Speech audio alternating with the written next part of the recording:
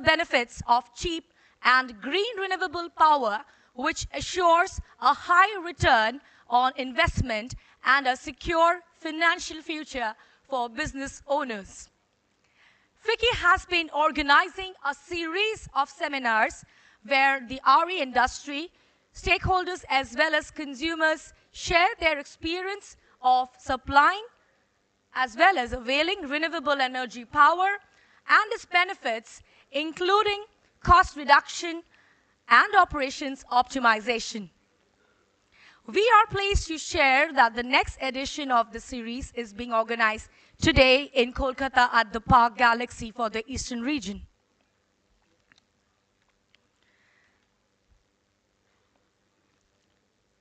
So, of course, to kickstart the proceedings to this landmark seminar, I will be inviting our respective speakers out here who will be here to, of course, give their views and enlighten on the respective proceedings of the seminars.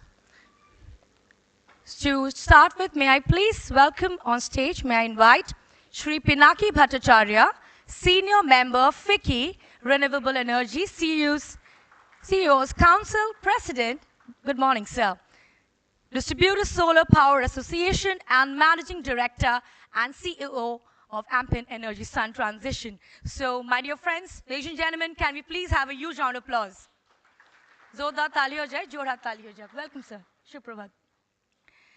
Also now, may I also invite on stage, we have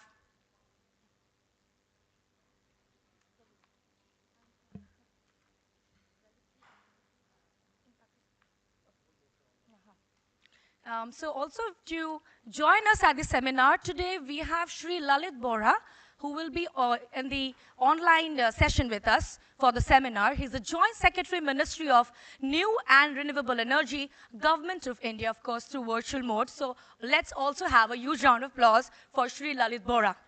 Thank you.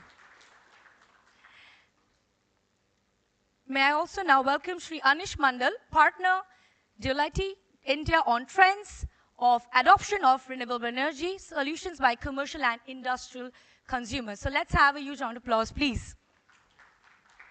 Followed by Shri Debashish Banerjee, Managing Director, CSL Limited. Can I please have a huge round of applause? Let's just kickstart the event with some energy. Yes.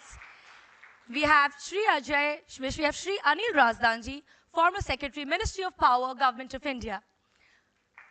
Followed by Shri Ajay Kumar Pandey, Director, Regulatory and Trading, West Bengal State Electricity Distribution Company, Government of West Bengal. Thank you, sir. Welcome all of you. May I also have Shri Hemant Vermaji, Chairman, Chhattisgarh State Electricity Regulatory Commission through virtual mode also with us. So let's have a huge round of applause. May I also have Shri Ajay Kumarji, Senior Member, FICCI Steel Committee and Chief Power Management, Tata Steel.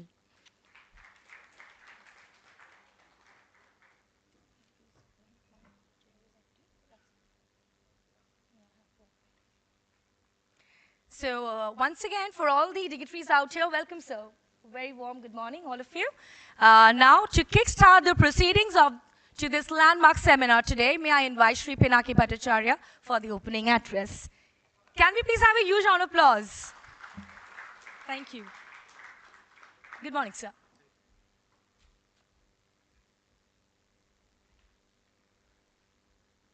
So okay, let me raise the mic a little bit. Okay. So, are we missing Mr. Debashish Banerjee by any chance? He's on his way. Okay, okay. So I just wanted to know what's the pattern now. Okay. So there is a short video I had to sort of demonstrate. So in the meanwhile, I'll get started on. So I think so. Good morning, everybody, and welcome to this August gathering. And basically, the focus is how do we sort of accelerate the energy transition in this part of the country, eastern region, where it has been primarily coal-driven, but given that the renewable costs have come down, so it is something that is very feasible today. So, so essentially, time for energy transition has come. It is a reality. It is no more a theoretical concept because fundamentally, it can save almost 20 to 30% of the electricity cost through energy transition. So we are actually indeed in historic times today. And if we embrace it, we are going to sort of embrace the goals that the country has set, the world has set, and we can accelerate towards that direction. So essentially, what I always say is that for energy transition, it's like a sort of vehicle which has 4 wheels. So those 4 wheels have to be really synchronized so that the drive towards energy transition is really fast. So the first wheel is basically industry. So industry, what we are seeing is ready to decarbonize. What we are seeing in different parts of the country today, industries are embracing renewables because it's just saving 20 to 30% of the operating costs, electricity costs. And the solutions that we are providing essentially is that basically you don't have to even put the capital expenditure for the same.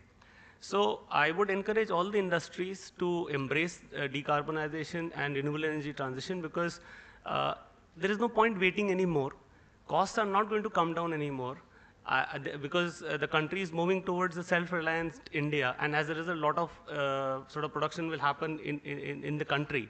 So as a result, the cost will either be stable or it might actually increase going forward.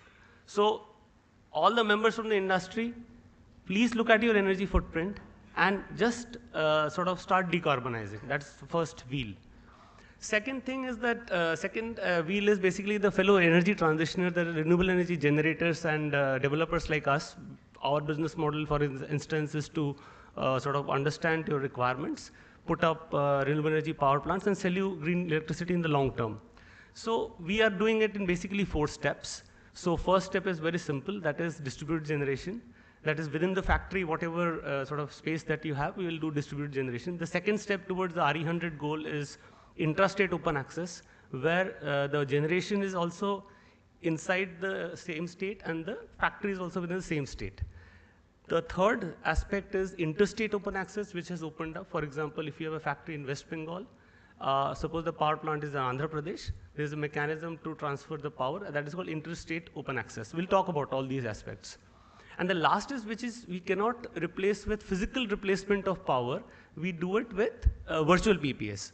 Essentially, we will provide energy credits and those will go towards your 100% RE goal, because renewable energy is actually not, it's an intermittent resource. It is getting towards RTC, but it's an intermittent resource.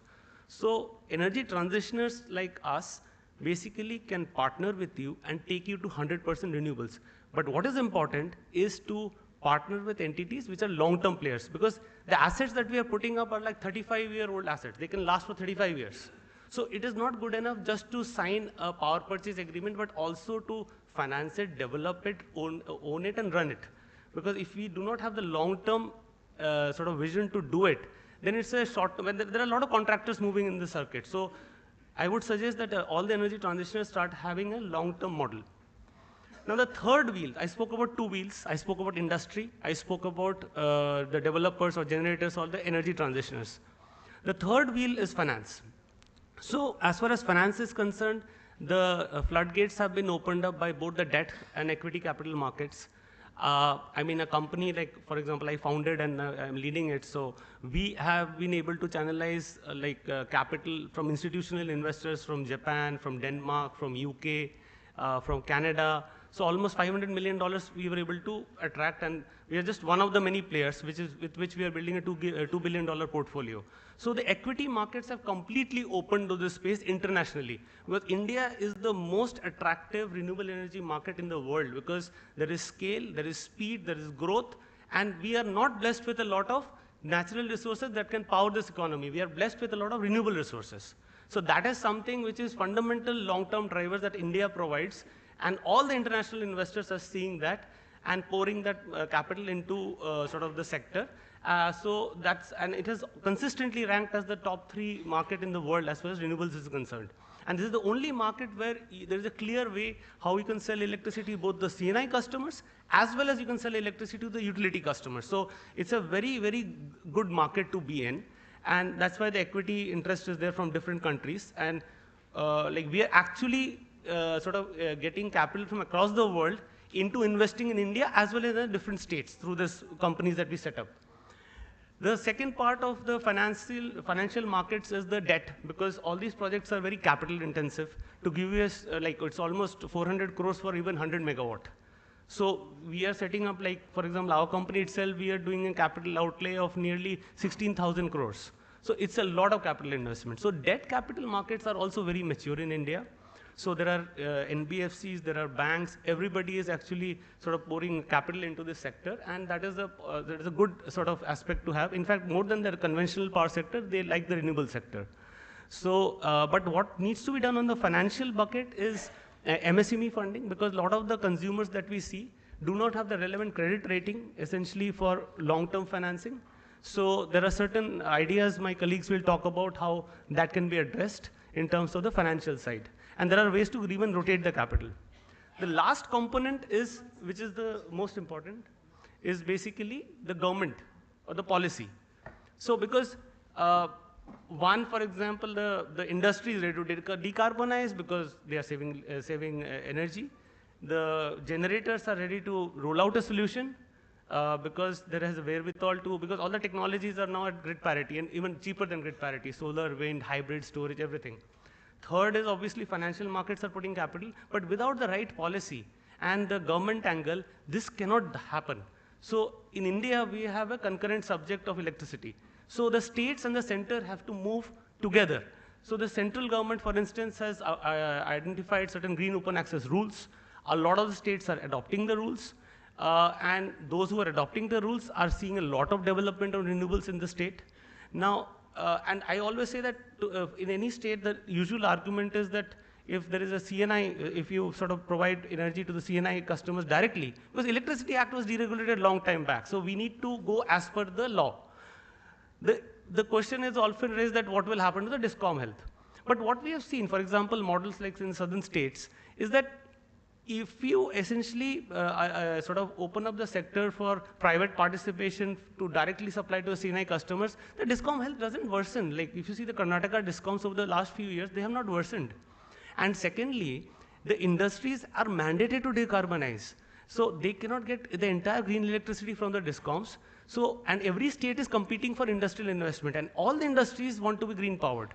So if a particular state says that I want to protect a DISCOM, it might lose that industrial expansion to the neighboring state, because that will say that I will promise not only sort of renewable supply from within the state, but I will also provide you sort of a good investment climate. So I think so it's actually a win-win solution what we have seen, because we cannot completely replace the sort of the power from the sort of the DISCOM. So we have to complement the DISCOM, and for example, a business model like ours, we are supplying to the DISCOMs also. For example, we are providing power to CESC also. We have signed a PPA, and we are supplying directly to the DISCOM, indirectly also. So the government angle is something very important, and that is what we are going to sort of talk about in the sort of the. I'll just now, I've covered all the four wheels. So industry, developers / energy transitioners, finance, and government/policy. Now, if we are able to synchronize these four wheels, and it is in conferences like these where we should be aiming to synchronize these four wheels, we can actually accelerate our path towards energy transition. So a conference should be object-oriented, because I am sure a lot of you are very knowledgeable who have come into this sector, and I hope at the end of the day you will sort of walk away with clear to-do list, clear roadmap and all. And so the way the session is laid out is essentially the first half is essentially we'll talk about the policy, that is the fourth wheel, in certain states which have adopted these policies, and in certain states which are started to adopt these policies. So we'll talk about the fourth wheel in the first half of the conference. Post lunch, we'll talk about the industry and the generators, how we can partner together to take it to 100% RE. And the last element of the conference is that renewable energy is just not only giving renewable energy, but there is an entire value chain, okay? And the eastern region has certain sort of advantages. For example, we are going to talk about manufacturing and cell and modules. We are actually putting up a 1 gigawatt factory for cells and modules in eastern India. So we have won a PLI bid, so we are backward integrating.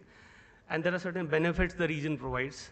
Second, we'll talk about green hydrogen also, because a lot of the heavy consumers like steel industries and all are asking for hydrogen. So eastern region provides certain benefits for green hydrogen also. Third, we'll talk about storage. And last is floating solar in the last section of the conference, because Floating solar is a very good way because the eastern region has a lot of water bodies. And there is a lot of potential for sort of floating solar. And as a company, we are doing the largest floating solar in the country, 140 megawatts in Omkareshwar. So 140 megawatts we are doing in floating solar also.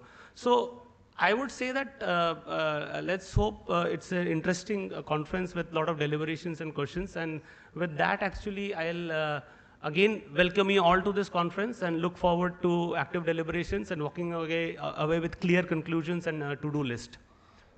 Thank you. Anything else? Is there a video or something? Rajni? So I just,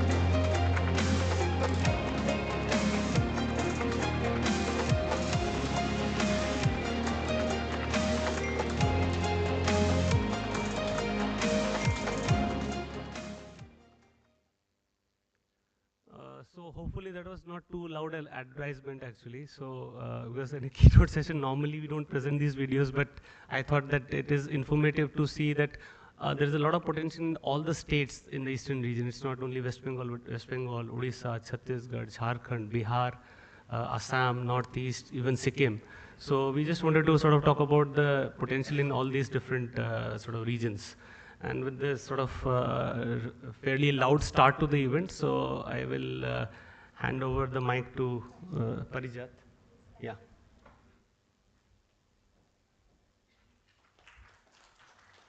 Thank you, sir. Thank you so much. And now, so to proceed, now we have very special address by Shri Lalit Bohra, sir. He's a Joint Secretary, Ministry of New and Renewable Energy, Government of India.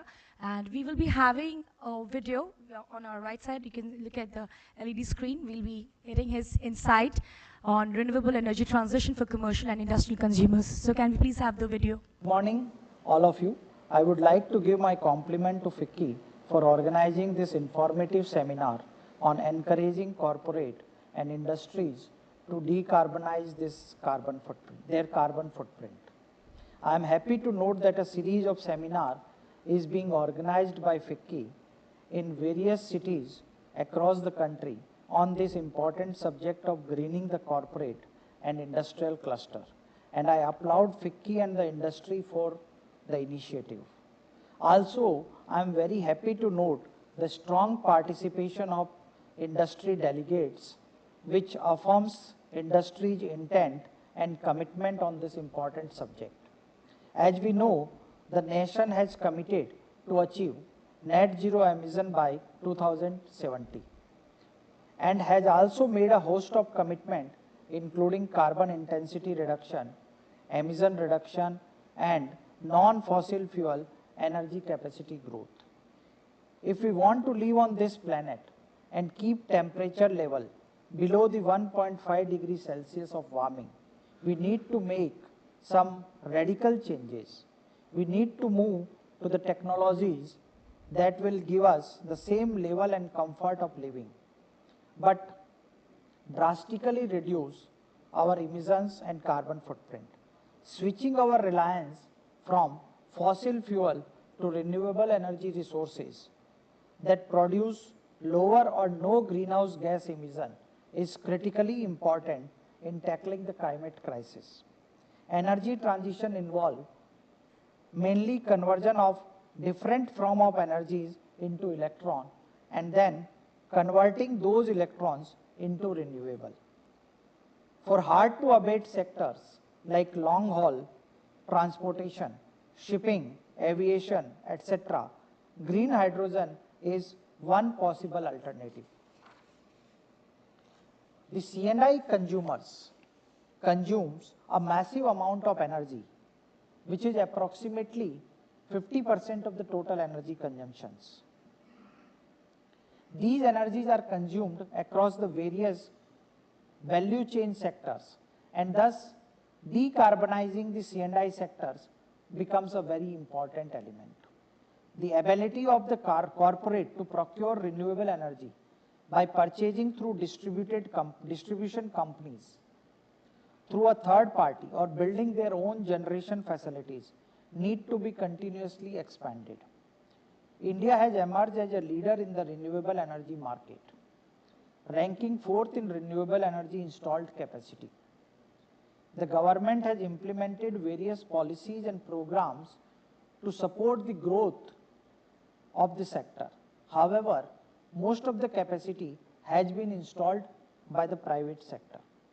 Government has taken several steps to promote renewable energy in the country, which include encouraging C&I consumers to embrace renewable power.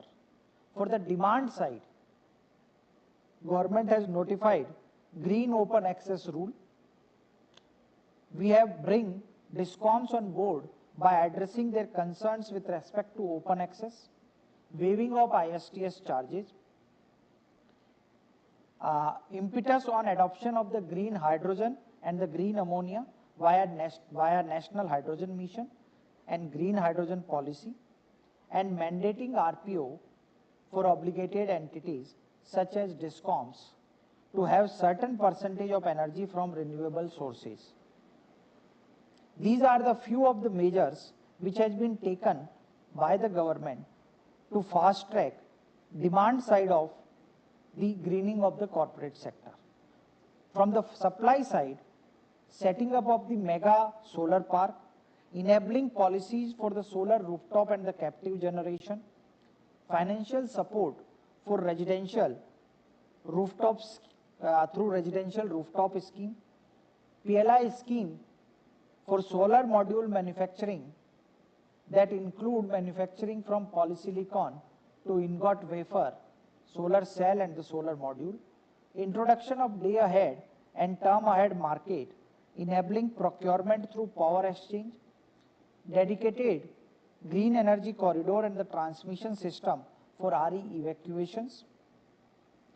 The ministry has also come out with 50 gigawatt of RE bidding trajectory every year for the next 5 years, which include a minimum of 10 gigawatt of the wind energy. We have also come out with viability gap funding for the energy storage, which will be essential for integration of a large amount of renewable energy into our grid, and norms for the pumped hydro storage to have RTC power has also been announced. Ministry is also working to have generation of the skilled and manpower development through various programs, including the Surya Mitra programs. The above initiative have brought positive sentiment among the C&I sector, where many industries and corporates are setting their own target to achieve net zero. Sectors like steel, fertilizer, chemical, refineries, and others can take advantage of green hydrogen mission and policy to make their energy transition to greener source of energy. A watershed moment in the India's journey towards clean energy future came when the government took the major step to notify Green Open Access Rule 2022. Open access makes it possible for the industries interested in going green to expedite their journey and transition towards net zero. These rules address the issue that has been hindered the growth of open access in India for a long time. The rule aimed to streamline the approval process for granting open access, providing timely approval, bringing uniformity to the application procedures, and improving cash flow predictability for the renewable power producers. This will encourage usage of green energy into the C&I sector. As I mentioned initially, the C&I sector consumes about 50% of the total electricity or the energy, especially companies operating in the steel, cement, and the heavy industries. Therefore, there are immense opportunity for these companies and industries to transit towards cleaner source of power. I am sure some of the companies who are present today will highlight on the RE solutions that they have adopted and how it has helped them to transition to the greener operations. I wish all the best to the companies and the industries present today and for taking forward their initiatives of greening the operation. MNRE would work for receiving the recommendations from the generator as well as consumer for further accelerating the decarbonization journey. I wish all the best to the program and the organizers. Thank you. Thank you, sir. Thanks to Sri Lalit Bora, sir. Of course, through the virtual mode, we saw his insight. And now, before I call for my next honorable dignitary, attempting clean energy transition at the scale that India requires faces many challenges. These include access to affordable financing, lack of institutions that can deploy financing effectively in new low-carbon growth areas, and technology risks. Another key consideration which has far-reaching impact is ensuring a just transition. On this note, may I request Sri Anish Mandal, partner Deloitte India, on trends of adoption of renewable energy solutions by commercial and industrial consumers, to please give his insight on this particular subject. And let's have a huge round of applause. Good morning, sir.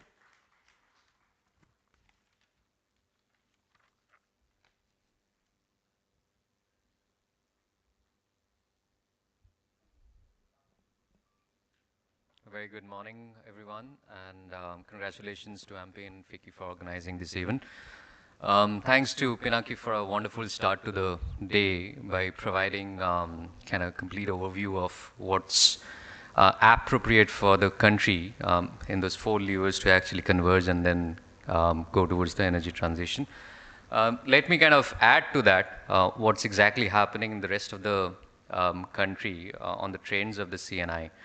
If you can go to the next slide. So what we believe is, of course, as Shri Lalit Voraji also mentioned, that CNI is the most critical, I would say, segment as far as the demand is concerned, right? So in the sense, like almost like 50% of our overall demand comes from the CNI. And we all know that I think India is the brightest spot of the world. I think we get to hear a lot of other things which probably you don't have insights at this moment as consultants, like rest of all the countries, believe it or not, this year has been very, very sad affairs, except India. I think most of the businesses today, we are growing at 30-40% as well, whereas the rest of the other part of the world is actually declining their outputs, right? Our overall manufacturing utilization or the factory utilization is 74%, and that's been the historical trend. Whenever it reaches above 70%, that's when all the capex happens. So the next 5 years, what we see is, I think, huge amount of investments going to happen both from the domestic as well as the international segment, and that's going to add up to the world. That's going to add up to the overall electricity demand.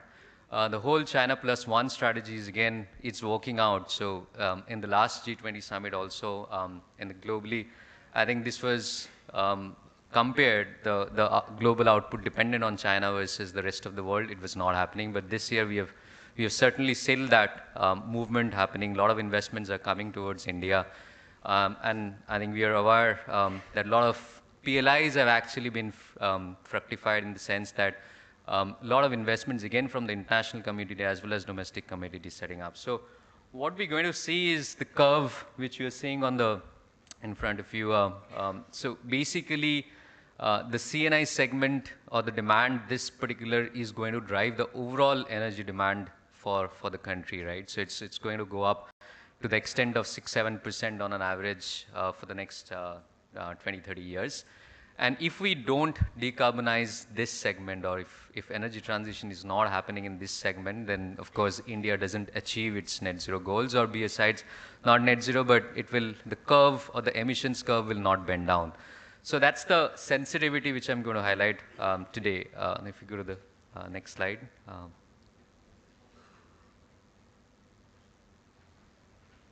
Right. Thank you. Now, the external landscape, it's basically why CNI certainly has, of course, seen a overall focus. First of all, as Pinaki also outlined, the CNI segment is going to transit much faster than the grid is going to, right? So it's no point matching up to that, that we'll never be able to achieve that transition what CNI is going to achieve. So therefore, because they have their own pledges, they have their own kind of decarbonization goals, which is far, far kind of ambitious, right? Within the next decade itself, they want to completely transition to renewables. And the bigger corporates or the global corporates at least have those pressures, even from the investors as well. The lending community, the equity community, all that kind of putting pressures to them to kind of decarbonize. So that's one of the, I would say, factors which is, of course, driving this. The second factor is because of the innovations been driven, especially in India, we see solutions like RTC, FDRE and all that, and that's also kind of course, enabling this transition, right? FDRE and RTC we haven't seen in the truest forms in the country, but I believe solution providers will be, of course, working towards that, and the CNI segment truly understand what FDRE means and what RTC means. And there is a lot of optimization happening, that how exactly can be delivered at a FDRE solution, which is actually following the load curve and not necessarily saying a 70%, 80% utilization factor in a year. That's probably not the right way to do that. But yeah, I think what we see is most of the corporates, RE100 and as well as most of the bigger corporates have taken pledges to decarbonize, and that's driving clearly the energy transition from this segment. Next slide, sir. Also, I think an important point to touch is within the last 3-4 years, we all know that there have been a slew of initiatives from the government of India and as well as the state governments to facilitate this energy transition because of course, international pressures, and as well as we have truly realized that renewables is the way going forward. That's the most cheapest and optimized way of going forward as well. So hence, I guess across states, Rajasthan, Gujarat, Karnataka has been, of course, the pioneers, and the rest of the others as well, as you see, have announced a lot of initiatives for even the open access CNI consumers going towards renewables, right? Of course, in the ISTS, if you're connected, your entire transmission charges is waived off. There are initiatives by the states as well on waiver of at least the losses and as well as the wheeling charges to 50% and 100%. There are incentives, as MNRE also outlined, on rooftop solars, both capex incentives. That's also coming our way. So all that, of course, is again driving up a lot of uptake, and as well as I would say commitment towards CNI, kind of accepting the pledges what their international community is also pressuring about. Yeah, next slide. Yeah, I think this is broadly what are the possible business models what we have today. As a commercial and industrial consumer, I can always go for a completely captive way as well, or a group captive, what we call is a more innovative way. It's not that you can actually invest more than 26%. You can find a group of your like-minded overall CNI industries as well, and then kind of form a group captive structure. So that's the most optimal, and most of the transactions in the CNI's place, if we see, I think the slides forward, is happening because of the group captive structure, because that's where you don't have any, you're not subjected to open access charges itself, or at least the cross-subsidy surcharges and additional surcharges. Now, the second is, of course, the open access route. Open access route, of course, has a couple of avenues. Like you can get a PPA from a third party, which is not through captive, but you're subjected to certain state charges. Second is, of course, you can go and procure from the green day-ahead market or term-ahead market, or actually go towards the IREX and as well as REC markets, what we have domestically as well. So all these avenues are there, and again, rightfully Government of India and as well as state governments have extended all their arm to kind of enable this procurement for the CNI consumers. There are, of course, challenges which are nuances I'm not getting into. The certain state regulations like integration of rooftop base, at least the behind the meter solar or wind with storage is something which needs to be seen how it can be done through a net metering or a gross metering way. Or there are other innovations which have happened globally as well, and those needs to be looked at. But those are nuances, but overall framework exists today as well. Yeah, next slide. This is broadly the tariff. I think there is we haven't really shown exactly compared to the grid tariff how it lands, but there is a significant arbitrage possible if you actually transit towards even a FDRE or RTC-based solution for your CNI, right? So therefore, all your consumption, what you do is generally all the states are on average 7-8 rupees or upwards of that, an industrial tariff or commercial industrial tariff. What do you see? The discovered tariff is somewhere around 4.5 rupees, even in 3.5 rupees, 5 rupees, and all that. Depending on what the requirements are, like 70%, 60% CUF on every block or monthly basis, all that. Of course, the tariff is a little different in each case, but on an average, it yields you a significant arbitrage when you actually evaluate and go towards overall RE transition. Yeah, next slide. These are some of the recent deals which has happened and what the overall structure looks like, what the equity, what the date. These are a busy slide, but what we wanted to kind of show is two driving points. One is, of course, group captive structure, wherever possible, of course, is yielding a lot of results, good results in that sense. Second is, as Pinaki also kind of alluded to, is we have a significant VPP or I would say financial derivatives in that sense, what's available to us, which is the plant could be somewhere else. You can actually procure from the grid as well, but still you meet your overall RE transition, right? So that's also driving up some of the deals, especially the first one was the AWS one or the Amazon one, which of course Renew and I guess Brookfield Assets did that and did that PPA.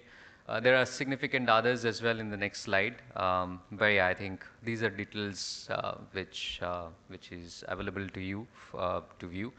Yeah, I think with this particular I would say conference and as well as dissemination of knowledge, I'm assuming that there will be a lot to learn and also talk about the challenges what we face specifically for the eastern segment, eastern region of the country. Thank you so much, and if you have any questions, we'll be happy to respond. Thanks.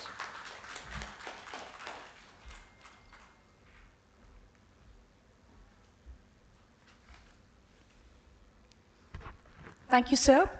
Now, for the next address on the insight for renewable energy transition for commercial and industrial consumers, now may I please invite Shri Debashish Banerjee, Managing Director, CEC Limited. And let's have a huge round of applause. Good morning, sir. Shubh Prabhat.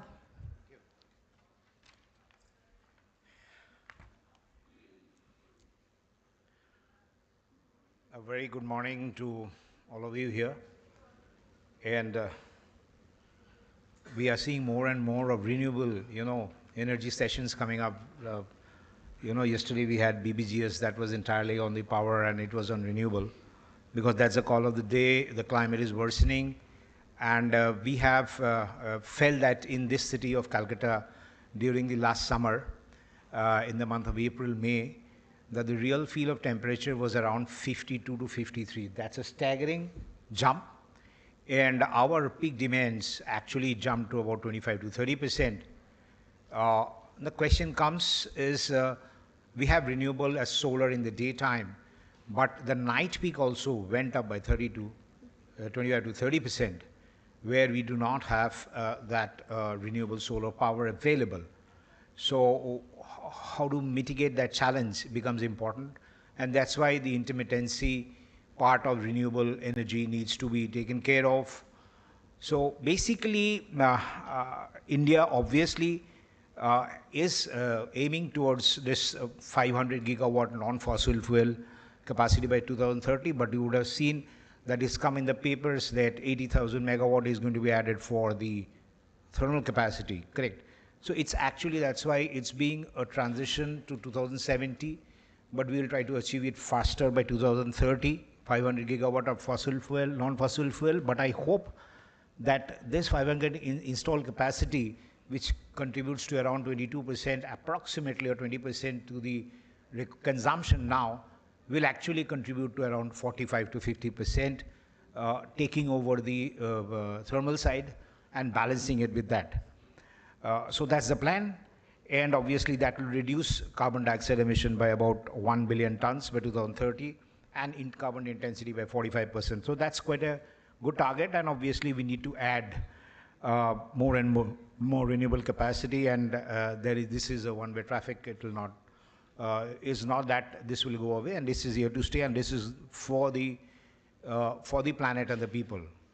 But there's one thing which needs to be addressed, and which it's known as energy trilemma, because I come from the distribution company, and consumers are supposed to, pay the bill.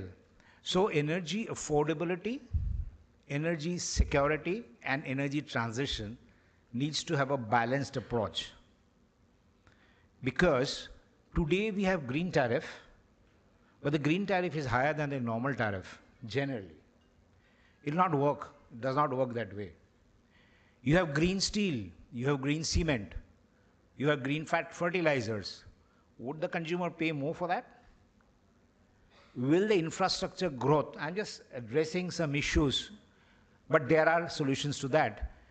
Will the infrastructure growth be as good as if the cost of steel or fertilizers go up? No. Then they will have to make something which makes these investments, cost neutral or tariff neutral. That's what I feel, and that's my open point. And it can happen. For example, We had solar when we started way back. I was in Mumbai and I was working for Reliance. I remember the first price was 17 rupees per unit. And not far away, maybe 10, 15 years back. I'm just saying, right? It came, now it's 2 rupees 53 paise. So you can imagine. Now what has helped it? It has helped because there has been aggregation of these solar capacities to be made all over the country and being dealt by FICCI, etc. So for example, we signed our PPA with FICCI for a hybrid. We signed it with Amp Energy about 150 megawatt hour, 150 megawatt. That's for solar hybrid. The costs have gone down. They range in the matter of about 3 rupees plus minus whatever it is, correct? So it has come down. So things is when you aggregate things, it will happen. So for example, when you aggregate hydrogen, maybe hydrogen industrial park, something like that, it will happen. But the theme remains that while hydrogen is easy, but the transportation of hydrogen is not as easy. The green hydrogen needs to be transported in a methodology, maybe it's converted to ammonia and then again liquefied back. So I don't know what is the main solution, whether you use it at the point, generate it at the point of supply, usage for CNI consumers, as you were hearing the Minister of Power saying, that we know today that 50% of the consumption is by the CNI consumers. This is supposed to go up to around 66%. Now the point here is, there are three things which needs to happen. One is the grid decarbonization, one is the industry decarbonization, and the other is the transport decarbonization. So point is today maybe, if you look at the power side or electricity side, whether it's captive or by the power generation distribution companies, it will be 40 plus something in terms of the kind of emissions. For industry, it will be 30 plus something, 35 plus something. So it's very important that we look at it in a balanced scenario. I'll tell you examples.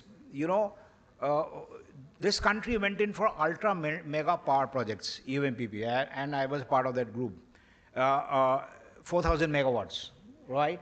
The whole philosophy was do it at the pit head, correct? There's a pit head, do it there, and the generation cost will go down. So point is, maybe in the eastern region, we have a lot of mines. Maybe whenever the thermal part comes up, it has to be clean, obviously. It has to have FGDs, etc. The capacity, installed capacity in the eastern region, as I'm given, its thermal capacity is about 82% and RE is only 4%, correct? Now, the emission intensity, obviously, as the power sector I said, is 900 to 1,000 kilogram per megawatt hour. And for RE-rich states, the emission is 400 to 600. So obviously, we need to be going towards RE. Now the point is, it can happen so that you develop coal-fired plants when the 80,000 megawatts needs to come up in the eastern region pit head, I don't know. But at the same time, you can also develop the renewable potential. I'm given to understand that the eastern region potential, solar potential is about 80 gigawatt, which by that I mean it consists of West Bengal, Bihar, Jharkhand, Odisha and Chhattisgarh, correct? And the hydro potential was 2.5 gigawatt. Now point is, how do we generate more here? Maybe we understand in the eastern side, the COF is lower. I'm given to understand that. But the point is, obviously, when there is a potential, it can go up. Now, going through the usage, we all know, because I have grown up, I've been in this side, the steel, there are basic, steel reduction, DRI process is used in steel, where you can use, I mean to say, hydrogen, green hydrogen. In blast furnace, you can, basic oxygen, you can use green hydrogen. Obviously, there is a carbon capture which comes up. In cement, in clinkerization, you can use that carbon capture. And in mining also, which with the industries that here, in terms of, abating, hard to abate, abating the CO2 by ethanol blending. In petrochems also you can use that. But the point here is, when we do that, we all need to understand how do we aggregate these capacities, because to make a green hydrogen, somebody has to use green power. So that means he will need to have either solar at his place or green, or he has to take that power from the grid. So there are two ways. One is that he produces his captive consumption, he converts from the fossil and goes to renewable at his place, or he takes it from the aggregators, like we have AMP Energy, we have other renewable India, generators. They can take it from them, they can produce it, or they can take it from the utility even. So utilities also, there are utilities like us, we have thermal, but we are also going through renewable. To be renewable, we're going to have more of renewable capacity. So it can be a combination that you take it from the current solar, the renewable generators, or the utility itself can supply the solar and wind power or solar power to the industries. So with this, we understand that the industry can be taken care of, but as I said, the aggregation is very important. But yes, Government of India has come up with many rules. This state also announced a green hydrogen policy, yesterday in the BBGS, and the green hydrogen policy is also available for other states which have come up. But let me tell you a figure. I don't know. I was trying to get a figure that in terms of green hydrogen, India's green hydrogen mission says, I'm given to understand, 5 MT production by 2030 calls for an investment of 8 lakh crores. This is to, actually support indigenous manufacturing of 60 to 100 gigawatt electrolyzer capacity. That means you make it ultra, that's kind of thing. And 125 gigawatt of uninterrupted RE would be required for having this 5 MT of green hydrogen. So that is what the green hydrogen industrial park is being, can be envisaged, where the scale of economics would bring the cost down for decarbonizing this place. In terms of commercial, we have seen even in cities and in other places, the buildings can grow green. We ourselves have greened our own buildings in terms of the substations and all. We found that the energy, the water, and the waste management part, we have saved about 1/3 of that. Second is obviously having energy efficiencies, and by having energy efficiencies, you can conserve the energy to the point which is not required. And obviously in this process, we must understand that while we do that, there will be a lot of electrification which will be happening. That means, for example, furnaces may go electric, heat pumps may go electric, DG sets, one of the more threats, can go into battery energy storage. And in doing all this, we will have to understand that this process needs a continuity. So while we think of taking power from outside, the decentralization factor is also very important. That means you create embedded capacity, distribute energy resources, or within the place where you're using. It can be solar rooftops, there you can be used. And by doing this, what will happen is, the point is, when there is a huge RE power which is being imported through import network infrastructure, it calls for expanding that network of import, and that calls for a huge capex, and the return on the capex investment for such things will have to be evaluated and balanced, as I said, to make it cost effective. So in terms of the other part, obviously transportation is one of the other sectors. For long haul, we have been talking that we can go for green hydrogen, etc. But let me tell you, with all these things, we must understand that when we have a solar rooftop, yes, a storage can happen. So we as a distribution company also have tried out storage in distribution scale capacity, but the cost of storage, battery energy storage, is very high. And to go to the distribution scale or the grid scale, we need batteries at lower cost, and we need with lower footprints. So when we have that storage capacity, storages, it can be better in some extent to the distribution companies. We can have storages because it can store power during low peak and low cost periods and deliver power at high cost, high peak periods. It can remove the intermittency at least for 4-5 hours. And this can take care of a renewable, energy source being available. But for that, as I said, we have to understand this capex of what we do in terms of storage, battery energy storage, also need to be economical. So other than that, we have tried out obviously microgrids, we have talked on virtual power plants. Technology is one part. We also have to go into to understand that we say that we need forecasting, good weather forecasting. Whatever forecasting methodologies we use, we forecast 98% accuracy. But we never felt this heat coming. Nobody forecasted this heat. So I don't know which forecast models are so good and uses, obviously we use AI, ML and everything, can use so intelligently to forecast that this time the real field will be 53 degrees centigrade. And if you forecast a few months or days ahead, nobody can, ramp up the generation and the network infrastructure to supply that. So I mean to say that we need to study more and more on this. And by this, I think we will be able to go to a green economy. We'll be able to reduce the temperature, as I was saying, 1.5 degrees a lot. We could feel the heat in 53 degree, real feel. And that's why I would say that the utility along with the industries and the solar generators and the wind generators can work together to make this CNI consumers more green. But as I would say, we must keep in mind energy affordability, energy security, and energy transition has to be balanced. Thank you very much.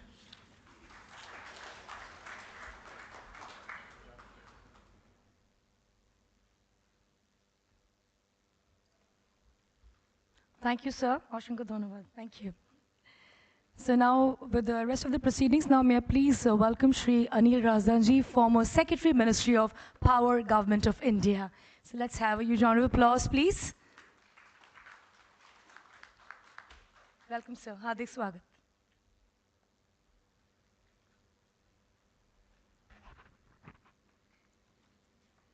A very good morning to all the distinguished participants online and offline.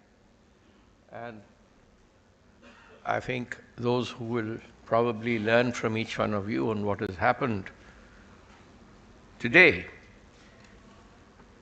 Well, I have had the good fortune of listening to some very eloquent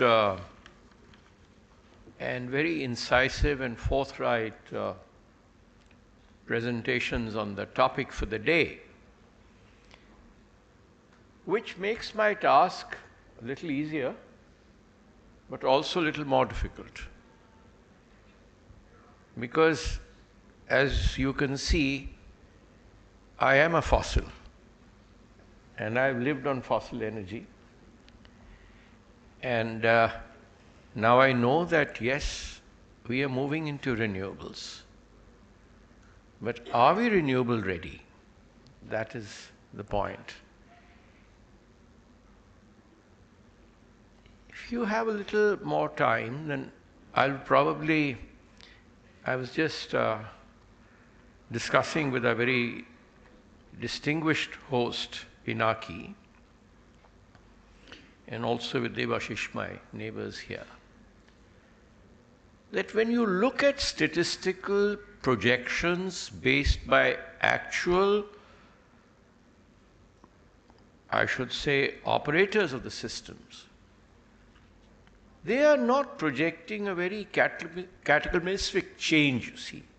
It's a gradual change, a transition, something which is not going to invade us overnight. Yes, the prospects are very good, and I think the imperatives are obviously there before us. We had Devashish talking about the extreme heat conditions that just over the last few years we witnessed. We're witnessing change of lifestyles, change of habitats, multi-storied, cramped buildings with glass fascia. We've done as much foolishness as is possible in our living styles. A home which did not have an automobile probably 10 years ago has got 2 or 3 automobiles today. and nobody is going to give up that lifestyle. So it's aspirations, lifestyles, and the imperatives of the situation which I think are going to change the whole paradigm and the way business operates. Because what I have before me are statistics which are presented by the power operators of the system. They talk of a huge capacity addition for renewables. But when you talk of actual electrons and when you need them, you have to fall back on the fossils, unfortunately. But when I see the other side, the way banking has changed, the way transactions have changed, the way we are meeting, that has changed. We have virtual meetings. The need to travel to and fro so extensively, that is certainly going through a very revolutionary change. Who could imagine that COVID, which was a huge, huge calamity for civilization, also brought in this concept of virtual meetings? Business did not stop. Lives did not stop. But maybe the extreme climatic conditions, the global warming that is taking place, the rise of sea level, something that I had occasion to work back as far back as 1994, doing a fellowship on sustainable energy in Oxford. The global warming and rise of sea levels. This will force us to bring about that change. And my hope is in the new generation. People who are now going through the educational stream, who will come into work or business or actual professional living with the new tools of thinking and the new tools of operation and e-commerce.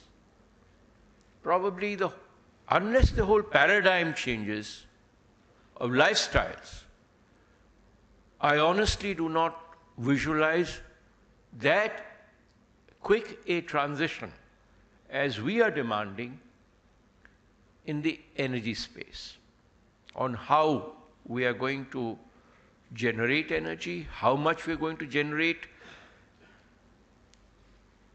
And at the other end, another subject which is very dear to me is energy efficiency. Because unless you bring the consumption down, the type of buildings we live in, the building materials we are using, and bringing down the need for accelerated climate change facilities within our habitats, we will not be able to reduce demand. So in other words, it is going to be a whole new change in thinking, lifestyle, operations, and the mindset of governments on what to encourage and with what momentum. There has been a lot of talk for some decades. But yes, it was rightly pointed out, when I was Secretary of Power in the country, the cost of solar was about 18 to 20 rupees a unit. And we had to package it with thermal power to be able to sell it somewhat in those packages. And mind you, the region where I am sitting and speaking, I came all the way today, knowing that the transition is going to be particularly momentous and may be difficult also for the eastern region of the country. Because the eastern region of the country is the home of coal, and coal has been providing almost 70 to 80% of your power in the system. Let us not forget that, however dirty it may be, however bad our parents may have been. We didn't like them as kids, but we appreciate them when we reach my age as to how much they provided for us. So it's that transition for a region which industrialized on the basis of availability of coal, which provided so much employment to people for these minerals, all that has to undergo change. But then, if you talk of solar power, you need a lot of land. Or you need to change the way you're going to generate solar power. Now, that is a change that I was talking about, that we have to bring about. And I'm so glad that what I had to say has been said by the speakers before me and in the right vein, and I can't possibly improve on some of it, except that some of the cautions that I have drawn before you, and that is that if you want to bring about this change in the energy scenario, we have to change the way we live, the way we transact business, and what we manufacture. Now, storage is going to be an absolute necessity for intermittent power. And are we working adequately on storage? There's talk of pumped storage. Pumped storage, yes, but how many sites there are there? As a joint secretary in the Ministry of Power, I tried to work on the Tehri pumped storage project linked to a hydropower project. Some decades have passed. Hopefully it's going to be commercialized very soon. But we have to move much faster.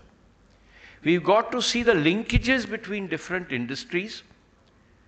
I see that the coal mining pits and undulations in the eastern region, they could provide an opportunity for pumped storage sites. Maybe, as I was talking to the NTPC people the other day, a tie-up between the coal companies and NTPC to develop pumped storage projects, so that you are able to provide that energy also from coal-based power, and yet you are able to utilize that potential and conserve that water, because we're not a water-rich country. There's so much emphasis on solar, I hinted at that. But where is the land? We have not really, I think, grasped the importance and relevance of wave energy, ocean waves, river water movements. All this energy, whether in micro or macro form, has to be tapped to bring about this change. And this change, the hope, is the younger generation. You start thinking on a blank slate, not people like us who are embedded in the past, shackled by the past. We will not bring about the transition. The transition has to come, but be brought about by the younger generation. I was so happy to listen to Pinaki about the initiatives that are taking place. It's a young executives like him who will bring about the change. And it is for a generation like ours to facilitate that change, see the writing on the wall, but the younger generation must also recognize that the lifestyles that they have in mind, or the aspiration levels, also have to change with the global necessities and the need for being careful for future generations. Thank you very much. I had wanted to speak on some other topics, but I think paucity of time and the kind of drift of discussions has compelled me to speak out my mind for a future, not only India, but a future planet. Thank you very much.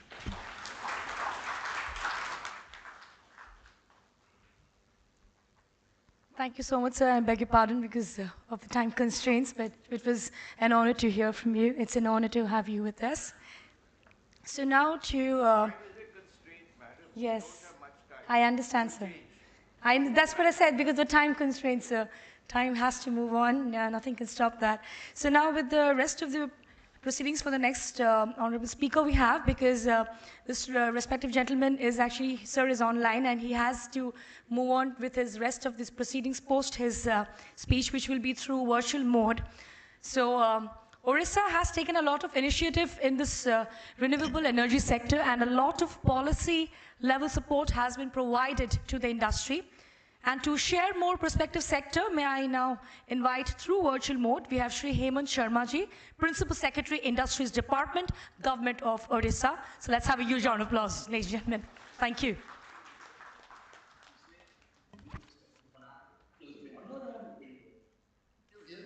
I audible clearly?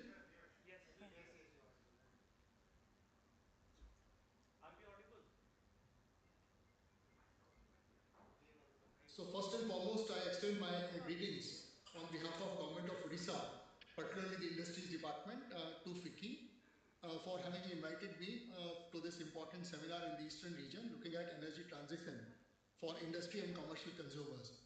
I extend also my warm greetings to all the senior panelists. I was able to hear most of them today morning, and it was a very interesting mix of old and new.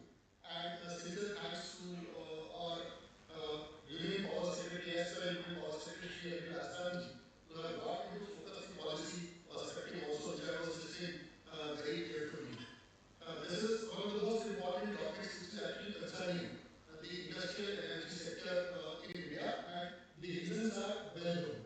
Our country, being a responsible country, has adopted certain targets as a responsible international citizen, and therefore it is the duty of all of us to adhere to those targets and to work towards the goals which have been set by Government of India for energy transition, for decarbonization, and whether it is energy transition or decarbonization, the real worth of work, the most important targets have to be actually met by commercial and industrial consumers.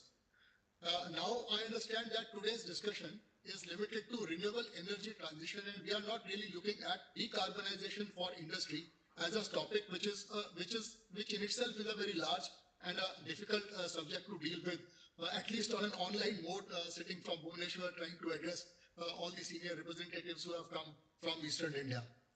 But as far as renewable energy transition for industrial and commercial consumers is concerned, because we have to call them consumers if they are buying electricity from somewhere, generating their own electricity, as happens in industrial consumers. To use the word consumer is an easy way to understand and to communicate the issues. Now we understand in Government of Odisha, particularly in Industries Department, our understanding is that if we look at this segment, the commercial segment, the commercial consumers, then things are a little simpler. Most of the commercial consumers do not generate their own electricity, except when it is some rooftop solar or very minor renewable energy they are able to generate. Energy efficiency, energy conservation is certainly an important topic for us, and because of various schemes which have been run by Government of India, and state governments have also been running several energy efficiency and energy conservation schemes. A lot of ground has already been covered in terms of energy efficiency. But for renewable energy transition, RE transition, which primarily in case of commercial consumers would be buying more renewable energy as a part of the electricity which they consume and buy from the distribution companies or other obligated entities. So things appear to be simpler as the distribution companies from whom they buy electricity transit towards their own RE transition goals set by the regulators, being obligated entities in various states. For commercial consumers, this energy transition may not lead to many more technical issues or regulatory challenges. Of course, the financial challenges or the commerce of electricity will certainly play a role. We have seen more and more commercial consumers transiting towards rooftop solar whenever net metering regulations or gross metering regulations have been simplified and have been brought forward by the regulators, and the distribution companies have come forward to implement them in letter and spirit. Because commercial consumers mostly happen to be the butter rather than the bread for the distribution companies, and no distribution company would want to let go of this segment if in-house or in situ solar or other renewable energy generation starts happening on net or gross. But we are very happy to report here before this forum today that at least in Odisha, we have enabled net metering and in some cases also gross metering depending on the grid situation.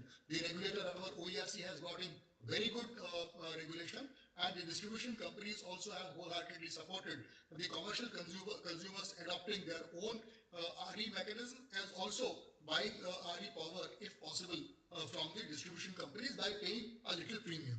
So our view is that for commercial consumers, things are not as complex or difficult. I would not call them difficult, but complex as for industrial consumers. As we move from commercial towards industrial consumption of electricity, things start getting more complex. We should not call them difficult, but they are certainly more complex. And much more complex in Eastern India than maybe in rest of the country, South, West or North of India, because of the nature of the industrial consumption in Eastern India. Whether it is Bengal or Jharkhand or Chhattisgarh or Odisha, the bulk of the industrial consumption comes from either metallurgical industry or from process industry like petrochemical industry. Many of these industries also tend to have their own captive generating plants, which are primarily based on coal or in some cases also on waste heat recovery, which again is a measure of energy efficiency, not energy conservation, not decarbonization, but certainly a measure of energy efficiency, and also has been encouraged in the past and will continue to be encouraged in future. So when it comes to industrial consumption of electricity and this transition, these challenges come primarily from technology.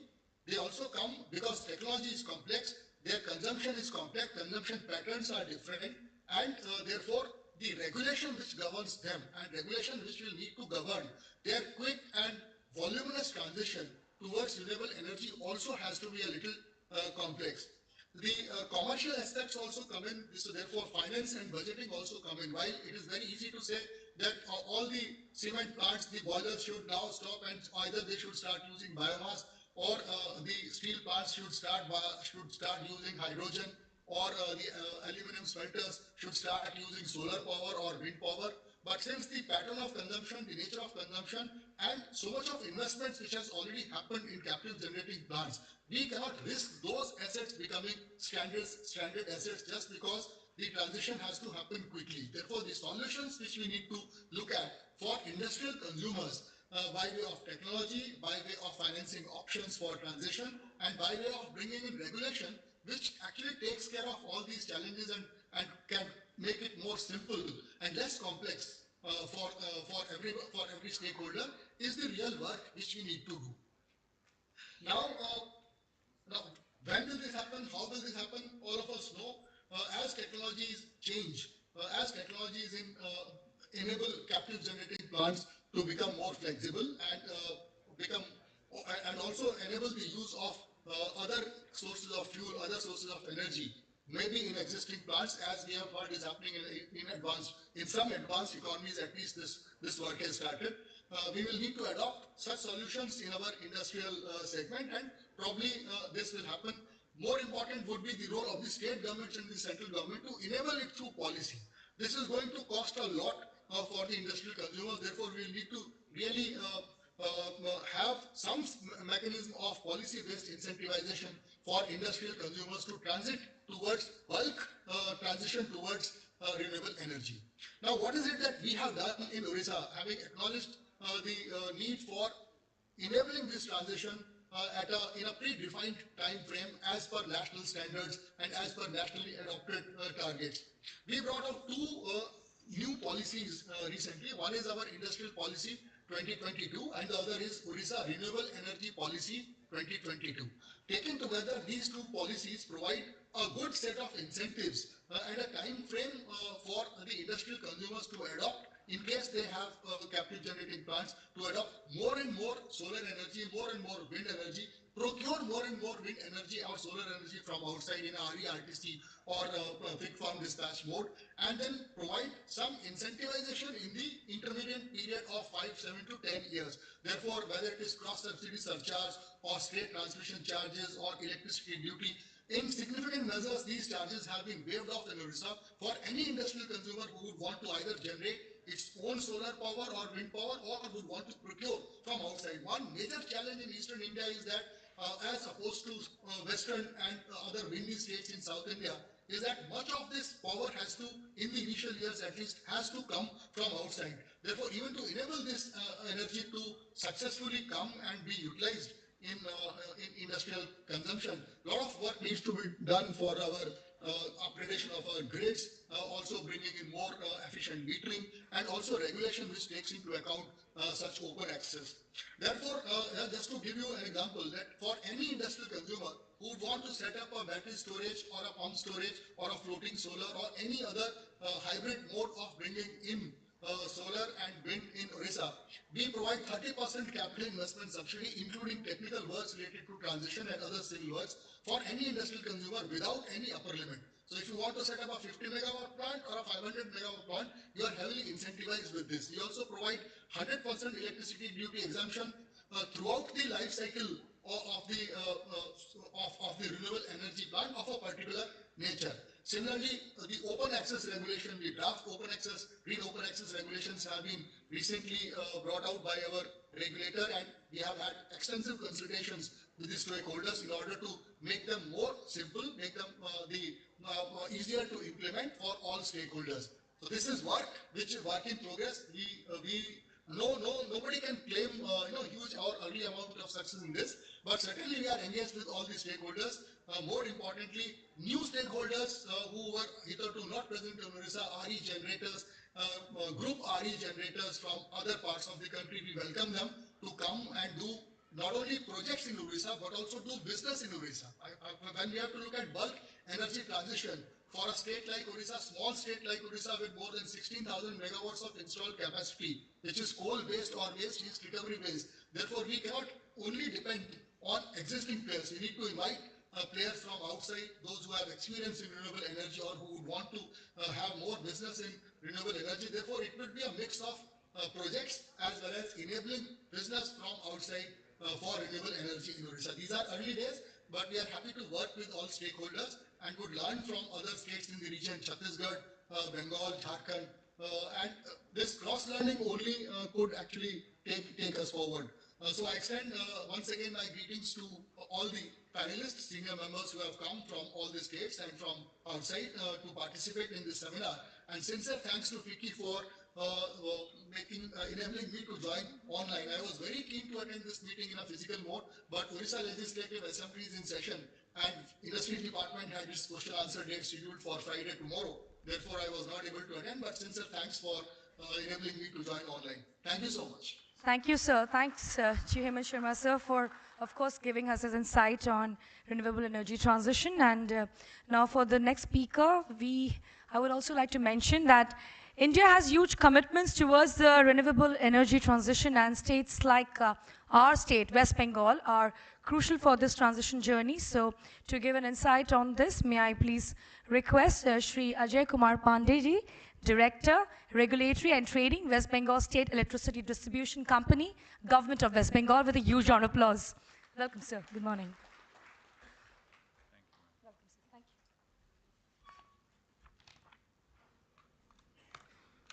Good morning and warm welcome to all of you to Kolkata, the city of joy.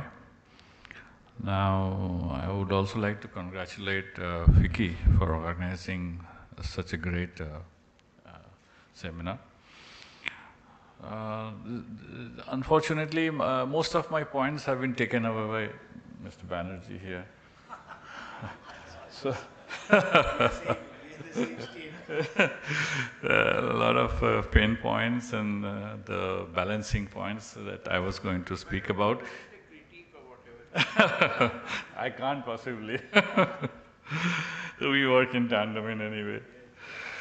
So Well, we have been making a lot of progress in renewable energy.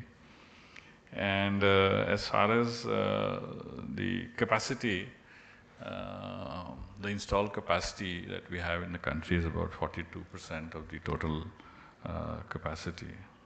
However, if you look at the requirements in the peak and the CUFs, not really up to the mark so far. However, we have such an ambition to reach about 500 gigawatts RE in 2030. In West Bengal, we have been taking a lot of steps for a long time now, actually. Some of you might be knowing, may not be knowing also that in West Bengal, in the DISCOM that we have the oldest running hydro plant in Asia. That's Sidrapong. It's still running. We have a place called Jaldhaka, another hydro plant that we have, a small hydro. So we were the first one to put up a floating solar on the canal there for a long time now. Pump storage, sir was talking about. So in 2007, from 2007 onwards, we have a fully operational 900 megawatt pump storage in Purulia. Perhaps which was the only one of such scale in the country. We also have plans of, we have the land, and sir, you may be interested that we also have plans of about another 4 pump storage of similar capacity there. One is already under implementation of about 900 megawatts at Durga. And there are 4 other prospective sites there of similar capacity.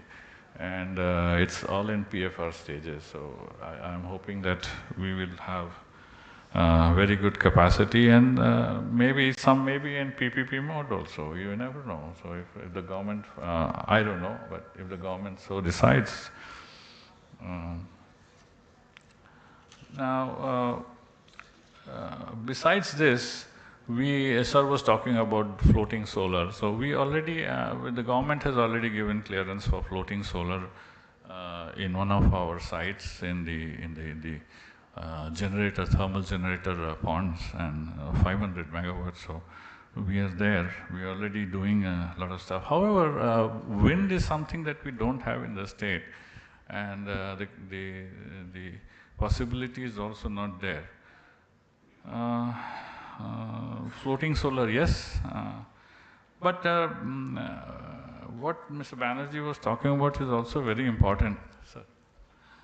What Mr. Banerjee was talking about was also very important, that we need to mix economics and commercial aspects also with the renewable.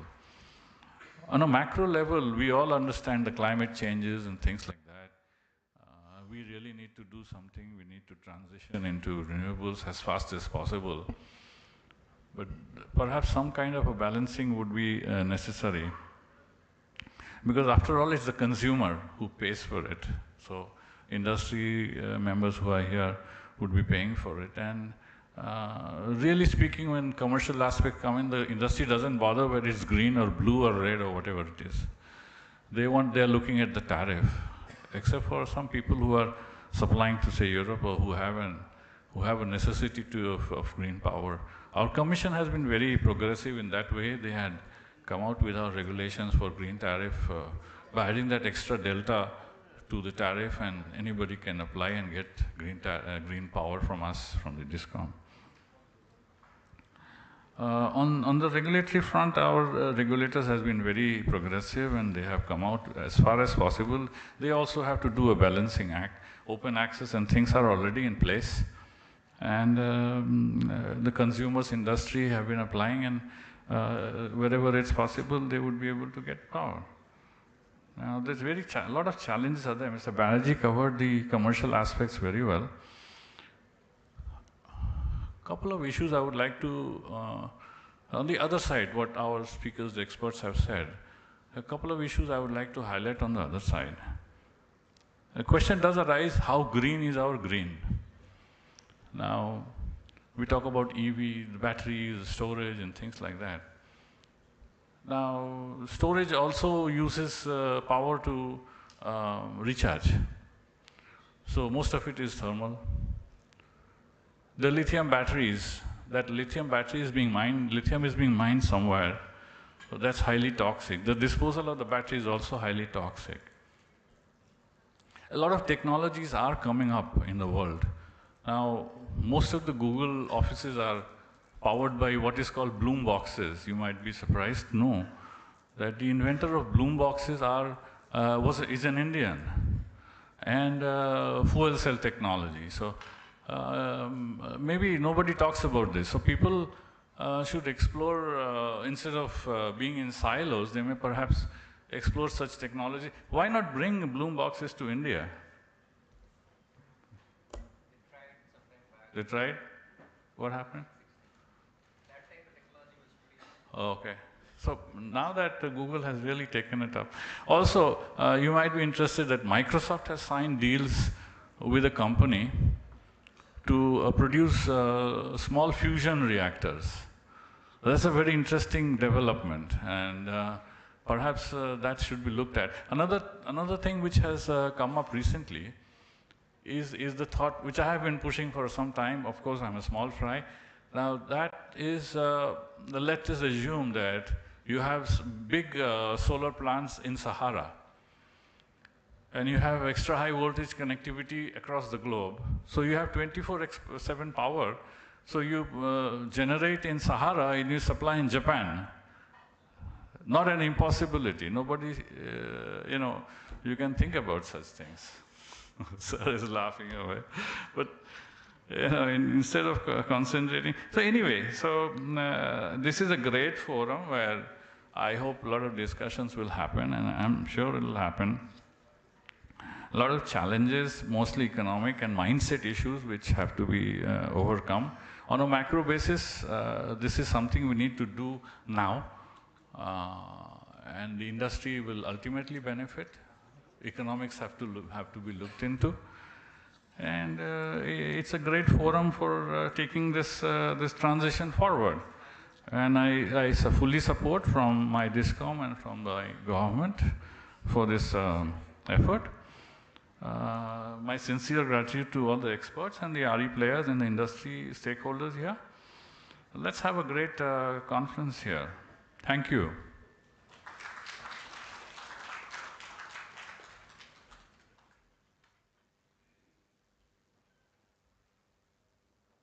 Thank you, sir.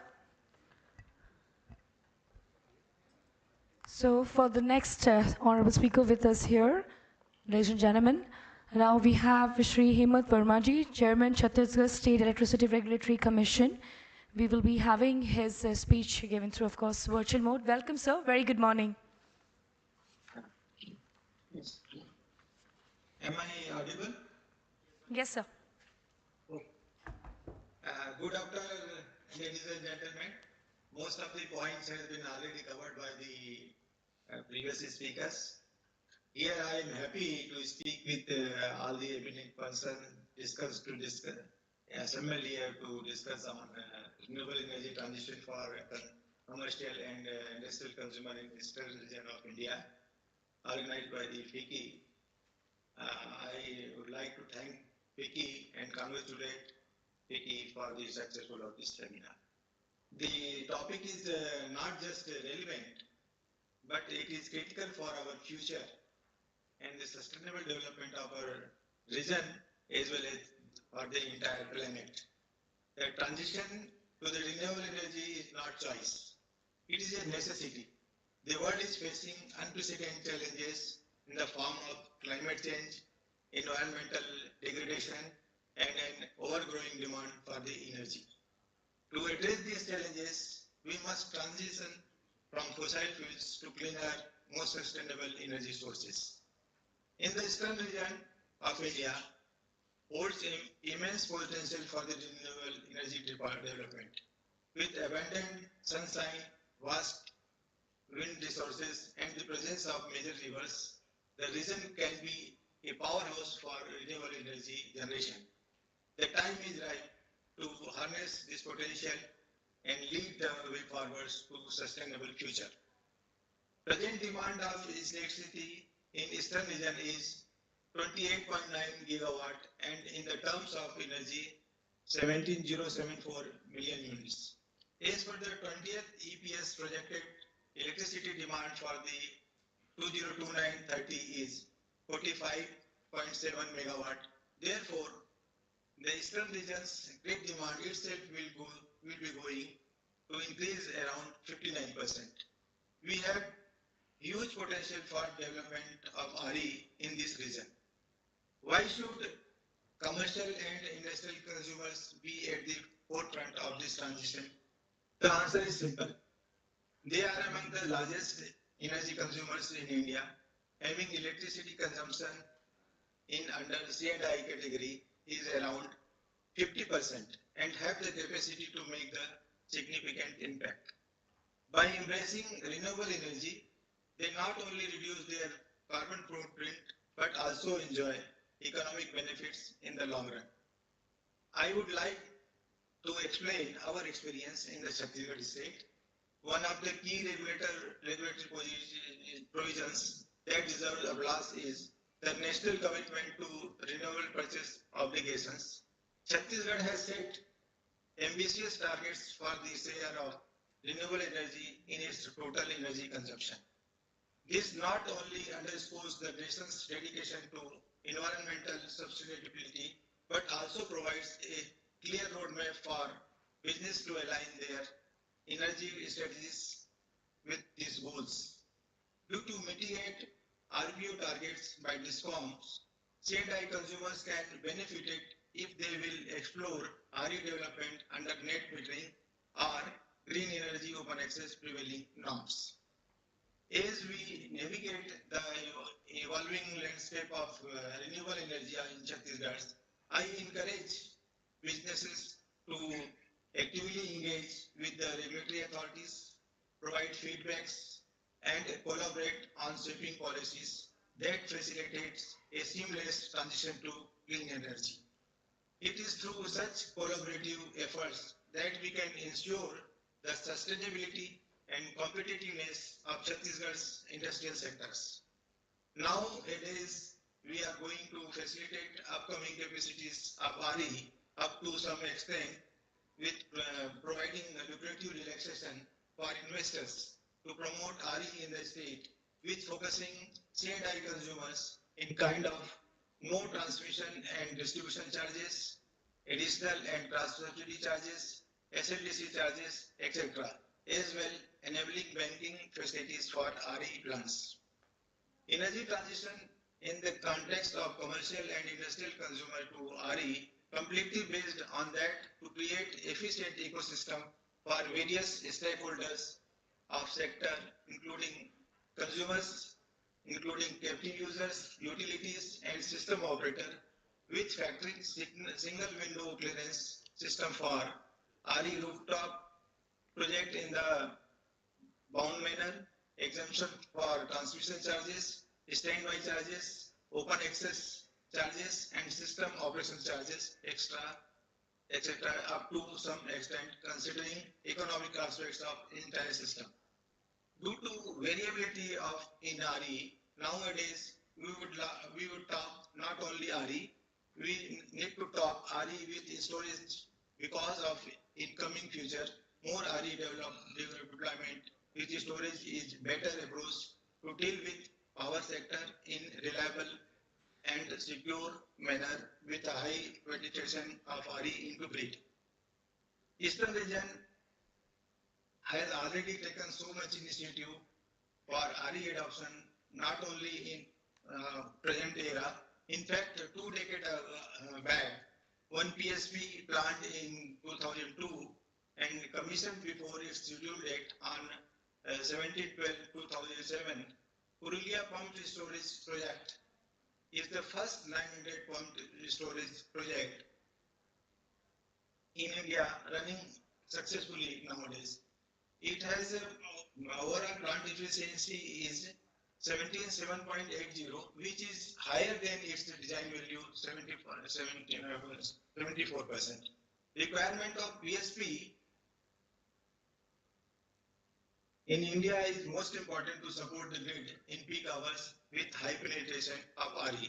In our state Chhattisgarh also, we have already planned PSP of capacity 7,700 megawatt in coming years. So how do we make this transition happen? Here are a few key points to consider. Existing companies should invest in renewable energy infrastructure such as solar panels, wind turbines, and energy storage systems. The initial cost may be high, but long-term savings are substantial. The government policies and incentives. Regulators should advocate for supportive policies and incentives from the government to make the transition more affordable and attractive. Improve the third point, maybe improve the energy efficiency within your organization to reduce overall energy demand, as Radhan sir has rightly pointed out. This will complement your renewable energy requirement. Fourth, maybe collaboration and understanding. Collaborate with each other for sharing better practice, best practices, and learn from each other's experience to accelerate the transition. In fifth point, maybe encourage innovation with power sector to develop and adopt new technologies and informative positive changes that can drive transition. Remember, the transition to renewable energy is not just about meeting our energy needs. It's about securing a cleaner, healthier, and more prosperous future for ourselves, our children, and generation to come, which Radhan sir again pointed out rightly. It is about reducing the impact of climate change, creating jobs, and enhancing energy security. The eastern region of India has potential to lead the way in this transition. Let us work together to make this happen. It's just not a business opportunity. It is our moral responsibility. In the end, I like to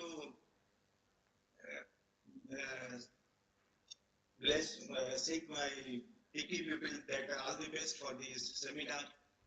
I am looking forward in engaging the meaningful discussions and action during the seminar. Together we can make difference. My best wishes to FICCI. Thank you. Thank you so much, sir. Thank you. So, India is currently experiencing a significant increase in energy demand driven by rapid economic growth, which necessitates a shift away from fossil fuels. However, fossil fuels still dominate the global energy consumption, continuing to raise GHG emission levels.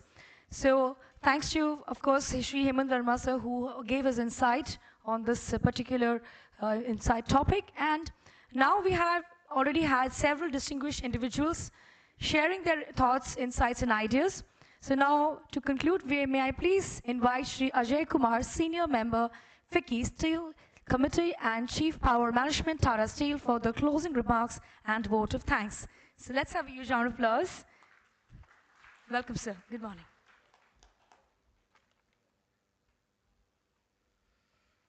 Good afternoon, everyone. The esteemed panel, they have made my job very easy. They have very elaborately and very appropriately covered the agenda, which is the renewable energy transition for CNI consumers. Sri Lalit Vodraji has elaborately covered the Government of India perspective, the policies which have been very elaborately made by the government.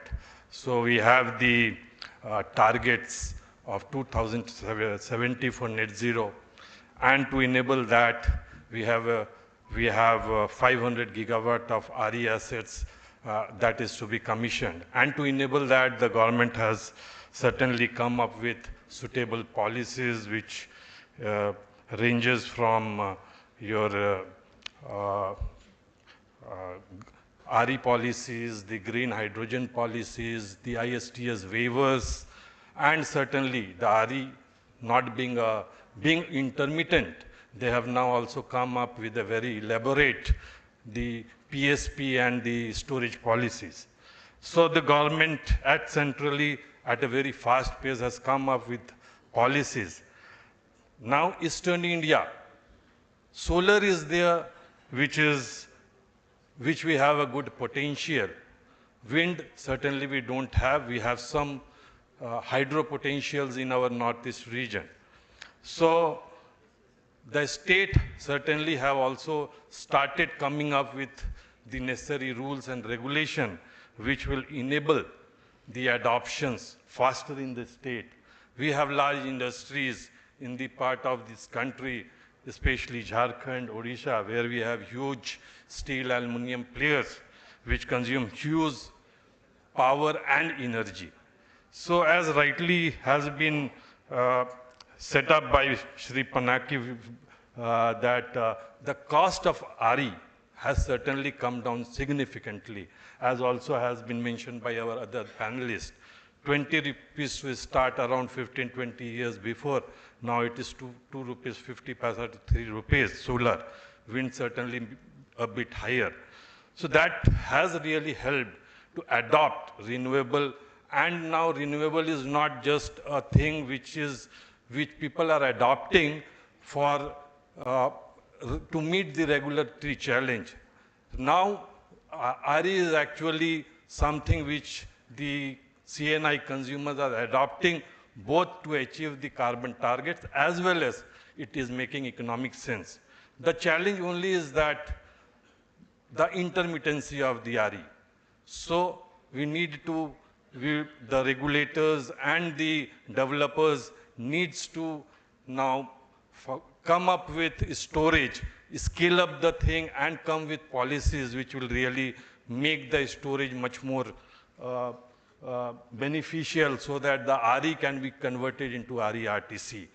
And Eastern region, as has been rightly pointed out, we have solar potentials, but the CUF compared to the western and the northern part is lower, of the extent of 15 to 20%.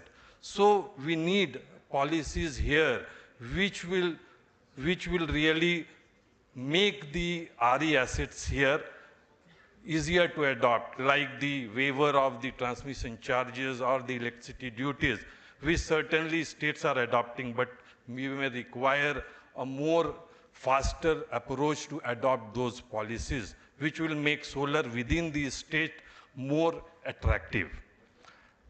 And just to give an insight, like we also talked about floating. So within a boundary also we can have large solar installation, like recently last month in Jamshedpur, Tata Steel has installed a 10 megawatt of floating solar, which is first of and the largest capacity in the state of Jharkhand. So these are really, not only it helps you to have a clean power, but it is also economically much more beneficial. So this seminar very rightly placed, where the adoption now is much easier. The only challenge which is there is that power, it is easier to decarbonize, but process for the hard to abate sector like cement, steel, the process decarbonization will require adoption of large green hydrogen. So and today green hydrogen is in a nascent stage. So for adoption of green hydrogen, we will certainly be looking to a good development of technology and also suitable regulatory and other interventions which will make easier for adoption of the green hydrogen. So with this, I would like to thank the esteemed panel, Shri Pinaki Bhattacharya, who has very appropriately set the context with the how we can be adopting the renewable energy transition easily. Shri Lalit Vora, who has very elaborately made us aware about the various rules and regulations that the Ministry of Power has come up with, and how we can easily adopt the transition.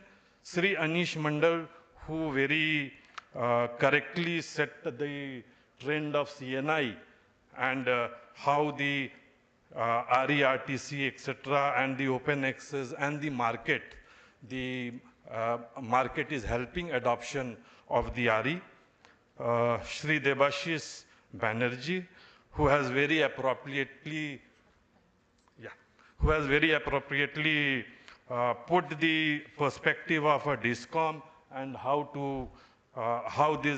the consumers may get benefited. Sri Anil Rajdhan, who has very appropriately put the earlier context and the present context and the issue of global warming, which is a necessity now for adoption, and also he has put a perspective of energy efficiency, which is not only how to transit to a green energy, but also we need to reduce our consumption so that the actual emission is reduced. Sri Hemant Verma, Chairman Chhattisgarh, who has very elaborately mentioned about the various regulatory aspects. Sri Hemant Sharma, who had very elaborately put the perspective of the initiatives which Orissa government is taking to help the transition. And last not the least, Ms. Parijan, who has very effectively anchored the thing. Thank you, and let us have a very fruitful session. Thank you.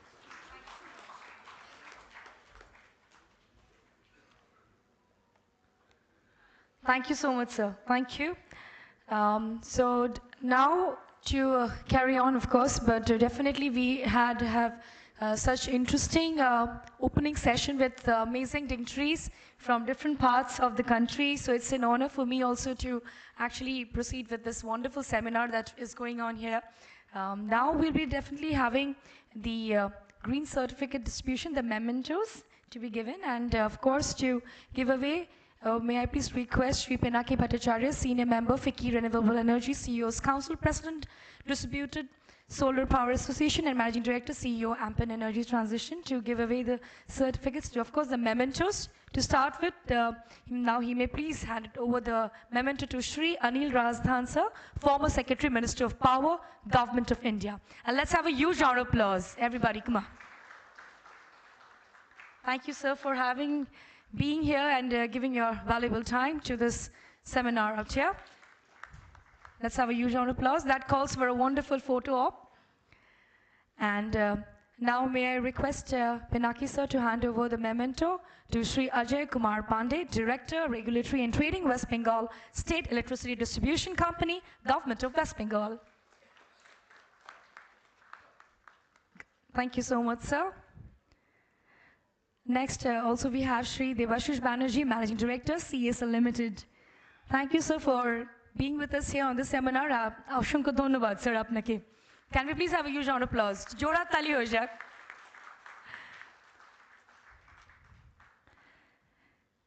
And also to Shri Ajay Kumar, Senior Member, FICCI Steel Committee and Chief Power Management, Tata Steel. Let's have a huge round of applause.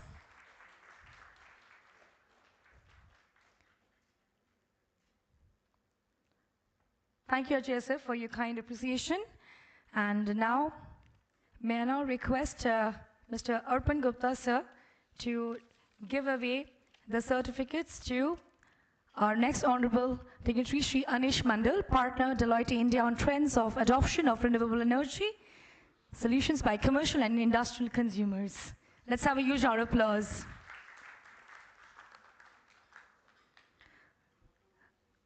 Also, well, last but not the least, of course, we have our Honorable Shri Pinaki Bhattacharya sir to be given the memento on behalf by Shri Arpan Gupta sir.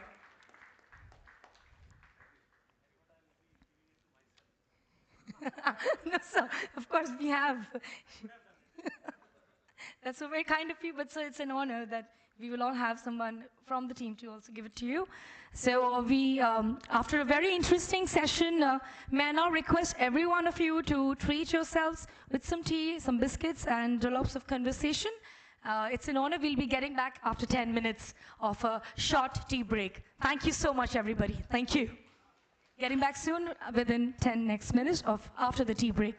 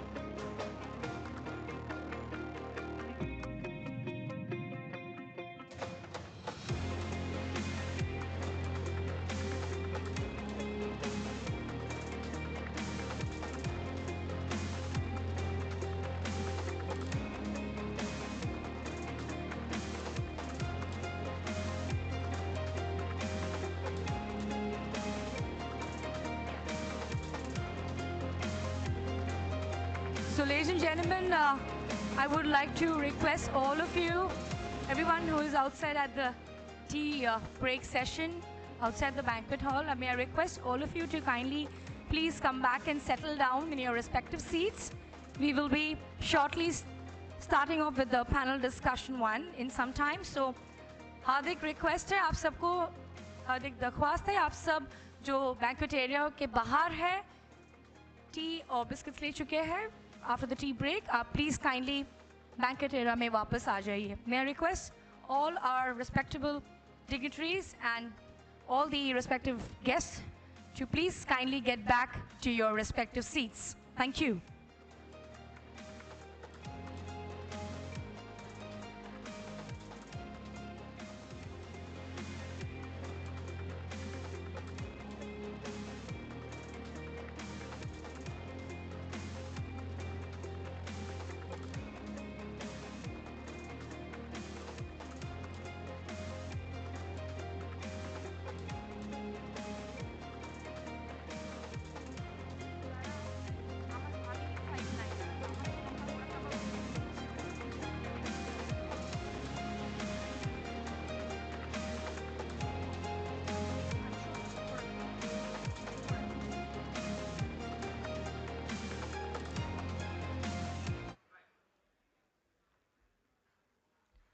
Just doing some changes. Just give me a minute. Yeah, that's yeah. Thank you. Thank you. Very good afternoon, ladies and gentlemen, honorable guests. May I request all of you who are still outside the banquet area at the tea break session, may I request all of you to please kindly get back to your respective seats. सबको हार्दिक स्वागत हो और सारे हमारे माननीय guest, माननीय अतिथिगण, आप सबसे दरख्वास्त है आप प्लीज काइंडली अपने स्थान ग्रहण कीजिए. धन्यवाद.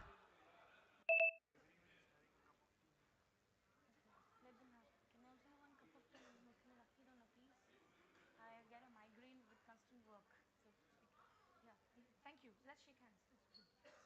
It's in the industry. It's in the blood of industry.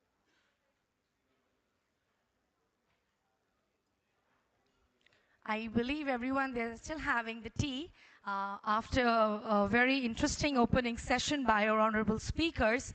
But at the same time, since we are having the time constraints, I would also request, it's a kind request and it's a earnest request to all of you to kindly please get back to your seats as soon as you're done having your tea and biscuits. So we will be shortly starting off with the panel discussion one. We have a very interesting speakers to talk on the respective topic of renewable energy, transition for commercial and industrial consumers.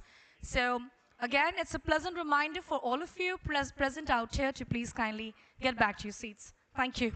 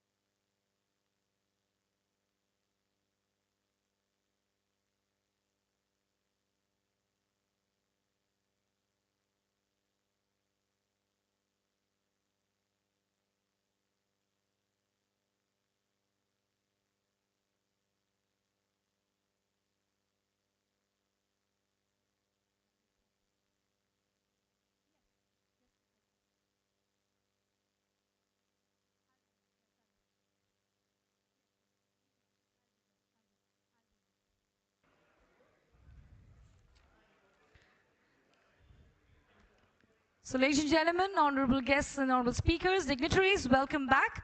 Myself, Parijat Chakravarti, I welcome you back to this seminar we are having here at the Park Galaxy on renewable energy transition for commercial and industrial consumers for Eastern Region 2023.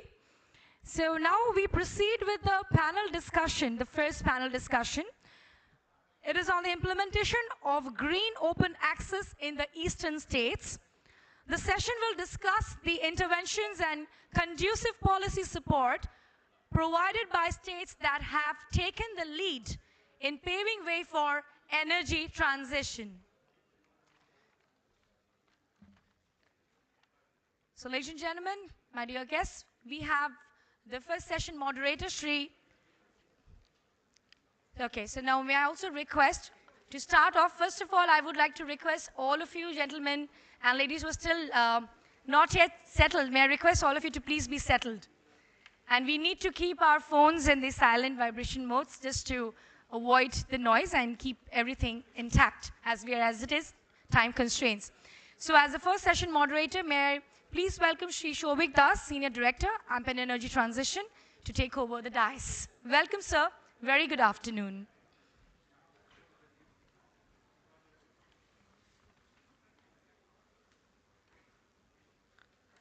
And among the panelists, we have Shri Shutipto Bhattacharya, former chairperson, West Bengal Electricity Regulatory Commission, to please come over to the dais and take his respective seat. Welcome, sir. Good afternoon. Followed by Shri Gagan Bihari Swine, Director of Finance, Grido Limited. Welcome, sir. Can we please have a huge round of applause for all our respective speakers out here for panel discussion 1. Welcome, sir. Moving on, we have Shri Sanjeev Jain, Chief Engineer, Chhattisgarh State Renewable Energy Development Agency, CREDA, in virtual mode. So welcome, sir, to you as well. Now we have Shri Shenbagam Manthiram, former Chief Executive Officer, TP, Central Odisha Distribution Limited. Welcome, sir. Very good afternoon. May I please welcome Shri Mudit Jain, Head Research, Tata Cleantech Capital. Also with a huge round of applause. Very good afternoon, sir. May I also welcome Shri Yogesh Joshi, Head Materials Management, Mayfair Hotels. So now, welcome, sir. So let's have, once again have a huge round of applause for all our honorable speakers for this panel discussion 1. Hardik swagat aap sabko. Anek shuprabhat, and thank you so much. So now may I request session moderator Shri Shobik Das to please take over the dais. Over to you, sir.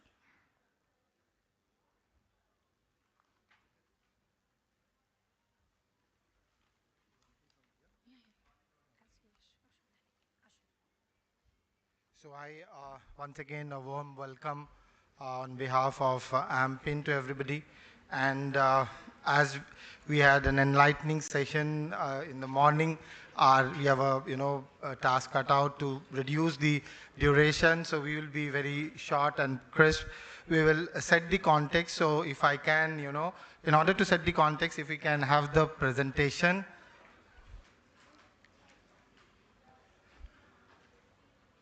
Can we switch on to the presentation, please? And first of all, also welcome to all the dignitaries on the dais. So what we have tried to keep a balance from all the different eastern states, how the policy adoption has happened in the CNI space, and where do we stand? So where do we stand? What you see are the two concentric circles. MNRE had given a target, and those targets are to the extent of what has been fulfilled by the different states. And it's no wonder the states who had come up with a very supportive policy today actually has achieved maximum. So what we find, Chhattisgarh 54%, Odisha is almost 20%, and followed by the other states. So other states, of course, will have to catch up. Now, the other important point, what we see over here is the per capita power consumption. Power energy consumption is directly related to the growth of the state. So if we see for most of the eastern state, we are below the national average. Other than Chhattisgarh and Orissa, we also will have to catch up over there. And this would happen provided we have a very integrated approach. We have all the players or the stakeholders in the business. Next slide, please. Okay, so once again, now we come to a very interesting one. Morning, I think many discussions we had on what is the adoption of the open access, green open access. Government of India has come up with a rule. Now that's the minimum mandate. It's not necessary. You have to stick to that. You can do even go better than that. Some of the states, they have done that. If we talk about Chhattisgarh, Chhattisgarh actually had almost nil, they had nil charges, they had annual banking, only 2% banking charge. Of late, there is a deviation which a regulator has taken for the projects that would come up after from January next year. But still the projects which are going to be commissioned this year enjoys that benefit. Odisha is following that very closely, and they have come up with a policy certainty like Chhattisgarh, like 20 years you enjoy transmission charge benefit, wheeling charge benefit, you get energy banking, that's on a monthly way. And some of the northeastern states of Meghalaya, Tripura, they are trying to adopt green energy open access. And I'm sure West Bengal now, in fact, yesterday the green hydrogen policy has come up. So for green hydrogen, you need green power. So I'm sure the green open access policy would come up in West Bengal also very soon. So we move to the next slide, please. I think I have already explained most of the factors. Over here, I'll only point out two, that we can replace roughly 50 to 75% of your conventional energy with green energy, depending on the state policy. And by the state policy, the banking policy, energy banking policy makes a significant difference over here. And the cost savings, the cost arbitrage, which I think Anish started, I was telling in the morning, and these are factual figures of 15% to 40% in different cases one can save. So there are dual benefits of your meeting your green energy targets and as well as your cost savings. And of course, on the DG part, we can see the state of Jharkhand. They have 2 megawatt, they have allowed till 2 megawatt of net metering. Odisha has done till 500 kilowatt. Chhattisgarh is 5 kilowatt. And West Bengal, that's a mistake, it's 5 kilowatt. Still, we are, looking for that, opening up to at least to 500 kilowatt there. So next is the ease of doing business. Now, as far as ease of doing business is concerned, single window, I think the graph is pretty clear, and you can probably see the different states. I think you have to move to the next slide, right?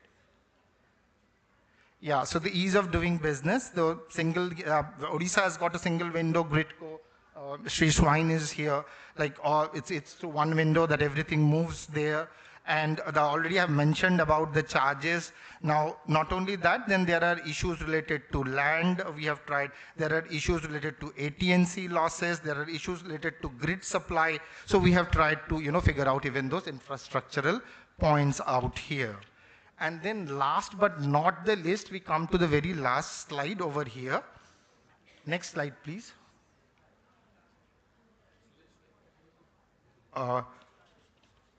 I think we have moved one slide. Right, just a minute.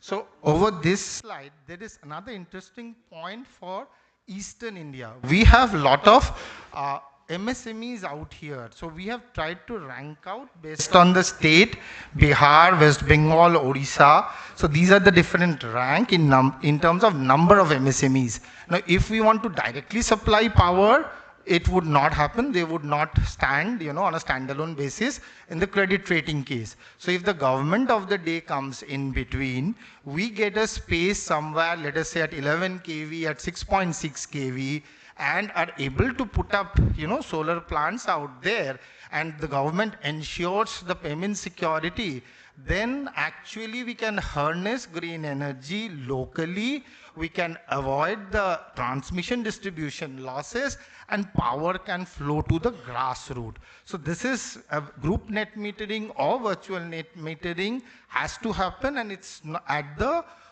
not at the at the distribution level, not actually individually at a feeder level. I think the experience also tells the same story. And then to the very last slide, see, this is the story of Karnataka. I have spent almost 15, 16 years there, seen the RE journey fully, and they actually had come up, with this waiver promotional policy, wherein they waived the charges, they gave yearly banking at 2%, and you can see the effect of that. The cutoff year, what states do, either you decide a capacity, first 500, first 200, first 300 would get such a promotional benefit, and then what you do is that they had given a timeline of 17, 18, and 4 gigawatt of power, got installed during that year, 1.6 gigawatt being open access itself.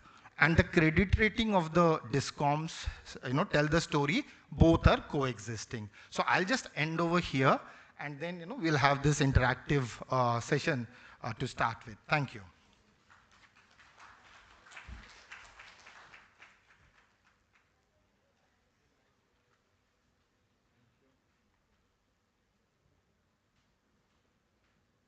So am I out? Okay, yeah, I'm audible. So I think let me start.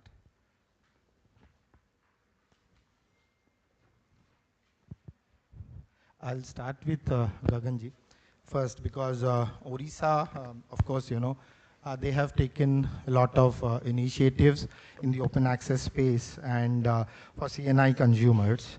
And I would like to ask you that how do you see this space evolving, and what are your learnings in the process, and how do you find that banking policy would enable intrastate plants to compete with ISTS plants, because it's both a cost arbitrage as well as green power, what industry is looking into, and also faster implementation of the policy, which we all are waiting for.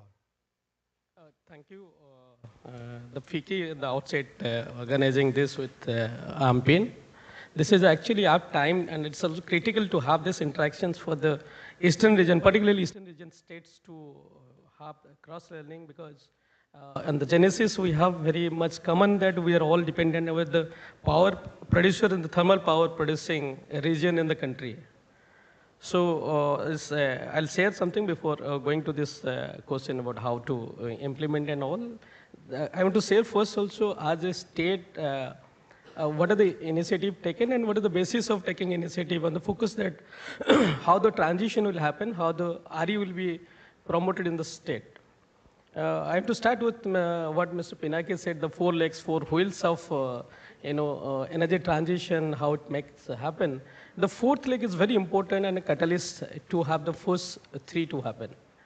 So first 3, he talked about demand creation, and the second is the industry to supply that power. 3rd is the financing, and 4th is, although it is the 4th in his discussion, but that is the first which is enabler for all the first 3. That is where the government and the government entities, regulators has to play a role, and to create that environment that demand is created. Sometimes the demand comes so much as their policy, the strategy of the entities to demand, and sometimes it is generated in the form of compliances, like RPO, RGO compliances put in, where the industries has to go for the SDG goals for the industries. So these are the enablers for the demand creation.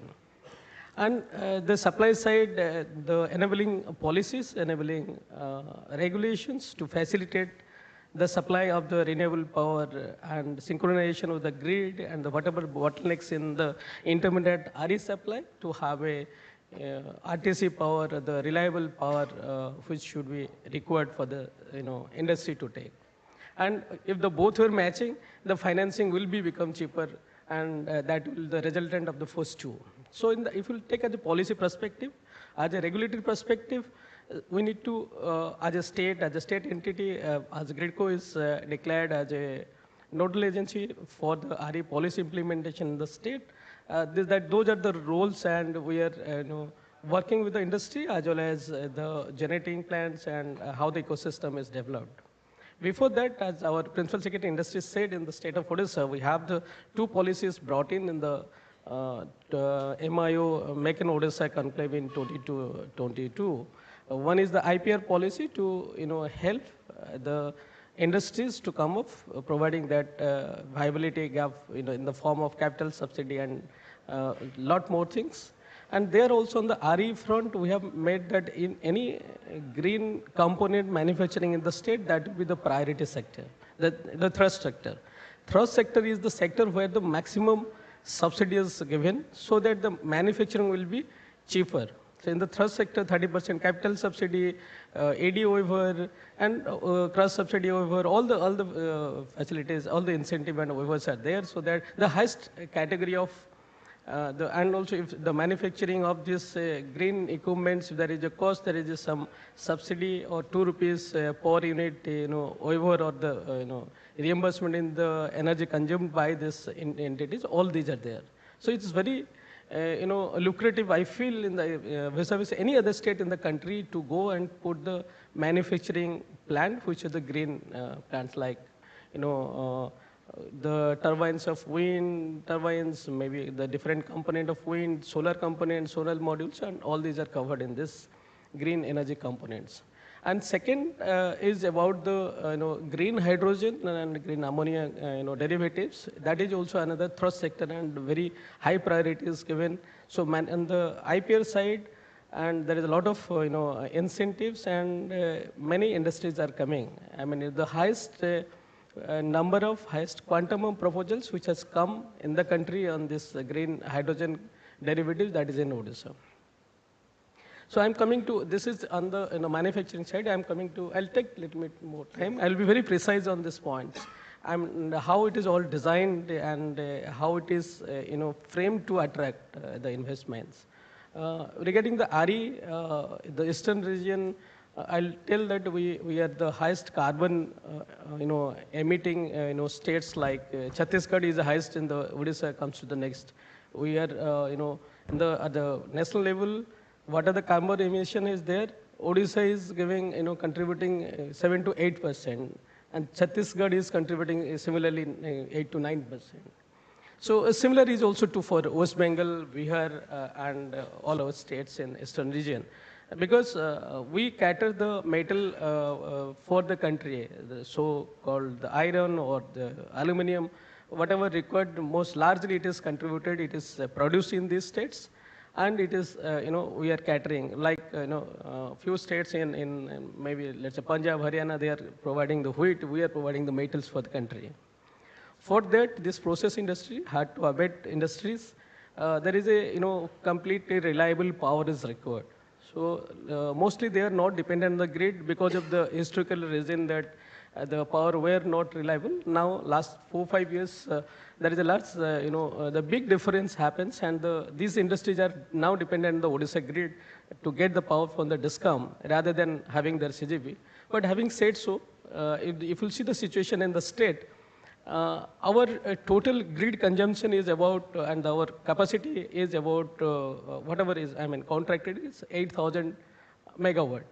Out of this, 45, 55 is the ratio of RE, and RE, what I mean, including the hydro, and 55 is the thermal. The peculiarity of the state of Odisha is that out of this 8,000, we have another 12,000 megawatt of thermal capacity, which is at the CGPs, which is of this hard to abate industries. They have their own generating plants because they want cheaper power, they want reliable power, and it is RTC power. So for that reason, they do have. So this component is there also now with this policy of the Government of India. All this, either CGP or the DISCOM, they are all to transit to the RPO compliances. So these are the peculiarities of the state. as the central government is having their target for 2070 for the energy transition net zero target. The eastern region, because we are far behind than the other states like in western and southern, like Tamil Nadu, Karnataka, and Rajasthan, Gujarat, they are far ahead in the RE generation. We need to catch up. We were starting in the late. So the policy and the regulation should be so attractive that we will have a level playing field that RE generation happen in our states. We know the shortcomings in our states, like we have low GHI, in the solar, our generation cost is higher than the, whatever other states, what I have mentioned. So how to bridge it through the policies? So keeping this in mind, we brought out this RE policy in Odisha Renewable Energy Policy in 2022. So the difference we computed, I'm giving the why scientifically it was designed so that the generation will happen in the state. We have the CUF difference of 10 to 20% vis-a-vis other states. And the potential in the state, like we are discussed in the first session, that floating solar is more available, the larger potential in the eastern region. That is also costlier vis-a-vis the solar generation in the land base.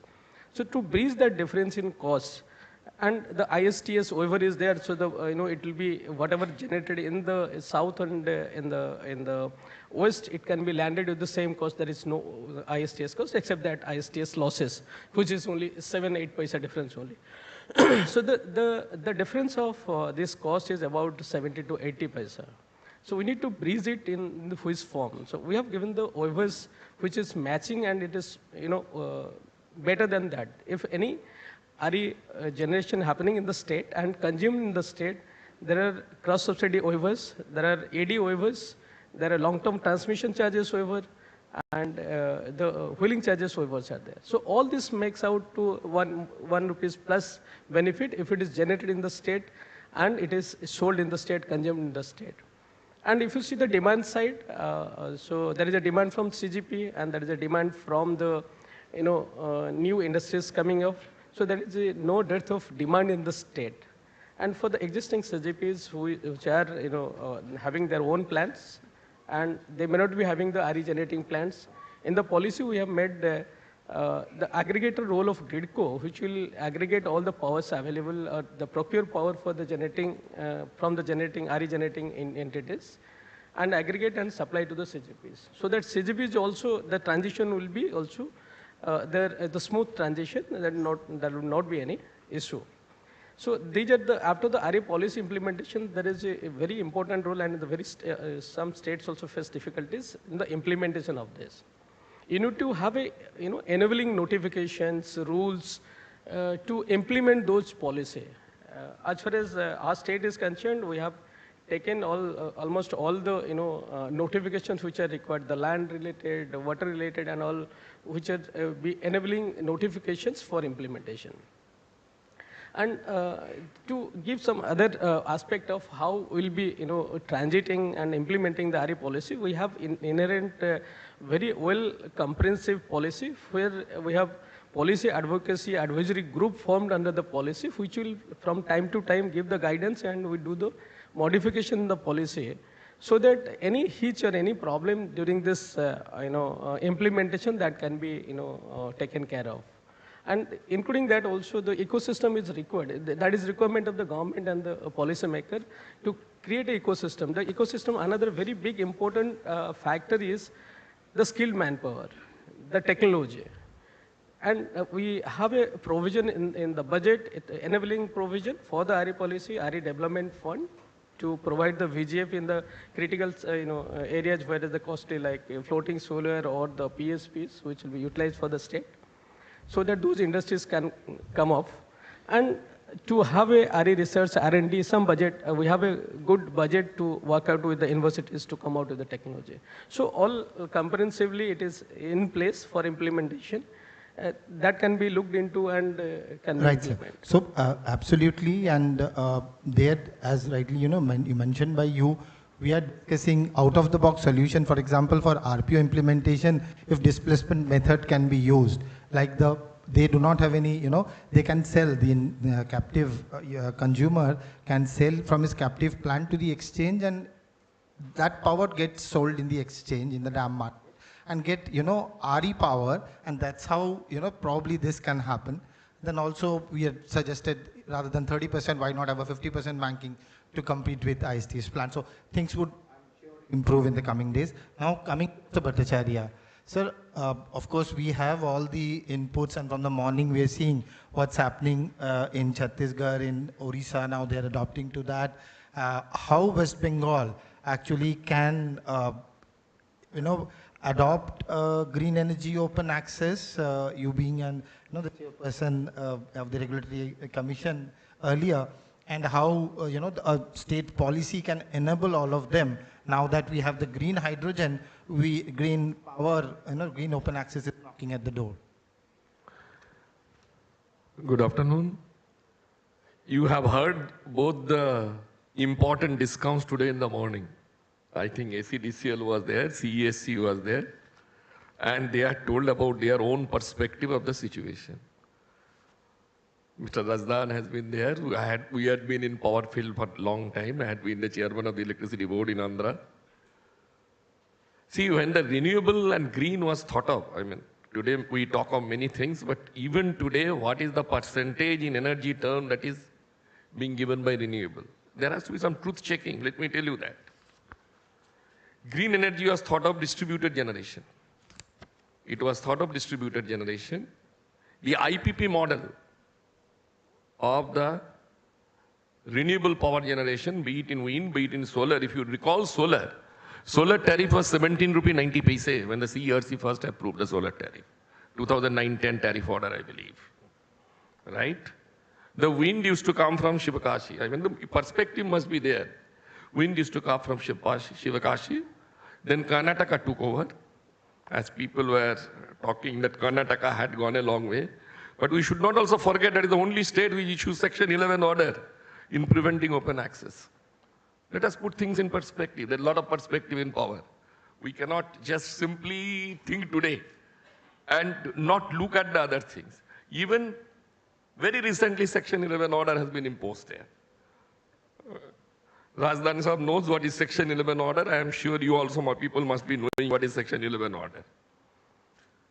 So whenever it came to, notwithstanding Section 42, Section 43 of the Electricity Act, notwithstanding the Section 45 of the Electricity Act, notwithstanding the interpretation given to the 1 megawatt issue in the Electricity Act,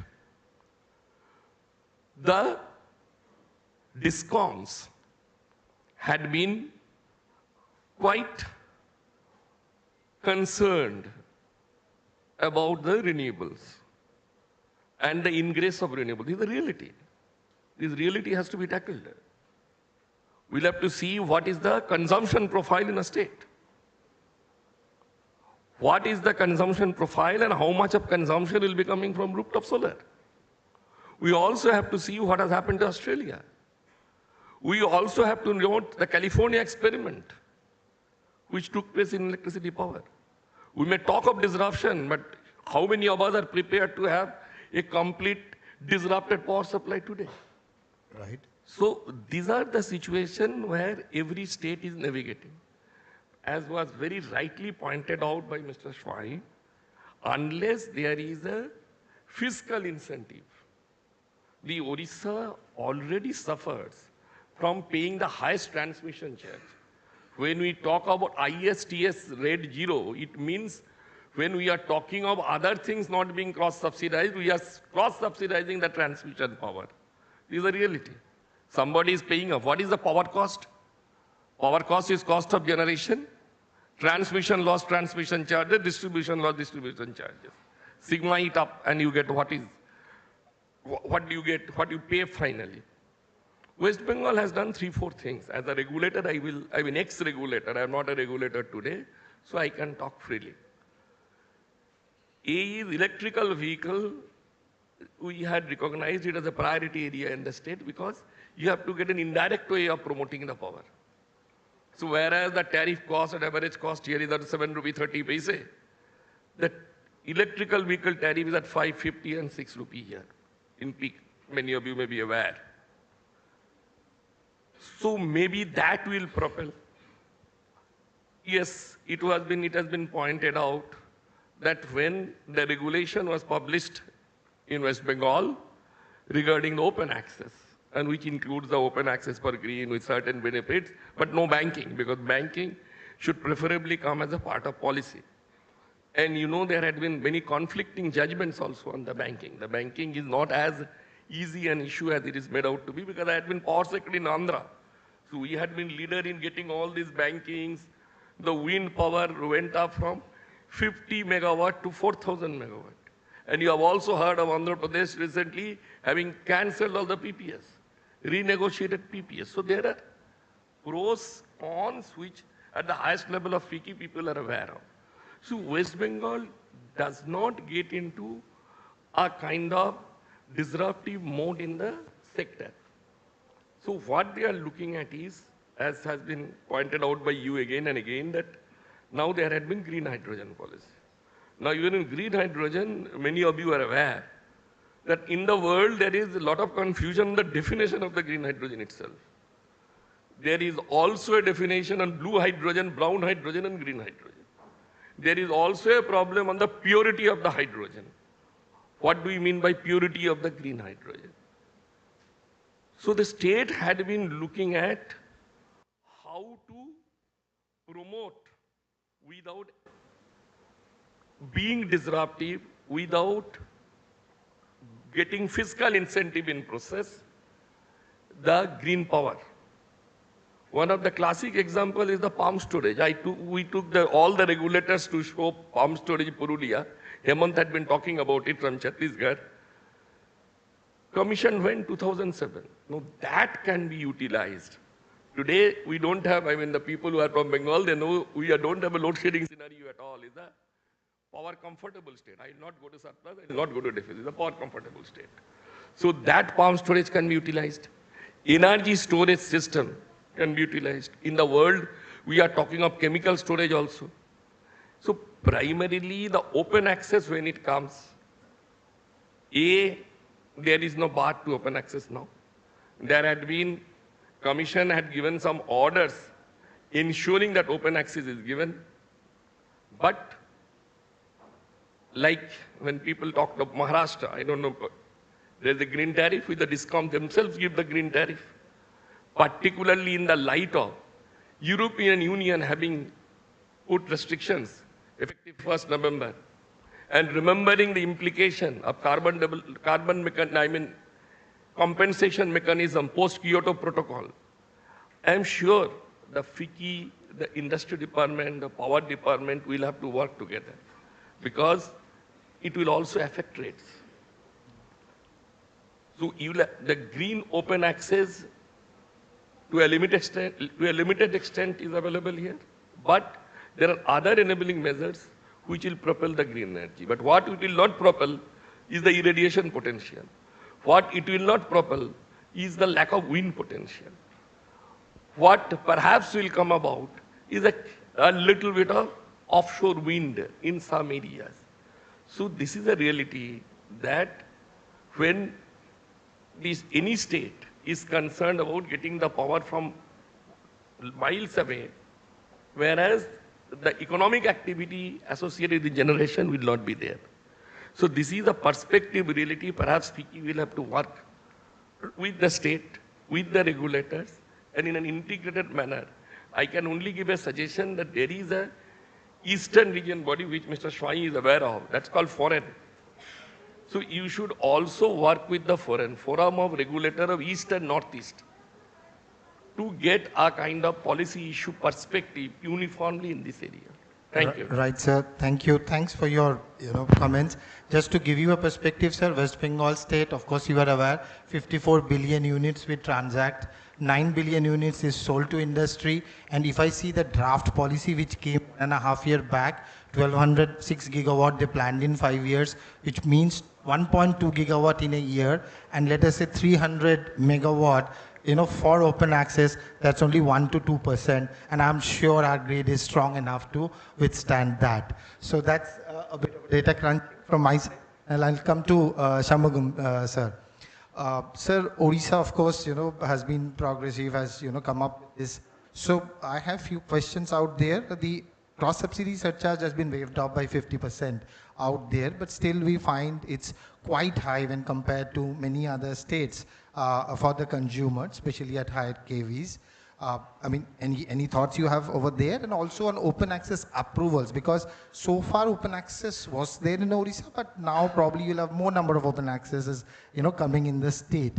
How exactly, the discoms on the infrastructure part, whether putting up ABT meters or on open access approvals, and of course on the, the commercial part on the cross subsidy surcharge, how are they preparing or adjusting to for this renewable energy integration? Yeah, I think this is a very sensitive topic in many ways. I'm just saying when the customer looks at it, when the regulator looks at it, and when the DISCOM looks at it. But eventually all of us know there is a balancing act which the regulator has to do to see that the DISCOM survives. And if DISCOM doesn't survive, obviously it's very, very, very difficult to ensure open access even for the consumer part of it. So I think from that perspective, if you look at the Odisha model, I'm just focusing on that part of it, a lot of work has been done very consciously. So while privatization is one aspect of it, but the way it has been structured, like 4 DISCOMs are there, how power has to be distributed to the 4 DISCOMs, and how cross-subsidy is defined for the 4 DISCOMs, and how, if you look at how it has traversed even in the last 3 years, it gives us a very good perspective. Having said that, so as Mr. Swain rightly put it across, it's now a state where some of the base work which needs to be done for open access, I think that has been structured very well. A, in terms of the policy structure, so that enables one to put a step forward to go for the open access part of it. B, when you look at it, ease of doing business is very important when you really want to go for open access. There shouldn't be any stumbling block when you approach for the open access part of it. So a lot of work has been done from a state side. Now, having said that, whether it's a single window clearance or even the structured monitoring part of it to see that customers do not suffer, when we look at EODB in terms of a distribution perspective, what role they play. So I think there also a lot of work has been done to see that customers traverse that journey as smooth as possible. So whether it is 11 kV approval, one doesn't have to go in Odisha to an electrical inspector. The DISCOM itself gives it. But then these simple bottlenecks, when they are made enabling, the whole process becomes much, much more easier. And then when you look at the overall structure or the way cross-subsidy is designed across the country is as simple as how do you structure the tariff when you have to give some rebate to the residential customers. Someone else has to bear the cost. Obviously, it's the commercial and the industrial customers. But thanks to the way Odisha power procurement is structured, the average cost of power is just around 3 rupees plus 3 rupees 20 paise. So you're still able to keep the overall cost within 6 rupees. But if you want to give power to the residential customers at say 3 rupees, the burden has to be shifted. But then the whole strategy is how do you see that 3 rupees goes up by ensuring that the ability to pay is higher. That is one part of it. And how do you see that as the cross-subsidy policy says that you need to be within plus or minus 20%. So Orissa in the last tariff order, if you see, it is within plus or minus 20%. But still you need to put some cross-subsidy over there. So the simple way of seeing is how do you enhance the demand part of it. And one looks at demand of Odisha in the last 4 years, negative thanks to COVID. In 1920, it literally reached positive, just about positive the following year. But if you look at the last 2 years, it has been in double digit. So 21, 22, it was 12%. Last year, it was 23% overall. Now, state, if you have a growth of 23%, I think that's phenomenal by any standard. So you can see what is the buzz within the state. And if you look at the 4 discoms, then you see like there is a South discom, there is a West discom, the North and the central part of it. South discom, where it is dominantly residential, the growth is less. And when you look at West and the North part of it, the growth is very high. And West growth last year alone, it is 40%. So that sends a very strong message in terms of how industries are growing. Now, that be that, what happens to the cross subsidy as well as to your wheeling charges? It's directly proportionate to that part of it. So if I look at the numbers, just to give you a number part of it, the HT cross subsidy charges, HT part of it, in West is 23 paise, and in South it is 130 paise. So almost 4 times more. But then it's the mix part of it. Higher the industrialization, higher the industrial growth, obviously it is as less as that. So this speaks in terms of what needs to be done. So obviously industrialization will help, and industrialization will grow if the tariff is less as well. Right, absolutely, sir. So demand creation, and it's our, all the stakeholders' duty for the demand creation, so that, we are able to overcome the challenges. That's what is the message that you are giving. Absolutely. Now I come to Tata Cleantech, as we are running, short of time. What are the, in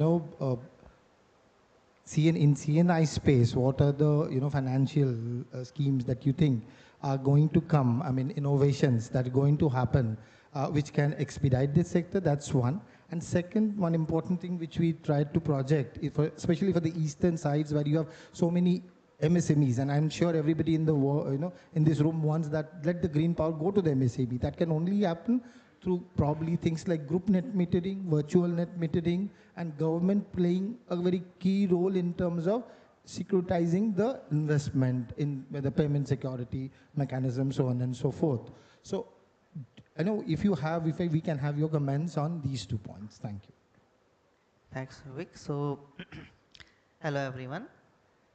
Basically, for the first part on C&I, largely and historically, it has been acting as a little brother of the utility scale segment because of the structure around it. And until 2 or 3 years back, it was largely dependent on the state regulations, and as so Vic, you have pointed out in your presentation as well, whichever states have more favorable policies, installations were there. But these state regulations change. As a result, the installations have been ad hoc in nature. Until 3 years back, the share of utility scale would be over 85% in total solar and wind installation. But that number started changing in last 2 or 3 years because of the positive development around it. For the key regulatory intervention which really driven this segment forward was first the consumer open access rules, or rather consumer rules for rooftop solar, followed by the green open access rules for the open access and West Bengal state to. On the third front, the ISTS-GNA, or the General Network Access, would once again ensure even if the generation potential isn't there, you can source the C&I power from outside. So the RERTC, which Anish was mentioning, could be made possible with this GNA regulation becoming more mainstream. Now, all in all, this C&I market itself is going to a material shift. In the last 2 or 3 years, we see a significant enhancement in the capacity addition. And the number of states in which installations are happening are also increasing. Here, if you're talking about the financial model, the model will of course follow the business model which is at the behest. From the shadows of the utility scale, now C&I is moving up and emerging as one of the leading business models. Earlier it was just pure play PPA, which is more or less mirroring the utility scale segment. Now we see a lot of different kind of models emerging, which includes the emergence of IRAC or the international RECs, the RERTC models, or also the exchange-based systems. So instead of a pure play 25-year PPA, it has multiple such variants, which is allowing more and more consumers to adopt for it. Exchange of power are selling power only in exchange. And today we see many of the plants which are getting installed for the purpose of supplying green power on the green energy exchange. Now this is one kind of the business which is restrictive and allows you to grow unabated. Going forward, I believe exchange will have a lot of room and will emergence of new business models, including contract for differences. Now, all that will allow the different kind of financial because of the lack of scale. Because of the lack of so because of the lack of scale, what we have seen in the past is only select kind of financing instruments are working, but with this scale, even the green bond market can pick up, or the corporate bond market can pick up, the InvIT structure can be tracked upon, but for that a minimum capacity will be needed, which this GNA model and the exchanges model would provide. So coming on to the second part of the question on the MSME part, it's not really restricted to green power alone. Financing the MSME has been the bone of contention in the financing sector for a very long period of time. Interestingly, many of the new fintech companies are able to give out a solution, albeit at a very high cost. For reducing that cost, we'll have to reduce the risk perception. Group net metering, virtual net metering, all of that, in addition to it, a first loss kind of a facility, either from any particular entity, it could be from a multilateral institute, it could be from state government guarantee or any such particular mechanism in which a pooling window can be created, supported by a first loss facility, can start this ecosystem up. Here it's not the case of non-payment, here is the case of delayed or cyclical kind of recovery on the part of the MSMEs. The support system will be to ensure that those cyclical systems or the cyclical recovery cycle do not impact their balance sheet and their inability to pay in that 3-month window, because in banking system we have a 3-month window for the project to go on a stress basis. The first loss facility to extend that particular period of time will be really helpful in the green segment for propagating more and more adoption in these lines. Sure, and also thanks like the first 105 megawatt, we have received sanction from Tata Cleantech. Thankful to you. In fact, the first behind the meter project also was funded by Tata Cleantech, so for which we would like to thank you. So I think we are running short of time, so probably we could have carried on our discussion. And yes, now I have one more, very important person from the consumer's perspective. We've heard the representative from Mayfair Hotels. So I would like to understand from you, sir, that what is that Mayfair has in their, agenda, and how you are trying to go to 100% green, as you have a very aggressive growth, and we know how wonderful hotels, Mayfair has. That's true. Good afternoon, everyone. As being Mayfair Hotels, our tagline is "Stay with us, stay with nature." So the other way, if I say, construction versus visitation ratio for the hospitality industry is 70-30. 70% construction, 30% will be visitation. In case of Mayfair, it is all the way around. We have 70% visitation, 30% the constructed land. Still, we are facing enormous problems and even paying very high electricity bills because of the air conditioning. Once you enter in Mayfair, any Mayfair, you will feel the temperature difference. The delta will be 2 to 4 degrees, ambient versus Mayfair temperature, I call. So still we are facing several issues during summer. And although Odisha has only 2 seasons, one is hot and the other is more hot. We do not have winters. Garam और बहुत garam. So बहुत garam में बहुत परेशानी, बहुत bill. Thanks mPIN कि आप लोगों ने एक नया कुछ कंसेप्ट लाई है जिससे हमें पावर सेविंग भी होगी और रेगुलेटेड पावर मिलेगी. And thanks FICCI and Ampin also, generator, transmitter, regulator सभी को आपने बुलाया और कंज्यूमर को फाइनली बुलाया. तो हम लोग हमारे पेन बता सकते हैं. नंबर 1, स्टेबलाइज पावर नहीं मिलती है, पावर कट्स होते हैं. नंबर 2, दैट अगर रेगुलर सभी लोगों के जितना ही पावर हमें देना है, तो मतलब पेमेंट अगर उतना ही करना है, तो मुझे बेनिफिट्स क्या है? What benefits do I get from आरी? So per unit charges of 85 paisa or 1 rupee which we calculated for our bills, that comprises to around 72 lakh rupees an year worth of saving. कई लोगों की salary निकल के आ जाएगी sir सिर्फ एक initiative से. सो ये एक तरीका है. दूसरा, जैसे स्वामी बाबू ने बताया कि जैसे आगे बढ़ेंगे ये delta T will increase again, क्योंकि टैरिफ बढ़ते जाने वाला है, कम नहीं होगा, बढ़ते जाएगा, डेल्टा टी बढ़ते जाएगा, मेरी सेविंग बढ़ते जाएगी.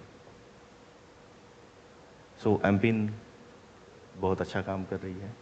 Thank you sir. हम लोग इसकी तरफ एक स्टेप आगे बढ़ चुके हैं. हम लोग फर्स्ट केस दैट एक एनर्जी ऑडिट हम लोग कंडक्ट कर रहे हैं, उसके बाद में then will switch over to PPA Thank you. as quickly as possible. Thank you sir. Thank you very much. So I think we are running out of time, so we would have carried out. So I think a lot of takeaways from today's this session which we had, and I think still we are able to manage within 45 minutes, if I'm not mistaken. Sure. Just few points actually. All the industries are here. So what I mean, the industries to look at, I mean, for Odisha, for other states is about, it's this energy transition, what Mr. Yogesh said, is not that it will be a costly affair. If you'll see the RE, it's all, you have tariffs and in vis-a-vis the thermal tariffs, which is every year increasing. And we have the tariffs particularly in all the, RE in the solar and all, it is a long-term tariff, it's a fixed tariff. So the industries as well as the DISCOM also can look into it as a cost, reduction or the, cost-effective manners to transit, not that it will be a costly affair. The only component is that we need to manage our demand vis-a-vis what is the supply, because it's intermittent power.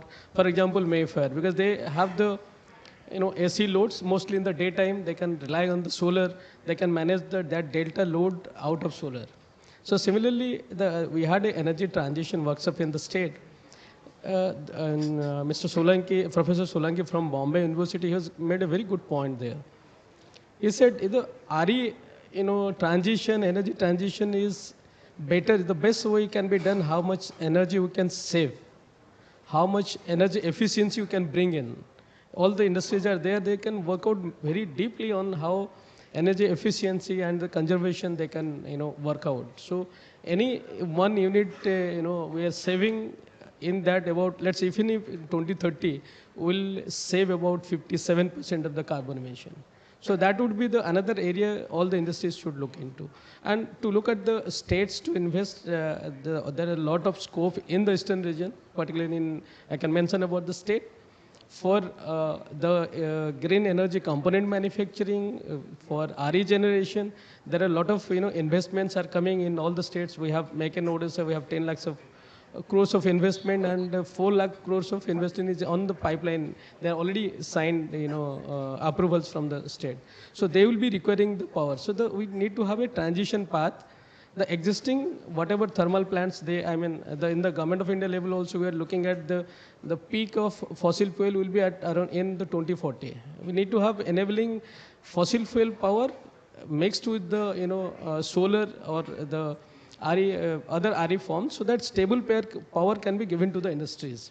So that the states, the requirement is that we should, at the cost of RE, we cannot have the unreliable power. We need to have a reliable power for the industries. Second, and the stable power and cost-effective power. As Mr. Sen said, Semnagam said that it is the cheapest in the state. That tagline of any state, whatever, tagline that we have a surplus power, we will give the power in instant if you require power, and we give the cheapest power. So those objectives of the state also need to be kept. So all this to be taken care of. And the enabling provisions what is required for example, the green open access regulations, all states need to implement. And for the RE policy implementation, you are also now implementing this green tariff and feed-in tariff, and cost plus tariff is required for the new, technologies for the state. For example, Odisha and Eastern region, we don't have the wind potential. We had discussions with the NUA, and 150-meter height, there is some potential in the Odisha, and we are giving a feed-in cost plus tariff. So that initial, we need to promote those industries to start with. And we got about 600 megawatt of proposals from the industry to put in wind power in the state. So each state need to have their own plan, because each state has different, criteria as the ecosystem. So accordingly, they need to plan. Thank you. Sure, sir. And we also have a very important member online, Shri Sanjeev Jain. He is the chief consultant for CREDA. And CREDA is doing a magnificent job for implementing RE in the state of Chhattisgarh, my bad. So I have two questions for you, sir. One is that what is CREDA doing, for example, for RPO implementation? We have a lot of captive, projects in the state. And the second, of course, as an industry, Chhattisgarh had the best renewable energy policy for open access. And even the government policy is still the same, that with 100% banking, waiver of all charges, the regulator has taken a little deviation from the next year onwards. So how is, CREDA looking at these 2 points, if you can kindly enlighten us?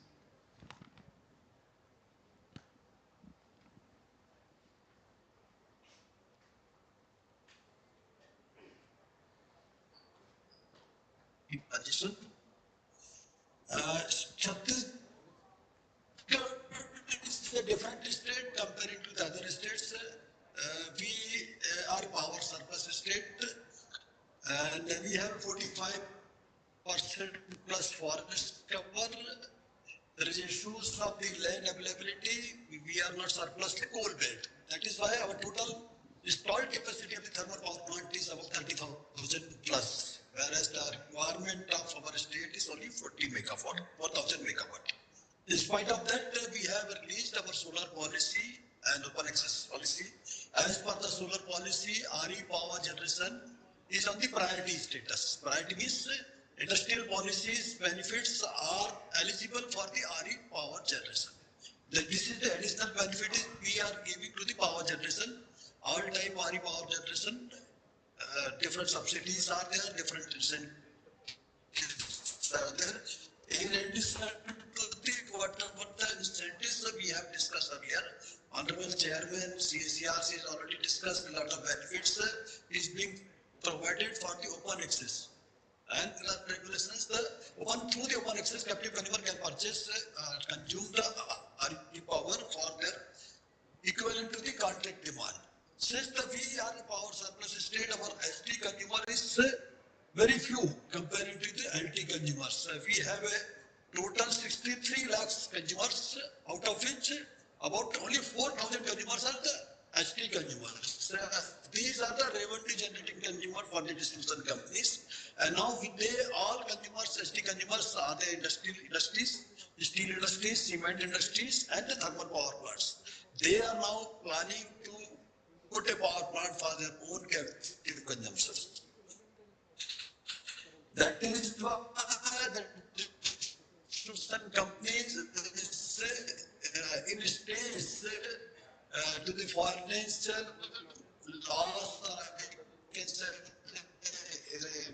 financial erosion, because most of the ST consumers are now planning to put a power plant into the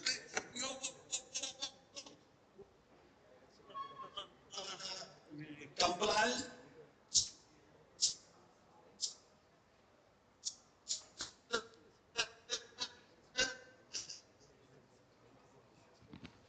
I think we have an issue in the link.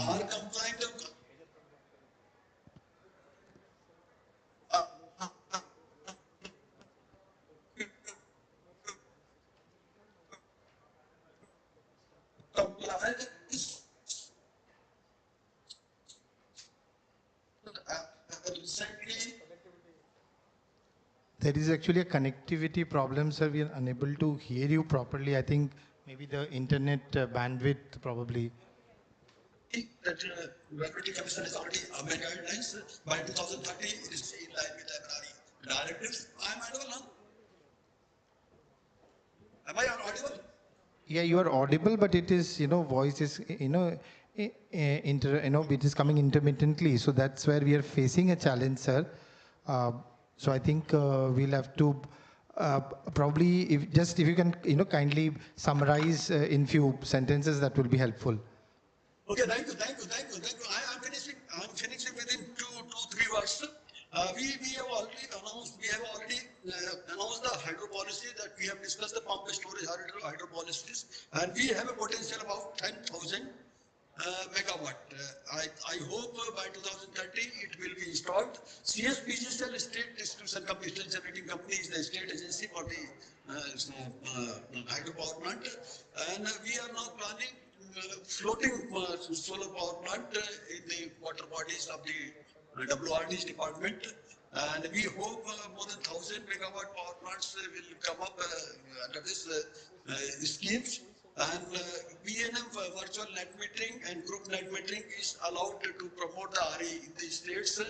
So in spite of that, our state is very proactive to promote the RE power in the states, and it has been already discussed and delivered by the Honorable Chairman of CSARC that we have already providing lots of benefit for the RE consumption in the state. In spite of that, we are the power surplus state.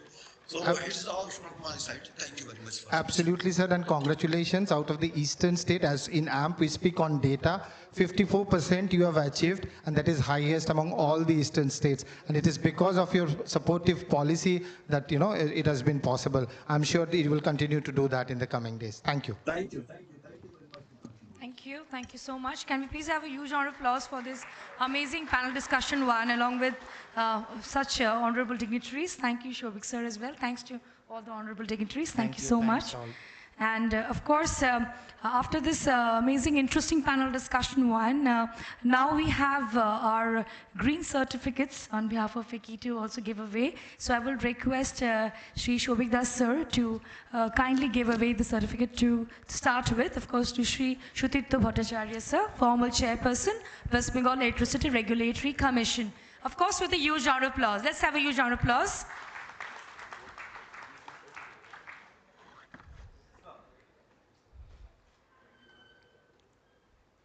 Thank you, sir.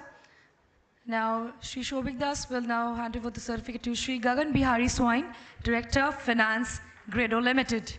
Also with a huge round of applause. Zordar tali ho jaye, to jorhat tali ho jaye. Come on, everybody. I know everybody, you need to gear up also. We are having the time constraints, but now to proceed with the next green certificate to be given to, of course, since Shri Sajeev Jain is not here, we proceed with Shri Shenbhagam Mathiram, from former Chief Executive Officer, TP Central Odisha Distribution Limited. Thank you, sir. Thank you, sir, for your kind presence. And the next one to be given to Shri Mudit Jain, Head Research, Tata Cleantech Capital, with a huge round of applause. Thank you, Jain, sir, for your kind presence. It's an honor for you to have us be with us. And now, of course, we have Shri Yogesh Joshi ji, Head Materials Management, Mayfair Hotels. So Shri Shobik Das will be handing over green certificate to Shri Yogesh Joshi ji. Can we please have a huge round of applause?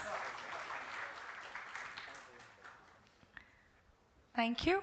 Now may I request Shri Arpan Gupta ji to please give away the green certificate to Shri Shobik Das, Senior Director, Ampin Energy Transition. Let's have a huge round of applause.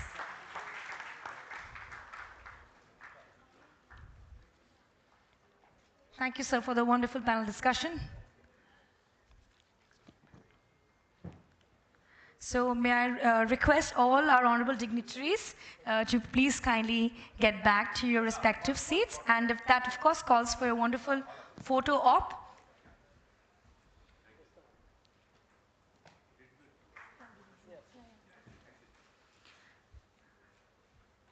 Thank you. So that calls for a wonderful round of applause, please, gentlemen and ladies and gentlemen, for this amazing panel discussion one. So now proceeding with the panel discussion two. Of course, thank you so much, gentlemen, all the dignitaries. I request all the dignitaries to please kindly get back to your respective seats.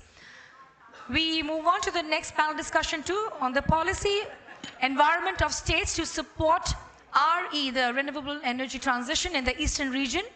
The session will discuss enabling policy framework, state infrastructure, investment potential and support being provided by state governments to support renewable energy development in the states.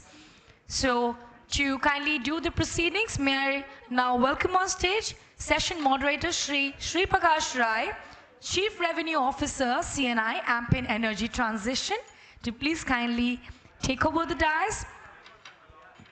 Welcome, sir. Very good afternoon. Honor for you to be here with us. Also, I now request all the panelists, respective speakers, before we do the arrangements, may I request all the logistics to please kindly do the arrangements before we call the respective panelist speakers, the dignitaries on stage. We'll take just a quick 2 minutes time to get this arrangement done for the next panel discussion too.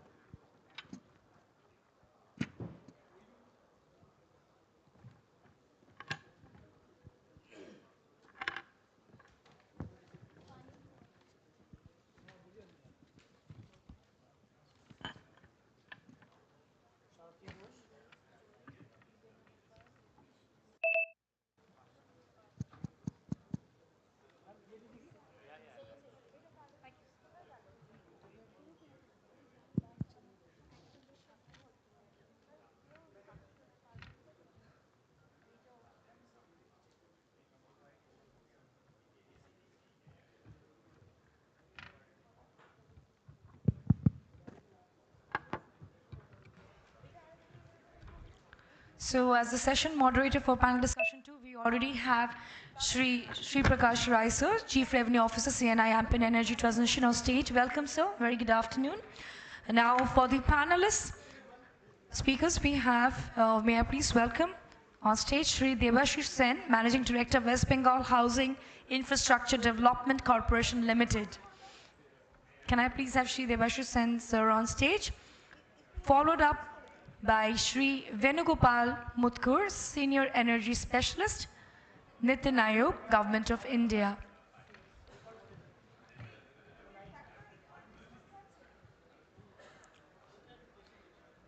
May I request the names of the panelists I have taken. May I request all the gentlemen to please kindly come and take their respective seats on the dais. May I also welcome on stage Sri Anup Kumar Dotto, Director Engineering, West Bengal Electricity Regulatory Commission.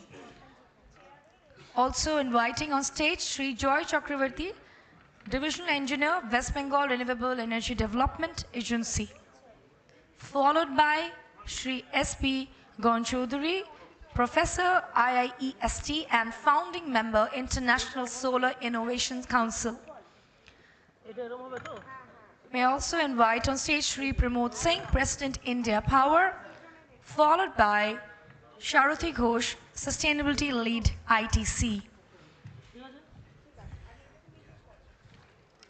May I also welcome back on stage Sri Shobhik Das, Senior Director, AMPIN Energy Transition. Welcome back, sir.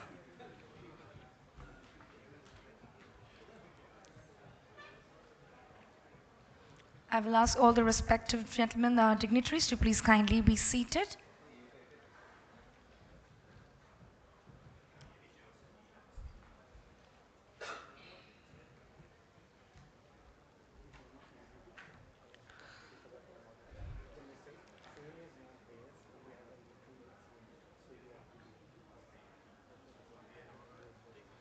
So warm good afternoon to all the honorable dignitaries on stage. Antarik Shagatam, very good afternoon, sir. So now I will to proceed with the panel discussion too. As we also are running short of time because of the time constraints, and it's my earnest request, it's my earnest request to the respective moderator this time to, of course, Sri Prakash Rai sir, to maintain the time duration of 30 minutes max, 30 to 35 minutes, because time is really a constraint thing for us for the panel discussion. So I will hand over the panel discussion to session moderator, Sri Prakash Rai, Chief Revenue Officer, CNI, AMPIN Energy Transition. Over to you, sir, and very good afternoon. Welcome, sir.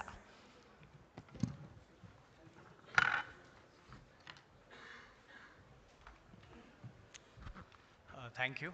So yeah, I know this is the last session before the lunch, so I'll try to be fast and crisp.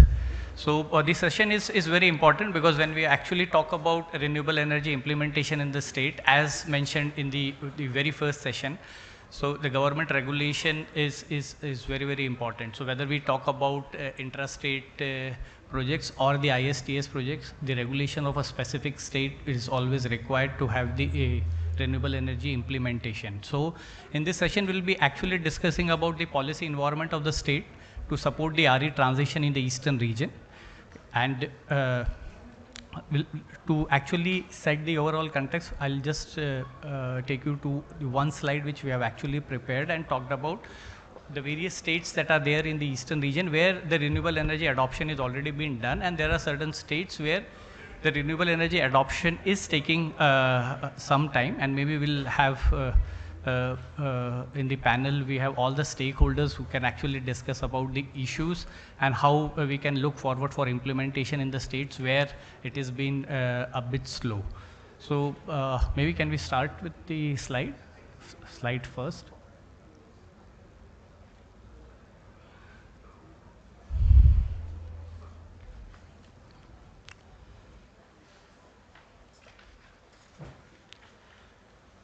So as mentioned by Shaubik, who was the earlier moderator in this session first, in the eastern region, if you actually see, Odisha and Chhattisgarh are the two states who have actually have a clear-cut open access policy.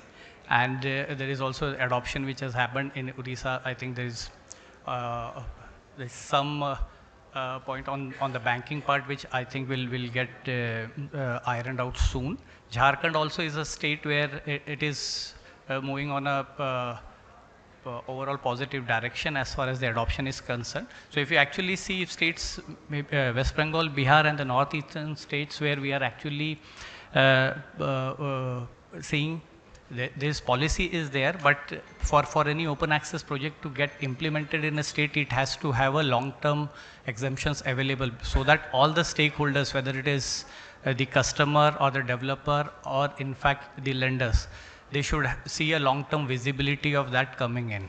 So West Bengal do have the regulation about the open access, but it mainly is not on a long-term basis, and at the most important part on the banking thing, because renewable being an not firm power, so the banking is required, and which we think needs to be there in all the states where we want open access to be prevalent. So West Bengal there we'll have the view of the regulator also on the overall thought process on the banking to be given on the intrastate part. Then we are obviously it's we don't see a lot of development happening on the open access part, and in the northeastern states they have the huge potential, but as of now the policy is still lacking. So maybe this overall slide actually sets the tone of the conversation which we'll be having with the various stakeholders who are sitting in the panel.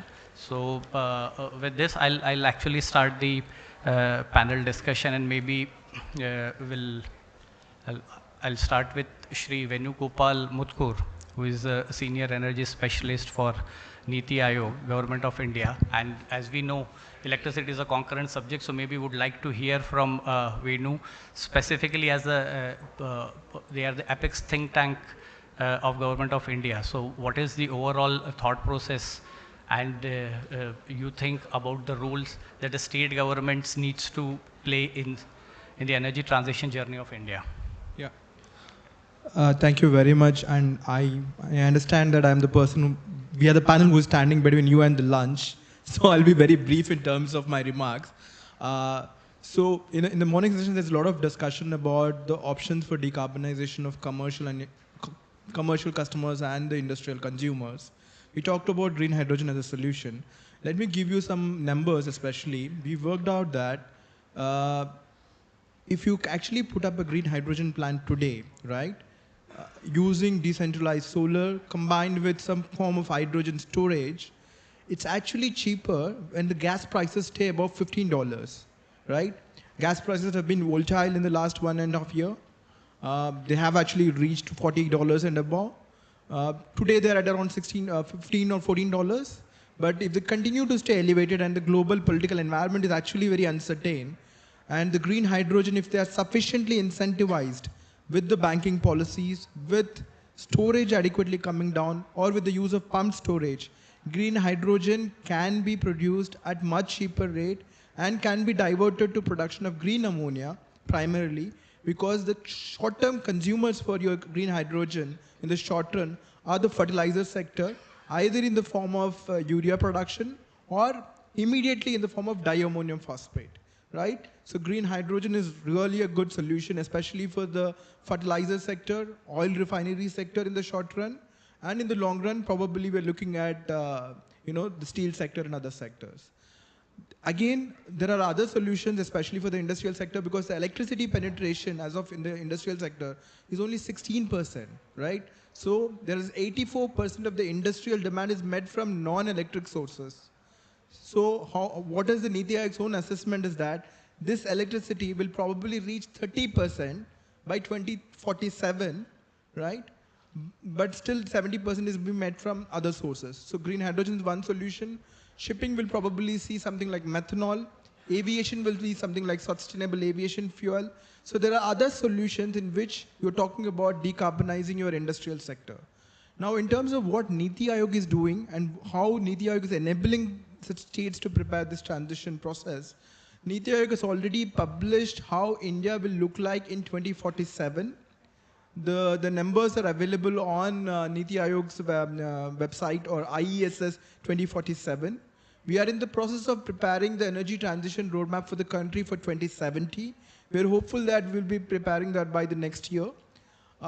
In terms of states, some states have been the front runners in preparing their energy transition roadmaps. Chhattisgarh, I believe, has announced a roadmap of 2050, Kerala 2050, Goa 2050, and Arunachal 2047.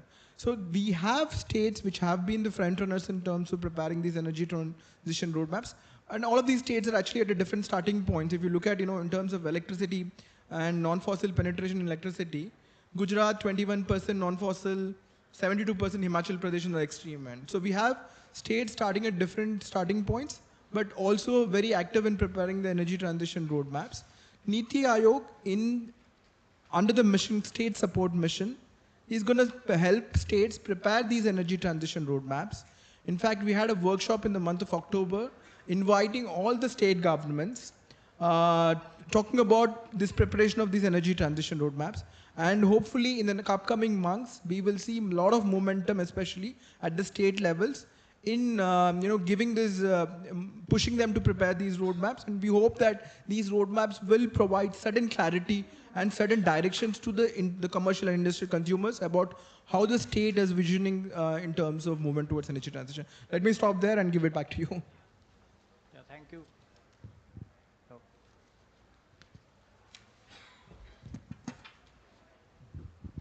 Yeah, thank you, Venu, for sharing your thoughts. Maybe now I'll come back to Mr. Datta, who is Director Engineering for in West Bengal Electricity Regulatory Commission. And as we discussed, electricity is a concurrent subject, and there was a lot of discussion happening about green open access regulations, which has been announced by MOP. And as a developer, customer, all across India, people are looking at the adoption of GOAR by almost all the states. So would like to understand from you, Mr. Datta, what do you think about GOR getting adopted in West Bengal? Thank you, Sri Prakashan, and also good afternoon to all the audience and guests here. Yes, as he has rightly said, renewable, even electricity is a concurrent subject. First of all, we have to admit that renewable is our future. There is no doubt or debate on it. But the issue is how to make a smooth transition from the present position to the renewables, as we have our net zero target by 2070. The issue as a regulator conceives it, that we have to balance and make the transition very smooth one, not compromising with reliability, availability, and sufficient electricity at affordable rates. Those are also our requirements, because India has certain challenges. Our population is growing. We are targeting to a heavy growth in our economy. GDP ratio of our consumption is also supposed to grow. So if we go with some figures, just to have an idea, that we are expecting about 241 gigawatt during in this September 2003, and it is supposed to exceed even by 20 to 30%. So our challenge is that we have to ensure this electricity, as well as we have to transit towards renewables. For eastern region states, what we face, if we look at the sources, that where these renewables are available and what sources we have here, because we are planning for the country as a totality, and we have to consider the sources of renewables, we have to consider the demand patterns at different states, and the consumption, consumer mix, etc. So you can see the basically solar wind sources, they are in western, northern and southern part. In eastern region, it is rich in coal. And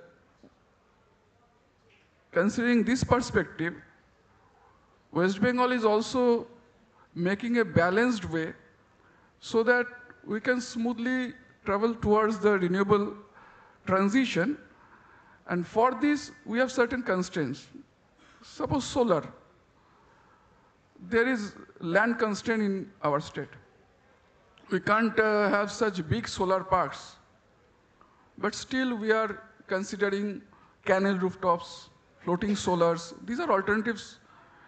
And rooftop solars, these are also we are promoting. So regarding open access, it is a very good tool to us, because to meet up our renewable obligations, as we have limited resources, we have to purchase renewables from other part of the country, and open access will play a vital role. West Bengal has already allowed green open access. Our regulation allowed green open access in terms of the rules. That is, even a consumer having 100 kilowatt hour, they can apply for green open access.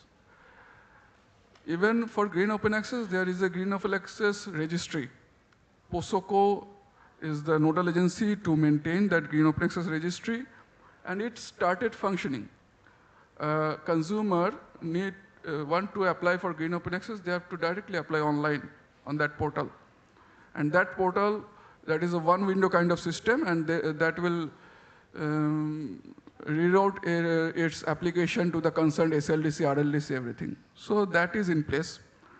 Regarding open access, there is no bar in open access in the state.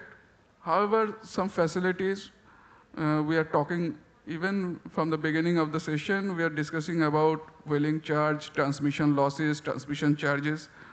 One thing I just want to mention that there was time when solar price was 17 rupees. But now it comes to 2.3 to 2.6 around average. So at that time, it was not market competitive. But now it is even lower than the energy charge of many of the generating station, thermal plants. So whether further transmission charge waiver is required for solar or not. Because you see, to transit electricity or electron, we have to pay all the charges. We have to pay all the losses. We can't avoid these. So generation cost, transmission loss, wheeling charge, wheeling loss, they are invariable. But if I waive someone for giving a transmission charge, other person have to pay it. There would be a kind of cross subsidy. When a product is very costly, we need to promote it. And we can afford that, okay, we waive it. But if a solar price is even less than our energy charge of thermal, do we really need to waive the transmission charge for solar? Because if we waive it, the other person, discoms, who are basically liable to supply the entire state under Section 43, so they have to pay it. In considering these things, West Bengal regulators have proposed certain concession in transmission charges, wheeling charges, in view of the low solar CUF in the state, as well as in the country.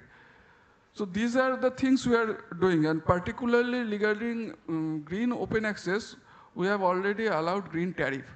That is, we think it is a very good alternative for the consumers in the state. That is, they can ask for green energy to the DISCOM itself. DISCOM will arrange the renewables by way of open access or installing renewables, and they, with a certain cost, now it is 50 paisa only, they will supply that green energy to the industry, to the consumers, whoever required it. For states like West Bengal, where solar irradiation is very low, landscape is not available, wind potential is also low, except some small hydro capacities in the north.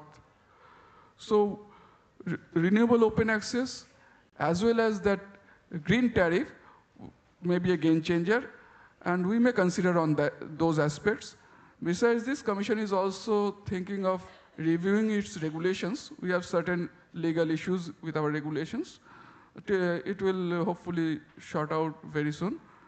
And we are basically planning for transition to the more renewable path, considering our own constraints, own limitations, and the resources we have available with us. Thank you.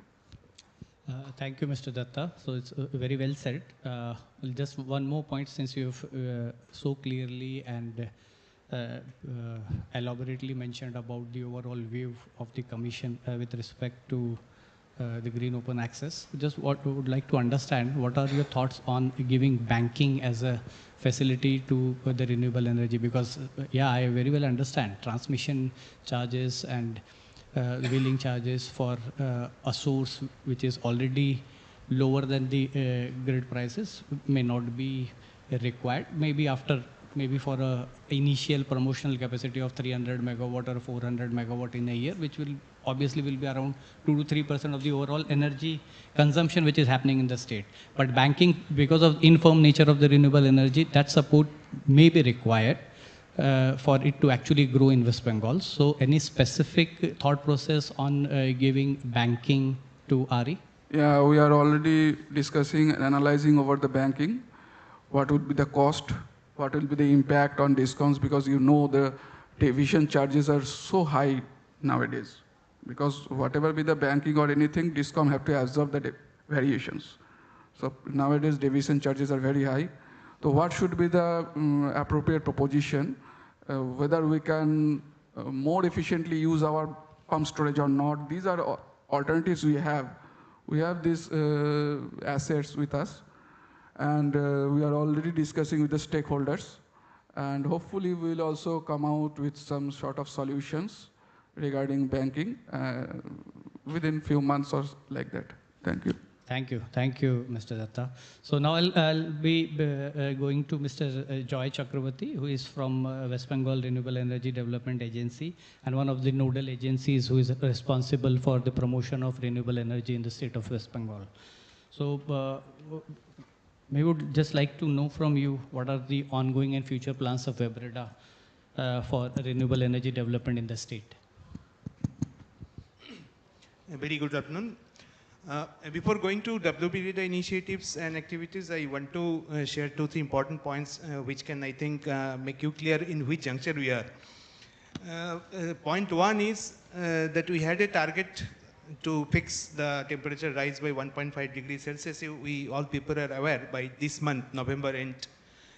People across the globe, they are sitting in Dubai to review the proposition as it was confirmed in 2015 Paris Climate Accord. And experts say that we have already missed the target. Means we cannot reach the limiting temperature by 1.5 degrees Celsius if all the efforts as designed so far can continue in this space. So my point in this juncture is that we have to act beyond Paris Climate Accord if we want to save this planet Earth. Point two is, say our government, say Niti Aayog official is here also, that our government has already declared stand before COP28 that India will not stop producing electricity from coal. India will not stop producing electricity from coal immediately. Rather, for this year, India government is allowing nearly 12,000 megawatt capacity addition through coal because the electricity consumption pattern, as it observed, that as compared to 2012, nearly 80% hike has taken place across the country.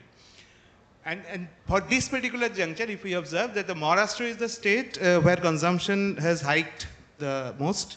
Incidentally, Odisha is the state where domestic consumption has hiked the best in India. So if we think that the consumption where it takes place, it is in Maharashtra, Gujarat, then Uttar Pradesh. Comes to your RE situation that we again know that the states like Gujarat, Maharashtra, Karnataka, these 8 states, they contribute almost 80% of today's renewable energy installation of this country. So my point is that there is a clear link in between this consumption pattern increase in hike and also the renewable capacity addition. My point 3 is regarding this juncture that now we are in a phase of introducing smart meter. And so now meter is not a measuring device, it has become a control device, which is again coupled with this system.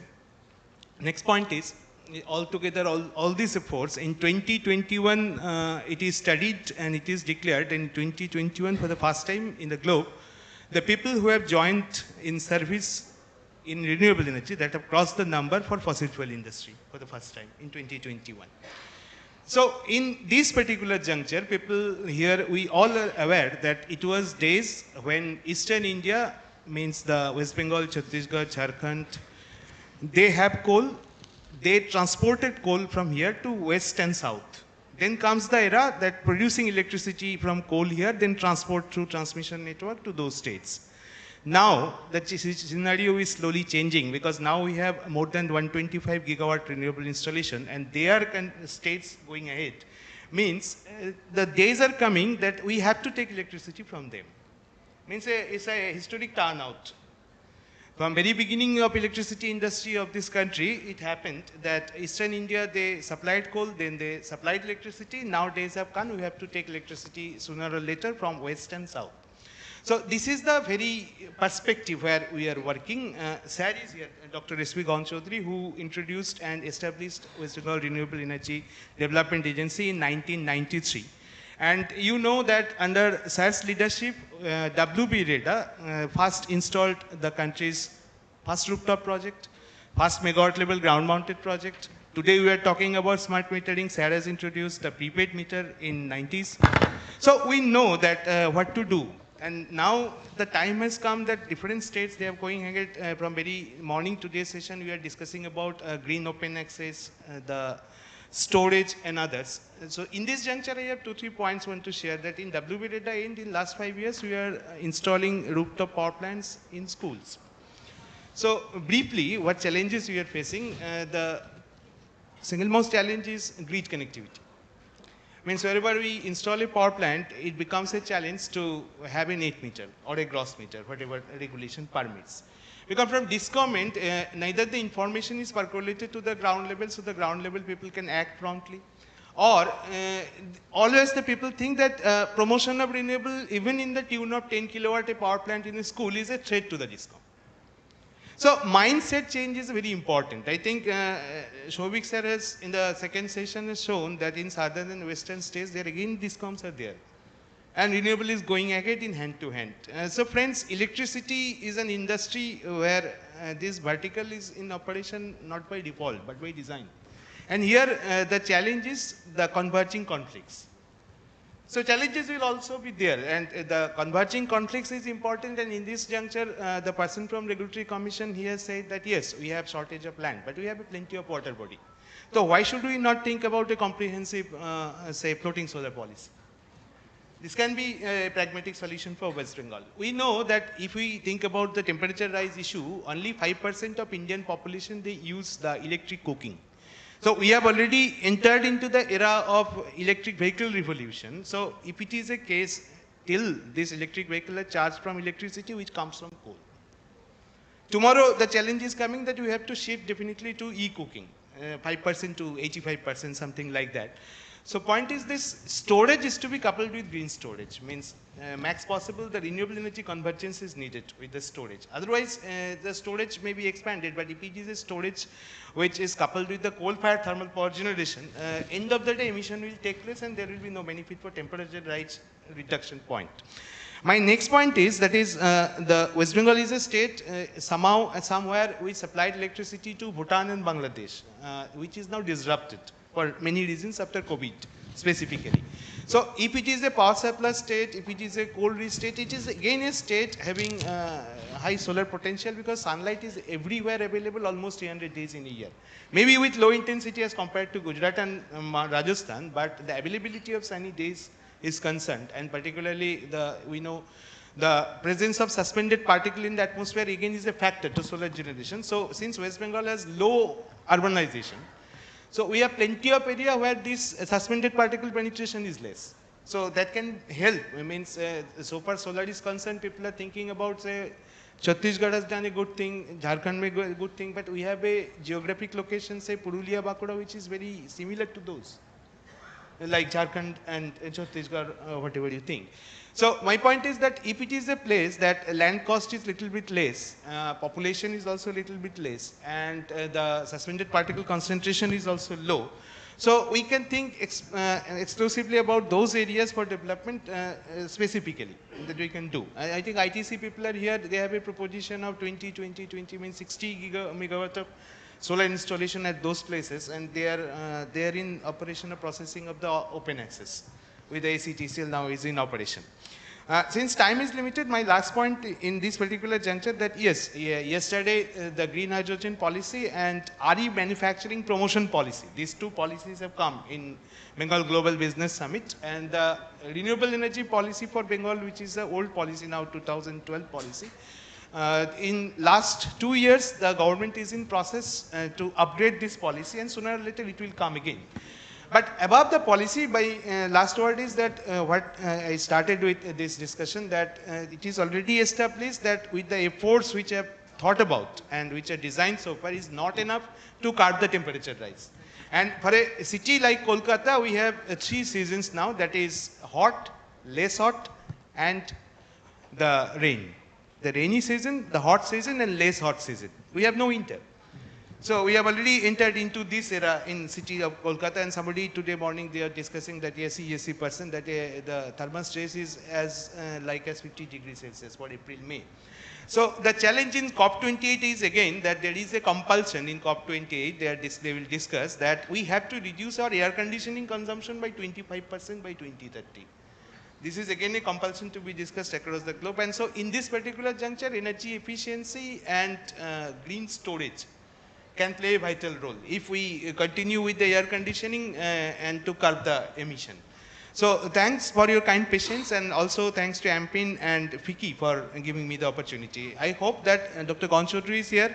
He was our founder director. He did these things which we are discussing now, and people are replicating in different states. And he's still the respected member of our governing body. He can show some convergence and integration advices which West Bengal can take forward. Thank you.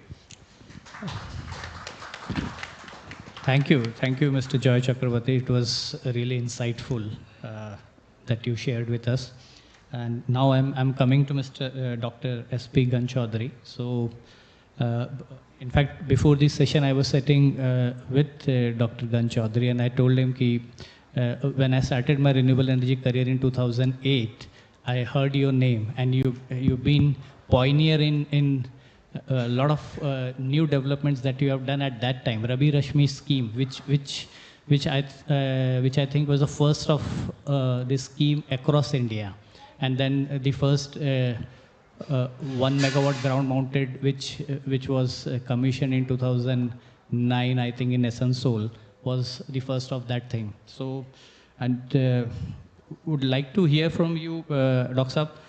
Like West Bengal was pioneer at that particular time as far as the renewable energy adoption was concerned. So whether it is a residential scheme or even the grid connected ground mounted systems were concerned. So what do you think, why, if we are speaking in 2023, if we actually see the overall installation base of solar in West Bengal, it's not among the top 4, top 5. In fact, I think maybe if we plot an omega, so it will be on the bottom 10% of the overall installation. So what is that which you think the reason why West Bengal is behind on the overall thing? So maybe we'd like to hear from you.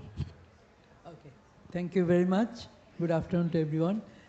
So the point is, the transition to renewable, it depends completely on the policy, regulation, and some initiatives. So the point is, if you look at the Eastern India, we have, say, Odisha, Chhattisgarh, Bihar, West Bengal, and northeastern states. In northeastern states, where I have a lot of activities, so I am advisor to Manipur and Tripura government also. So the point is, they are also having some policy. So those who are having policy and good regulation, now member of the West Bengal Regulatory Commission is here. He was mentioning about low solar radiation, but that is not true. Northeast is getting much lower solar radiation than West Bengal. So, but even then they have got good regulation, and Assam is coming up in a big way with solar energy program. They are going to install 50 megawatt capacity plant and other things. So everywhere in Germany, radiation is still less, but they are one of the top country in the world in solar installation. So the regulation and the policy of the government, still we are in 2011, the time when I was there. At that time, the policy was there, and that policy is still, valid in West Bengal. I don't know whether it is valid or not. The point is, we should have a good policy in the state to encourage people to go for solar energy program, because our renewable energy potential in West Bengal is mainly in the solar energy sector and biomass sector. But biomass generally, it serves the thermal energy purpose. But solar energy can supply real electricity, grid quality power to the grid. So the point is, again, I will mention that we need a good policy. Incentives should be there. The private sector participation is zero here, is zero. But if you look at the other states, the private sector, for private sector participation, there is a good policy. They go for tendering, they call for tender, at what rate you can purchase, sell power, 2 rupee 30 paisa. But here, the state electricity board and other people, they are not interested to, lot of investors are coming to me. They want to invest, they have got land also. Land is not really crisis. The water bodies are available in the state. Mind it, if you look at the, land crisis in West Bengal. Population crisis is not there in West Bengal. There is 10 crore population having lot of houses. If you look at the rooftop potential in West Bengal is more than 1000 megawatt. How much we have tapped? Because there is no rooftop policy. And whatever policy we have got, in the policy regulation, every state has got regulation for 100 kilowatt, 200 kilowatt, even 2 megawatt rooftop. Here we have restricted it to 5 kilowatt. So, and that too, for getting a net meter, you see one consumer is to wait for 6 months or 8 months, and that will be coming from, you know, a lot of questions will be coming from the discoms and other, whatever, the distribution companies, CSC and other people. So the point is, conducive policies are very essential, and regulations are needed to promote renewable energy program in the state, which is lagging in West Bengal. And I would request the state government, I have requested several times, I would again request the state government and the regulators, they are also here, to look at the other state, why they are picking up. Chhattisgarh or Odisha, they are also not rich like Rajasthan and Gujarat in solar radiation, but they have more installation, captive, more power installation than us. Why? You know, it was a leading state once. So that point we need to discuss, and we need to have a good policy and good regulation. Then West Bengal will come a leader again in the country. So good policy is required. Number one. Number 2 point I must discuss, which have not been discussed here, that is the DRE program, you know, Distributed Renewable Energy Program. That is a very important program globally. Now, that we are not considering. You see, if you look at the boats, diesel boats in West Bengal, diesel boats, you know, they consume about 1,800 megawatt of power. In the diesel boat we are consuming, the Budbutis and other areas, everywhere 5 HP, 10 HP diesel engines are there. So if we can have a mission mode program to replace the diesel, phase out diesel, you know, our Prime Minister has given a commitment that 500 gigawatt of energy, renewable green energy will be going by the year 2030. It's not a matter of joke. 500 gigawatt is very big, you know, jump. So if we want to do that, in this mass involvement is required in this initiative, particularly say phasing out of diesel from the irrigation pump, from the from the boat, that is water transport system. So if we can do this type of thing, or the or the cold storage, where you know, we can have DRE program, solar-based cold storage program. The e-vehicle, Totos and other vehicles can be charged with solar energy.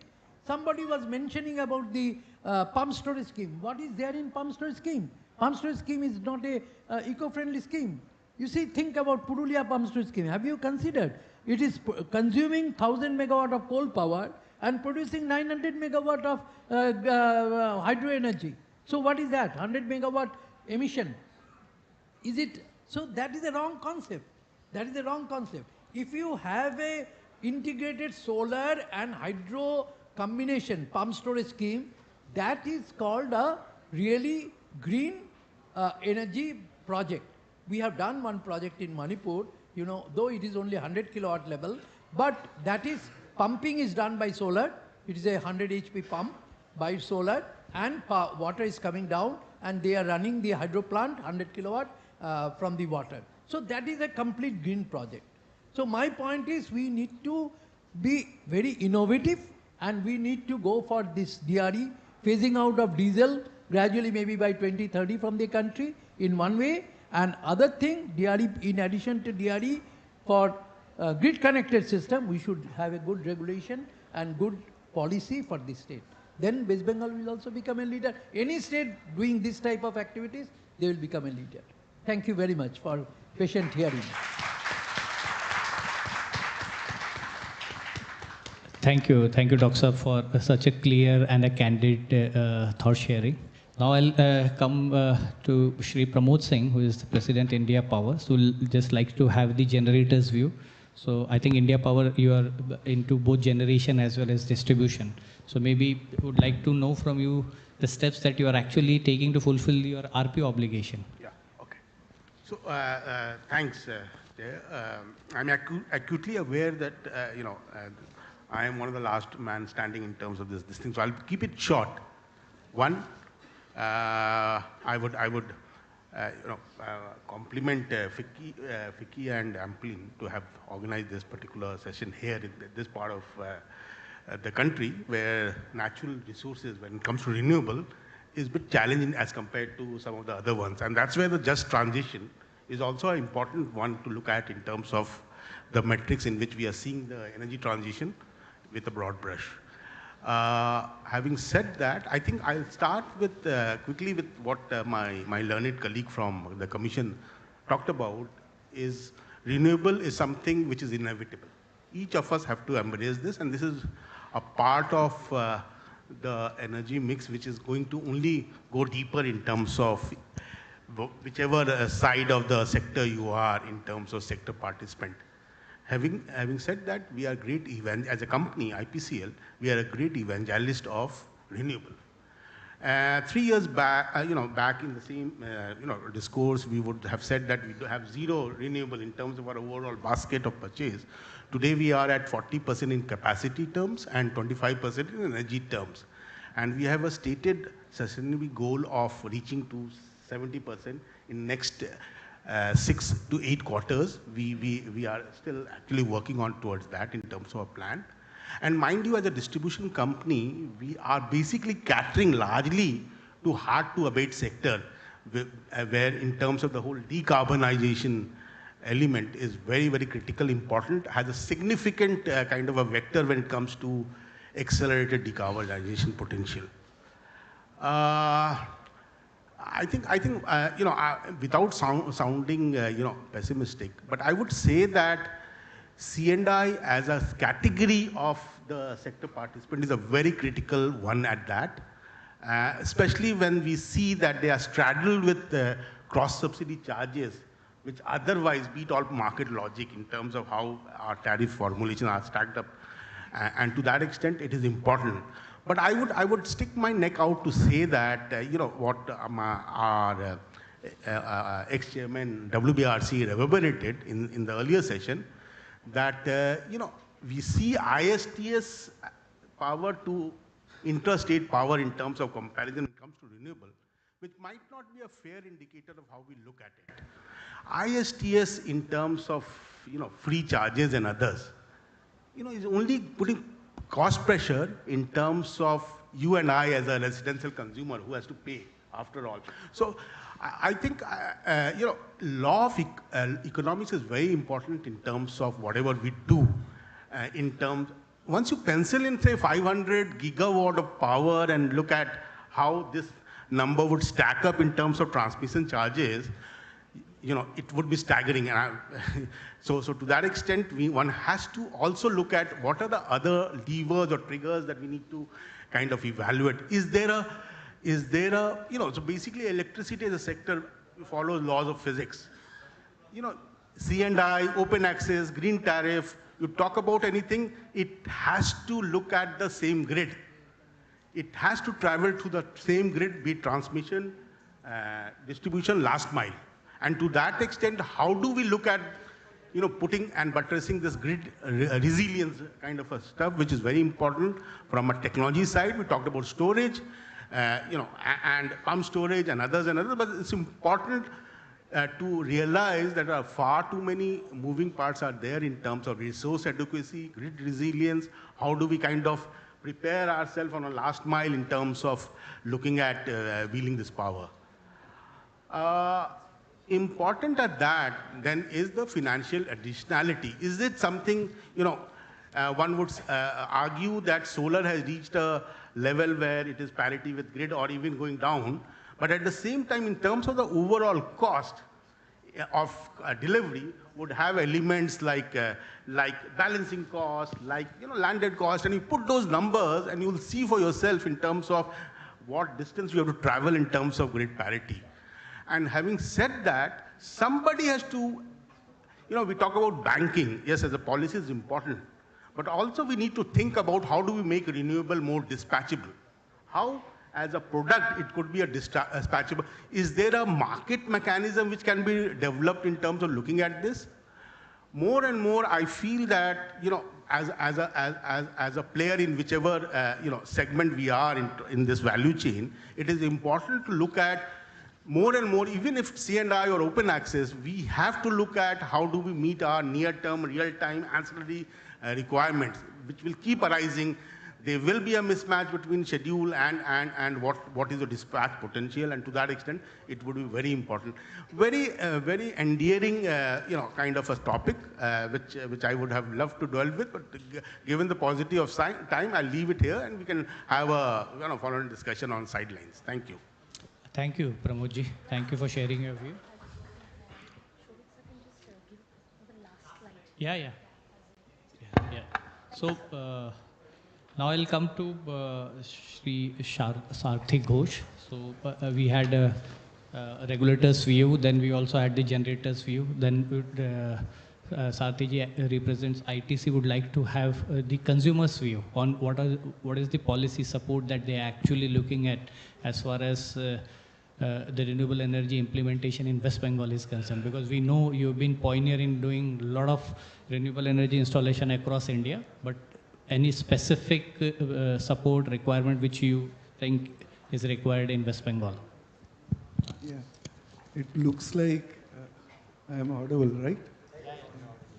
Since morning we are seeing the presentation where West Bengal is white, all other are green. So, in fact, I think many Bengalis are there. You know that particular two lines. कि एमन देशटी कोথাও খুঁজে পাবে না কো তুমি সকল দেশের রানী সেজে আমার জন্মভূমি. So, and if you see, I am Bengali. I am son of the soil, and my organization ITC. I am saying only organization of that size. Still, we command over India from this particular soil. Okay, it's over 100 years. So we understand the concern. Okay, we discussed. In fact, the previous session, the former chairman also, he expressed certain concerns, certain cure. So, and you know that particularly these particular states, it says that what Bengal thinks today, India thinks tomorrow. So there are certain concerns. Now, the way we are addressing, right now, you know, for industry, green element, ESG element, it's a direct linkage to the business. The way we were addressing is whatever is within our purview, let's do that.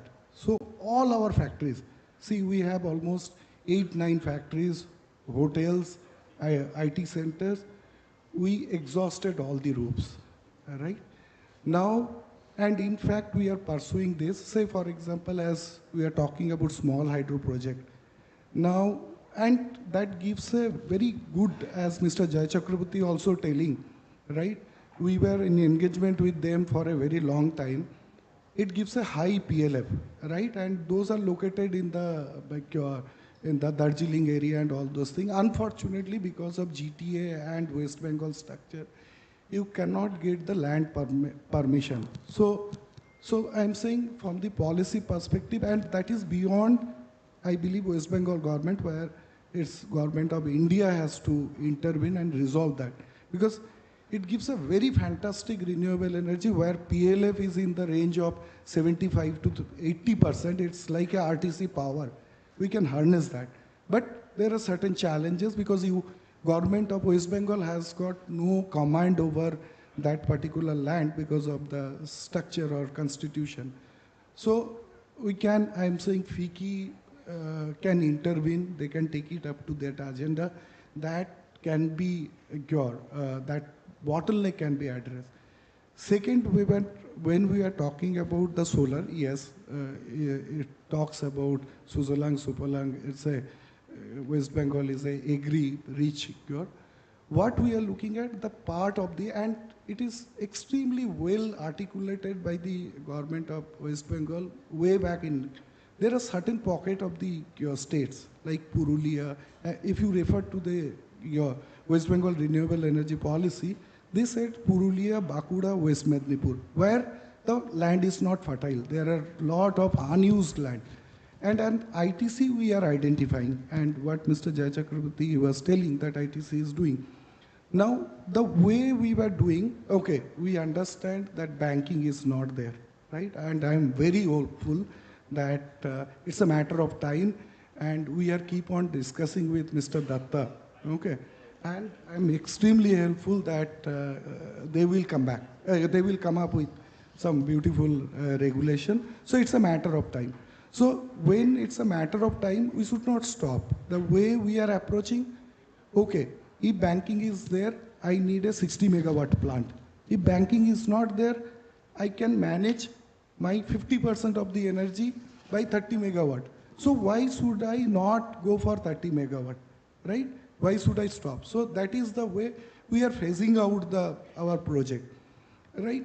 And secondly, I'm saying on the policy broadly, what immediate effect, okay, keeping aside the conflict of the distribution company, okay, what will happen to the grid structure, grid balancing and all those things.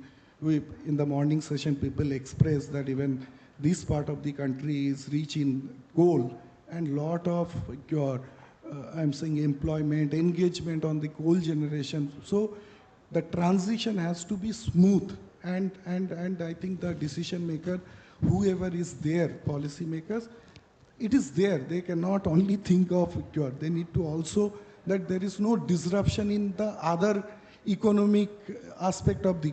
So maybe it will take time. Eventually it will happen. So in short term, what is very important, I think in the previous this thing, Mr. Session Chairman, he showed that the single window, that is important. So in setting up a solar plant, what are the three things are required is open access, second one is power evacuation, and third one is land. So now these three are with three different departments, right? And these are sequential. And it's like a three pillar on a table. If one pillar gone, its project is unstable. So my request is, even the other things, it is taking time, no problem. But these can be, because these are already there. Only it needs some kind of integration such that it's like a single window. This can facilitate. Otherwise, it's extremely difficult. Now, just to give you an example, let's say land, when we talk about, every state will be having a land ceiling act, right? Now, land ceiling act, because solar plant needs a large amount of land, right?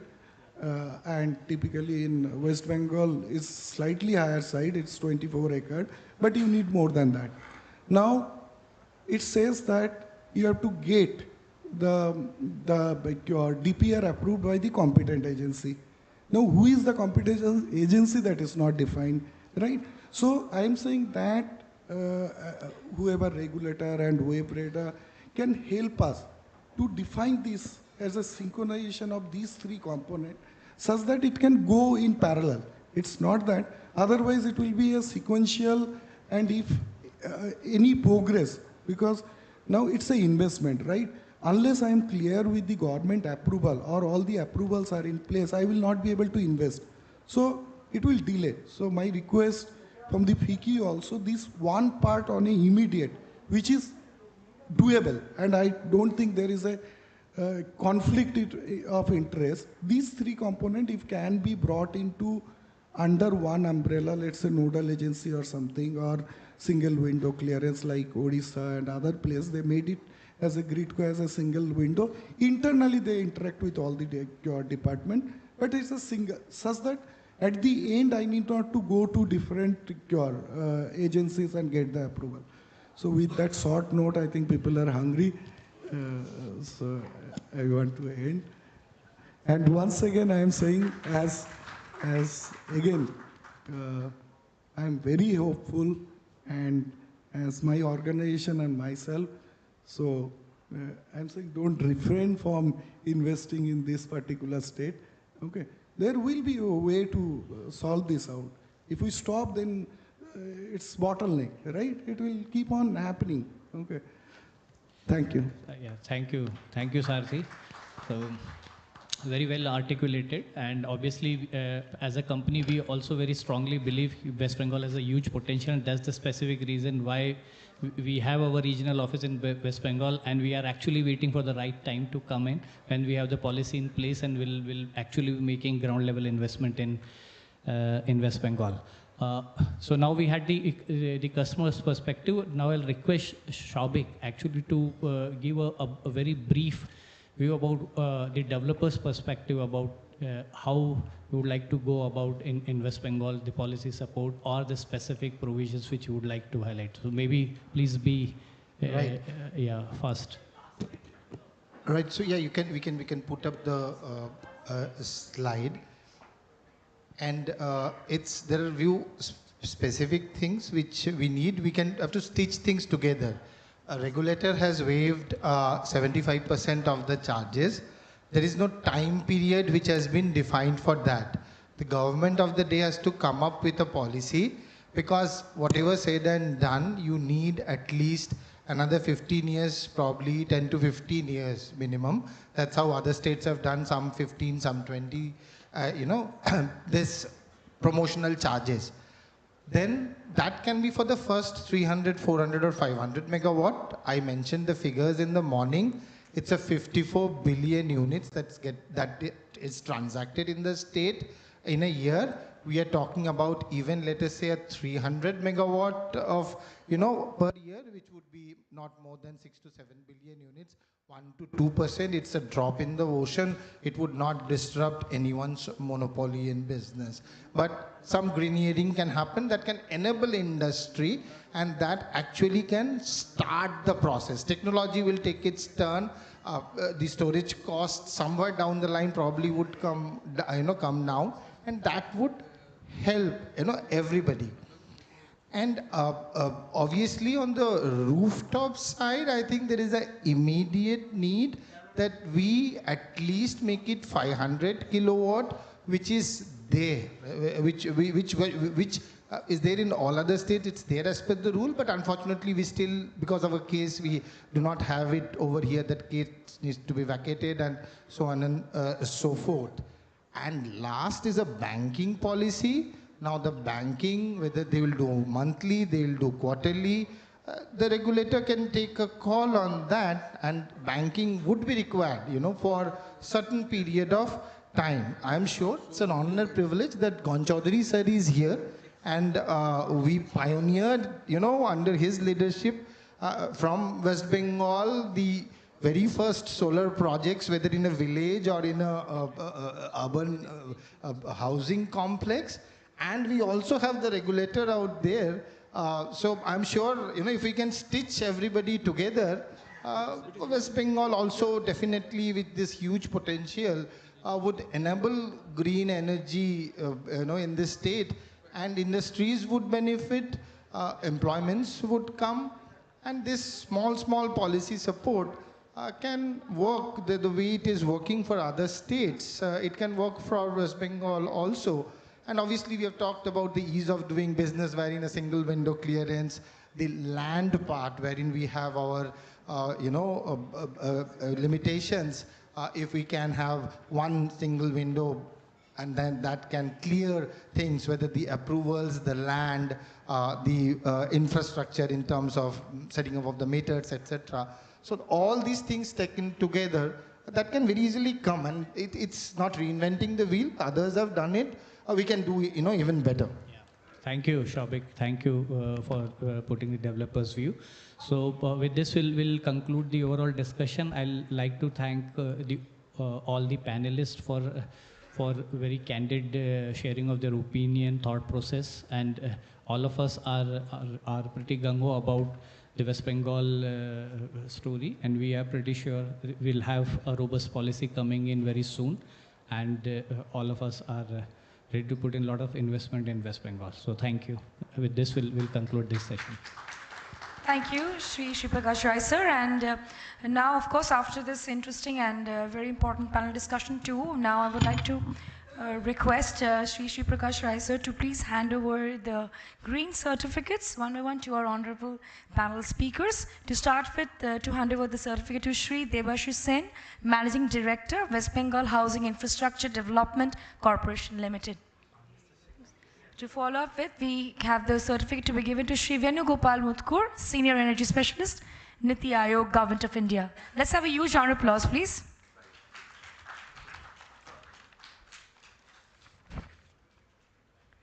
Thank you, sir. May I please request Rai sir to hand over the certificate to Shri Anup K. Datta, Director Engineering, West Bengal Electricity Regulatory Commission. Thank you, sir. অসংখ্য ধন্যবাদ আপনার মূল্যবান সময়ের জন্য। Next speaker we have Shri Joy Chakraborty, Divisional Engineer, West Bengal Renewable Energy Development Agency. Let's have a huge round of applause. Thank you, sir. Next speaker we have Dr. S.P. Gon Chaudhary, Professor IIEST and Founder Member, International Solar Innovation Council. Thank you, sir. অসংখ্য ধন্যবাদ আপনার মূল্যবান সময় এবং অসাধারণ স্পিচের জন্য। Thank you so much. Next honorable speaker we have Shri Pramod Singh, President India Power. Can we please have a huge round of applause? Thank you, ladies and gentlemen. And of course, we have Shri Sharuti Ghosh, Sustainability Lead ITC.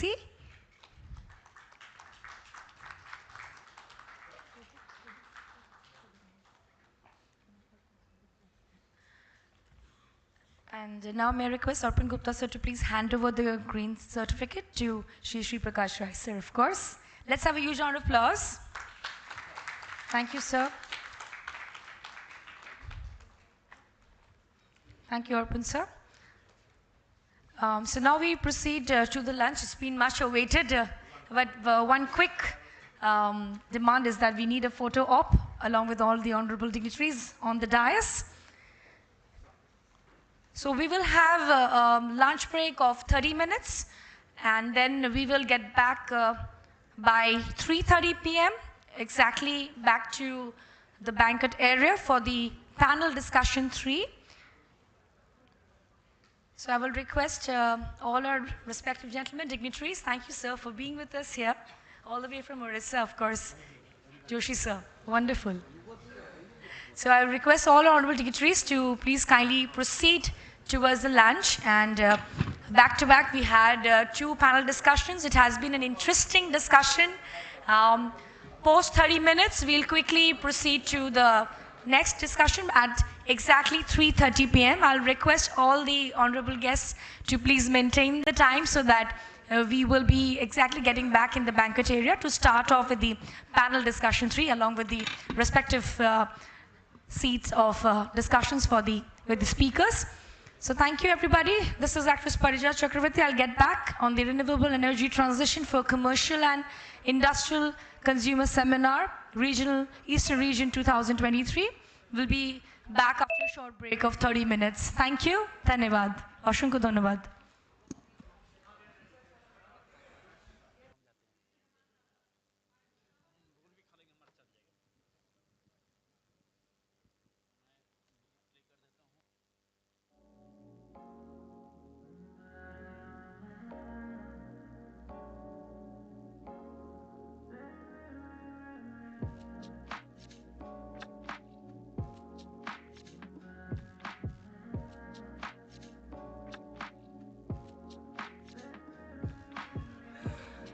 खास सूचना हमारे सारे माननीय अतिथिगण के लिए कि 3:30 panel discussion 3 हम लोग स्टार्ट करेंगे और जो भी सारे हमारे यहाँ ऑनरेबल डिग्निटरीज हैं, स्पीकर्स हैं, ऑनरेबल इन्वाइटीज़ हैं, सो प्लीज़ आप सबको मेरा एक रिक्वेस्ट है, इट्स अर्नेस्ट रिक्वेस्ट कि आप सब आधे घंटे में 3:30 में बैंक्वेट एरिया में लंच करके फिर आ जाएंगे हॉल में और then will kick start off with panel discussion 3 followed by from 3:30 to 4:15, and then from 4:15 we'll start with the last panel discussion, that is panel discussion number 5. So आप सब Zara आছেন please अपना lunch करे फेरत चले आसबेन banquet एरियाते. सो आप सब please kindly एक ही लास्ट रिक्वेस्ट है, it's my earnest request, time maintain करके 30 मिनट्स में बैंक्वेट एरिया में वापस आइए. Thank you so much. This is Parijat, and I'll get back to you after 30 minutes lunch break. Dhanyavad.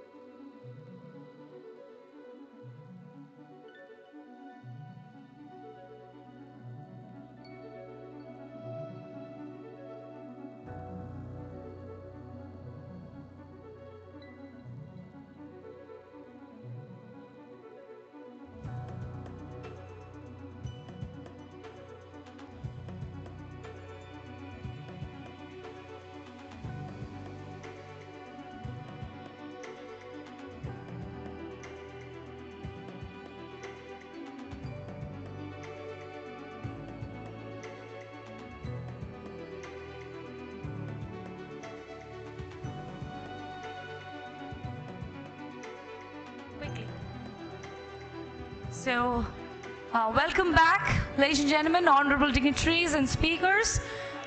So, I believe all of you are quickly wrapping up with your lunch.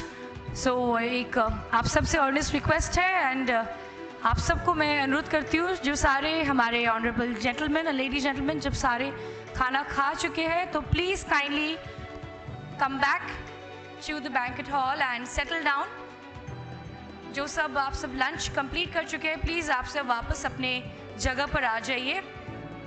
Very good afternoon and welcome back. Myself Parijat Chakravarti and we all here on behalf of FICCI presenting to you Renewable Energy Transition for Commercial and Industrial Consumer Seminar Eastern Region 2023.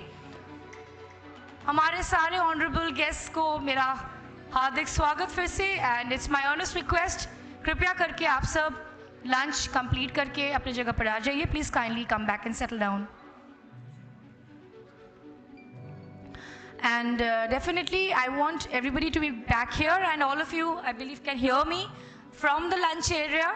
So with the panel discussion 3 we talk about developing a roadmap for 100% renewable energy transition. The session will discuss key building blocks needed for decarbonizing the electricity sector. So I will want all our respective invitees and dignitaries to be here back. For that, we have our session moderator. We already have Honorable Shri Pinaki Bhattacharya, MD and CEO, AMP and Energy Transition. He will be soon coming over the dais. And then I will be calling one by one the panelist speakers. So once again, may I please request the event team, the coordinators to please kindly coordinate and welcome back all the invitees. Thank you, Joshi sir. You're bang on time, exactly at 3:30. Thank you, sir, for your kind cooperation. Thank you. So I want everybody who have been still outside, quickly grabbing up and concluding their lunch.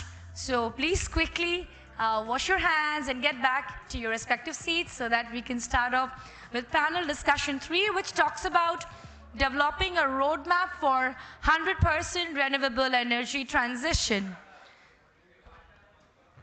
Respectable सारे माननीय अतिथिगण, आप सबको फिर से मैं परिजात चक्रवर्ती हार्दिक स्वागत करती हूँ. आप सबसे मैं रिक्वेस्ट करती हूँ कृपया करके अपने जगह पर आ जाइए, अपने स्थान ग्रहण कीजिए. আপনারা প্লিজ যারা এখনো বাইরে লাঞ্চ করছেন প্লিজ আপনারা ভেতরে চলে আসুন ব্যাংকুয়েট এরিয়ায়. আমরা প্যানেল ডিসকাশন 3 স্টার্ট করব. पैनल डिस्कशन 3 का भी हम लोग शुभारंभ करेंगे. So we will be kicking start off with the panel discussion 3. This session will discuss the key building blocks needed for decarbonizing the electricity sector. And of course, to do the proceedings, we have the session moderator, Shri Pinaki Bhattacharya, who will soon be here, MD CEO, AMP and Energy Transition. And then one by one, I will be calling our panel speakers.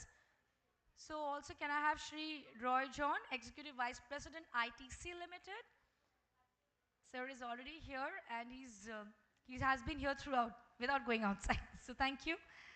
We have Shri Ujjwal Chakravarti, Managing Director, Jamshedpur Continuous Annealing and Processing Company. He will be in the virtual mode. And we have Shri Shumanto Chand, General Manager, Star Cement, as well as Shri Abhinav Sultania, South Asia Energy Specialist, Asian Development Bank, also in virtual mode. So may I please welcome on stage our session moderator, Shri Pinaki Bhattacharya.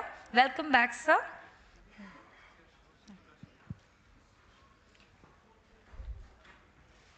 Can I please have one more chair here? We need one more chair. So we have a session moderator, Shri Pinaki Bhattacharya, MD and CEO, AMP and Energy Transition. I would like to welcome him back on stage. Followed by panelist speakers, we have Shri Roy John, Executive Vice President, ITC Limited. In the virtual mode, we have Shri Ujjwal Chakravarti. On the dais, I will be inviting on stage Shri Shumanto Chand, General Manager, Star Cement. Along with him, we also have one more speaker among the panelist speakers. We have Shri Abhinav Sultania, South Asia Energy Specialist, who will be in the virtual mode with us.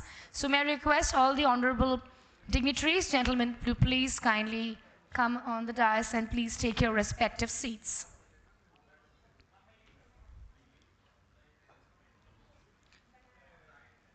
So let's all invite and welcome with a huge round of applause Shri Pinaki Bhattacharya, sir, MD and CEO, MPN Energy Transition. Welcome back, sir.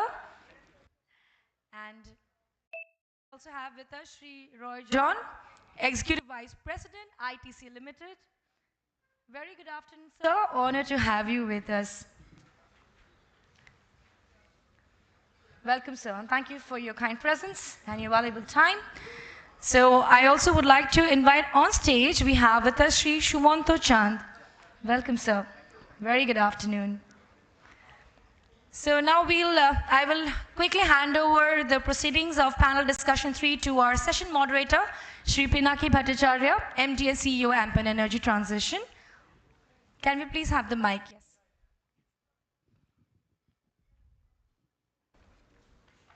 Welcome back, sir. Good afternoon. Thank you, Parija. Okay. Oh, people are still enjoying the lunch as I see. So food was pretty good actually. So I could not ask them to stop eating and come out. Although I had to restrict myself to 2 helpings of mutton only. So, and I had to excuse me, if I did not have this dessert because, I mean, that's the speciality definitely of this region. So do we spend like, give like a bell or something? No, I am okay with the sweets. I am just worried about the people who are outside and you should have a bell or something, na? Because otherwise, is there a PA system that goes outside? Okay. So essentially, see what we do. What do you people want to do? We wait for a few minutes, couple of minutes or so. Let's wait for a few minutes actually. Yeah. So in the meanwhile, actually, I'll just sort of to whoever is now sitting in the sort of room. Essentially, we covered in the first two sessions the policy side because I started my speech with the 4 wheels. That is policy, then industry, renewable energy generators, and finance. We covered the policy part, and in the first one, and first with states where basically the progression is happening in the sense that there is a good sort of adoption of the rules, and certain states where there's a huge potential like West Bengal which has to happen further. So that is what has been covered. What we are going to cover is that some of the companies have adopted the renewable energy transition in this, and then we'll move to strategic investments and all. I mean, this is what happens when you are organizing conferences and in the middle there is a lunch, so it's very difficult to get the people back on time. So I think so we are cancelling the next tea break after this. So we will straight away move from this session to the next session and we'll finish with high tea. Shall we get the people? Yeah, any questions in the meanwhile? We can address some questions from the audience. Like you had been here like for the half of the day, you spent considerable of time from your busy schedule to be here. So any questions that you have before we start so far that some of us can try and like answer? Is there somebody from FICCI who can go around with a mic? Parijat? Oh, Nandini, yeah. Can you? Are there any questions so far? Anybody wants to speak? Anybody has a view? Because a lot of people met us while in the lunch area and all. They had questions, but it was a bit crowded, so I could not address. Yes. We have our first question actually. Good. Module manufacturing. Okay. But nobody is taking care about the inverter manufacturing. So mostly I think that also should be in the light, not light actually. It should be in Can you identify yourself first? Abhishek Singh from Ogo Energy. I know you, but I just the rest of the people don't know you. Myself Abhishek Singh from Ogo Energy. So we are a battery energy storage system manufacturer and solution provider. So my question is like we also need to be focused more toward the power electronics. That is actually a gray area today. So mostly I feel like even it's a government, just started thinking about the power electronics background. But that also is, need of inverter manufacturing, yeah, no? inverter manufacturing. No, I think so. That's a very important point because when we are setting up power plants, one of the key value items apart from the solar panel is the inverter. Correct. And inverter manufacturers predominantly are from outside. Some of them are Chinese, some of them are Europeans or Japanese setting up manufacturing in India. And I agree that inverter manufacturing should also be kind of, I would say, promoted in the country because recently we were doing a floating solar power plant. Omkareshwar is the largest floating solar, 140 megawatts. So there is a small water issue that happened because there was a rise in the dam water level. So the water ingress happened in some of our inverters, which were stacked up before they were to be floated. So now what we realized, this is a Chinese company. I can take the name also, it's Sungrow. So essentially, I don't think so there's anybody from Sungrow. So there is nobody from Sungrow, we can talk about them. So essentially they're manufacturing, they have in India, but certain specialized inverters, they have to take it back all the way to China to get it tested and then refurbished and then sent it back. Correct. So these things cannot happen going forward, and I agree, like even for inverter manufacturing, there is some incentives that could be given. Correct. So any other questions actually? Thank you for asking a question. Any other questions? No questions when all your doubts that you had Hello. completely clear. Okay. I'm BK Chatterjee from Bradbury, USA. Okay. We basically make coil processing lines, and our supplied roll forming lines are being used by Tata BlueScope Steel. Hundreds of lines are there for making various profiles for solar module mounting structures. So if anybody is having interest, they can contact me. Sure, sure. Thank you. Why don't you leave your details with the organizers and hopefully you will get a lot of good business based on that. Anybody else? He has a question actually. Good afternoon. I am Kirit Dakshini from JKFCPL. Yeah. So a question that we talk a lot about solar and the price is coming down for solar. But as we go forward, what about the pump storage? So when it will become economically viable for industries? Now that's a good question because the main issue in renewables is the intermittency. So with solar and wind hybrid, we can reach around 50%, and if you oversize it, even 70%. But it is expensive. So the storage is the missing part of the equation, right? So pumped storage today, I would say, in terms of the costing, it is cheaper than. He's from the lithium ion side, so he's Ogo Energy. So it is cheaper than pumped storage, but the issue with pumped storage, has a lead time. It takes almost 2 to 3 years to build up a pumped storage facility in the country. But good thing is that a lot of states and the government is coming up with identifying sites where pumped storage can happen. So as we speak, we are also looking at pumped storage. Only thing is that it will be up and running 3 years from now. So I always tell the industries that you do not go for round the clock power today or 70% PLF today. It's going to be expensive. Storage cost is going to come down. So what is important is that you start with, let's say, a 50% PLF solar wind hybrid. Gradually in a 3-year time period when pump storage is available, then go to round the clock power. So that is what, by the way, I think the JCPCL, your MD is also joining online, huh? Mr. Chakraborty? Yes, he will join. Okay. Thank I think you. so with this, I think so we have reasonable amount of, more people than before. So I'll start immediately now. So essentially I will start with a quick 2 slides, and then in my panel actually we have Mr. Roy John. So he's, EVP at ITC, and he's takes the complete lead in terms of the renewable energy transition that is happening in ITC, one of his many other roles that he has. And we've known each other for quite some time, and ITC has a fantastic story in terms of such a huge company with so many business units, how they have actually meticulously gone to transition to renewable energy completely, almost. So they are a few inches away, but so that will be an excellent presentation by him, and it will be an eye-opener for a lot of other industries who just started this journey. Then Star Cement, who is a major cement manufacturer in the east. So we will hear about east and northeast. So east of Calcutta includes northeast also, because reference point is here. So I was just joking actually. So East and Northeast essentially they have, and there are good potential in terms of ISTS opportunities in Northeast. Even on intrastate, we worked in Assam and Meghalaya. We can talk about it. And then I have Sri Prakash Rai, because see, energy transition cannot happen with only the industry. I talked about four wheels. We covered policy in the first half of the presentation, right? First half of the conference. Now this is basically covering the other two wheels, industry and the generator, essentially. So Sri Prakash Rai is the Chief Revenue Officer for the CNI business. So we'll talk about how the RE100 journey. And with that, I will just cover a couple of slides, and then I will hand it over to Sri, and then we will hear Mr. John.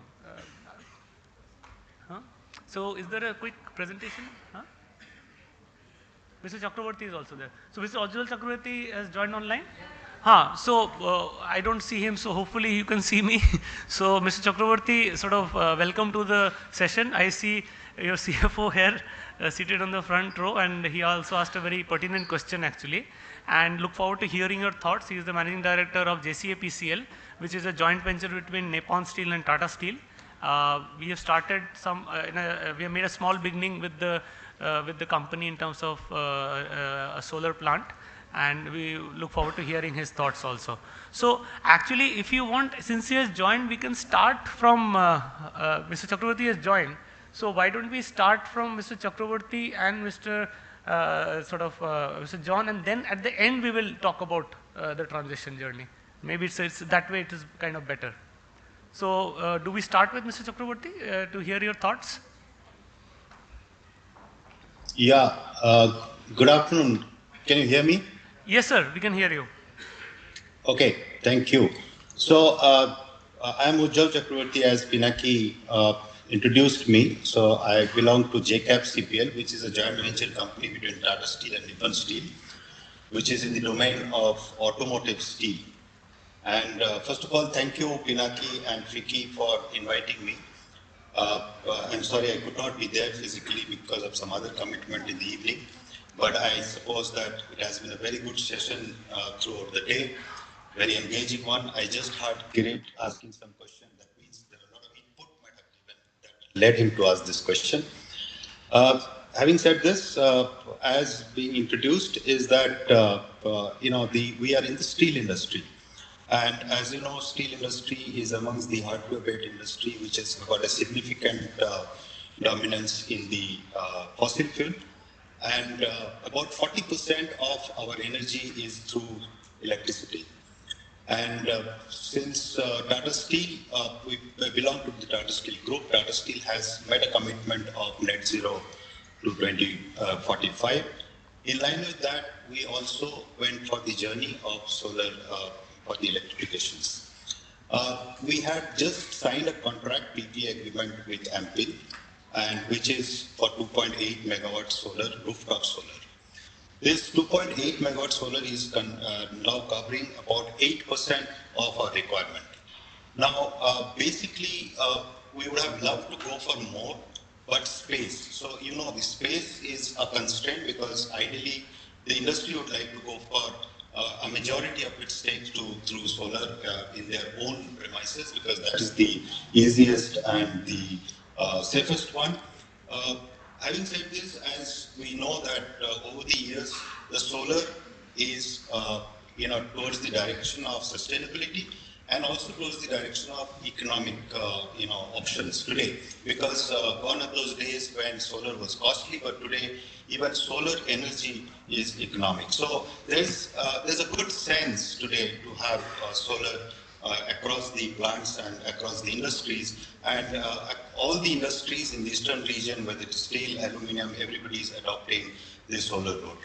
Now, if you ask me the journey as we go forward, we would definitely have a plan of 100% RE, and since we can't go beyond this 8%, that is 2.8 megawatt of the capacity, we need to look for other options. So the next big option is the virtual, the open access, the green open access option, and we are working with the various companies to have the green open access options. And there are options in terms of interstate, intrastate, and the various things. As we see the eastern region has got solar intensity, but it doesn't have the wind. As Pinaki was mentioning, that the wind and solar hybrid combination can go as 50 to 70%. So that's not an option in eastern region. Of course, we can go for interstate from the other states. But in Jharkhand, especially, and also in the eastern region, the best option is the solar. Having said this, in solar today, there's a question also related to how the policy can be adopted. Yes, today the government policies are in a very helpful in terms of the various industrial policy, the MSME policies, which actually helps in investment. That is one in terms of investment, and also the solar policies have come in Jharkhand. The solar policy has been notified, but which is yet to be regulated by the Commission, which we are looking for the new policy to come. The other states also have come with the policy and the regulated. So therefore, my sense is that these policies are good. They are actually quite supportive to the industry. There are various waivers in terms of the duties, in terms of the cross subsidies. But my thought is that the biggest challenge towards this is the implementation of the policy. Because when we talk about open access in the intrastate, if we have an independent unit, whether we have a land for that, whether we have because the eastern states have got a lot of water bodies, whether we can leverage and harness the the water resources that we can go for. And the second thing is the reliability. How the power can be reliably served to the industry, because as you know, that the steel plant is typically 24/7, runs all the time, and commitment to the customer is very important. So we want the power to be reliable, to be clean, and also the cost effective. My view is that it is going to be cost effective, but together, along with the policymaker, along with the developer, we need to make sure that we can have an uninterrupted power through this open access. So if you ask me, from the solar rooftop, we are ready to go for the open access green options, and then future we can go for the virtual power supply. So these are the definitive route that we have chalked out for ourselves, and I'll be very happy to interact with many of you going forward, and thank you for giving me the options. I'll pause here and can come forward later on if you ask me. Thank you so much, Pinaki. Yeah, thank you, Mr. Chakravarti. I think so. It's great to partner in the first step of decarbonization, that is through distributed generation, the rooftop. Second, definitely we are working together in terms of enabling interstate open access. And third step will be essentially whatever is left is through virtual PPAs. So with these three steps, we look forward to taking JCA-PCL to 100% RE.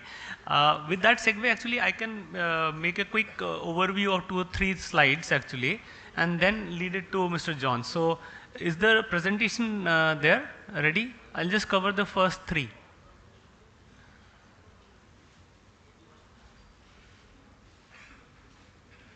Yeah. So, if you move forward, so essentially, go to the next slide. Yeah. So essentially, what we are saying is that just in the interest of time, the big story is that there is a huge amount of electricity that CNI consumers are consuming in the eastern region. It is almost 31% of the total energy, if I aggregate all the states in east as well as northeast. So essentially, that translates to nearly 24.5 gigawatts of potential just for CNI projects in the renewable area. Okay.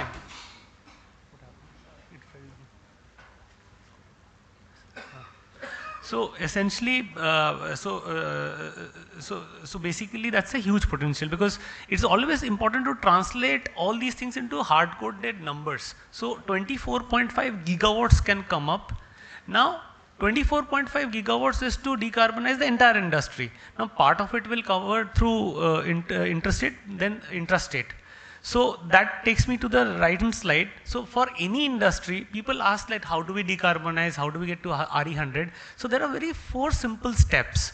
So first is on-site within the factory. Second is essentially intrastate open access, where essentially the factory is inside the factory and the power plant are in the same state, so it is connected to the same grid. Now this is an area, a lot of this 24.5 gigawatt, we can do it in the eastern region itself with the right policy. Because it's great that if, let's say, if West Bengal industry wants renewable energy, it should be getting it from West Bengal itself. It will lead to double investment in the state. So that is the second step. Then, but there is a limitation because every state doesn't have infinite land resources and all, and the generation. So the third step is interstate open access, where essentially some waivers have been given, and that is the third step. So with these three steps, you cover some almost physical replacement of renewable energy. And the last step, which you cannot cover through physical replacement, you cover it through virtual PPAs, which my colleague Sri Prakash will explain in greater sort of details. But basically it's a win-win solution. You decarbonize, you have long-term locking of the energy cost, and you get a saving also. So now, by the way, I'm supposed to moderate the session, but I am an opinionated moderator, and I actually started my moderating journey also with the Delhi FICCI conference. So sort of bear with me. So I have sort of fairly strong views on everything. So next thing is in terms of the energy transition that we are doing in the eastern state. So we are putting up almost 600 megawatts. One is going to CESC, large contingent, almost 250 megawatt peak. Then we have announced major power plants in all the states here, like Odisha, Chhattisgarh, West Bengal, Northeast, as well as Jharkhand. So, and also we are setting up a manufacturing facility in cells and modules in Odisha, but the company is registered in Calcutta. So we are entering into manufacturing also, and these are some of our esteemed customers. If you go to the next slide, actually, I was talking about the next slide. Yeah. So that 600 megawatt peak, 1.3 gigawatt, and in terms of the investment outlay of almost 3,600 crores. And these are we are focusing on all the states. But for me, it is a passion to open each and every state for renewable energy, because we are not satisfied by being in one state. Like Karnataka is the easiest state and continue to do your business, because all the industries have pan-India presence. So we have to be pan-India, the simple as that. Next is that last slide I will cover, and then I'll lead on to the other people. So this is a summary of what we covered in the first two sessions in terms of the states where the policy is more sort of supportive of this development, that is Odisha and Chhattisgarh. Jharkhand is kind of getting there, and next big hope is West Bengal and the rest of the states. And these are certain metrics and which are very important to attract long-term investment, because any power plant is hundreds of crores of investments. Okay, so long-term investment cannot happen without a long-term policy. So that is important. With that, I stop, and I would like to invite Mr. Roy John essentially to sort of enlighten us with the RE100 journey. So you want to stand or you want to sit there? Yeah. This is a pointer if you want to use it.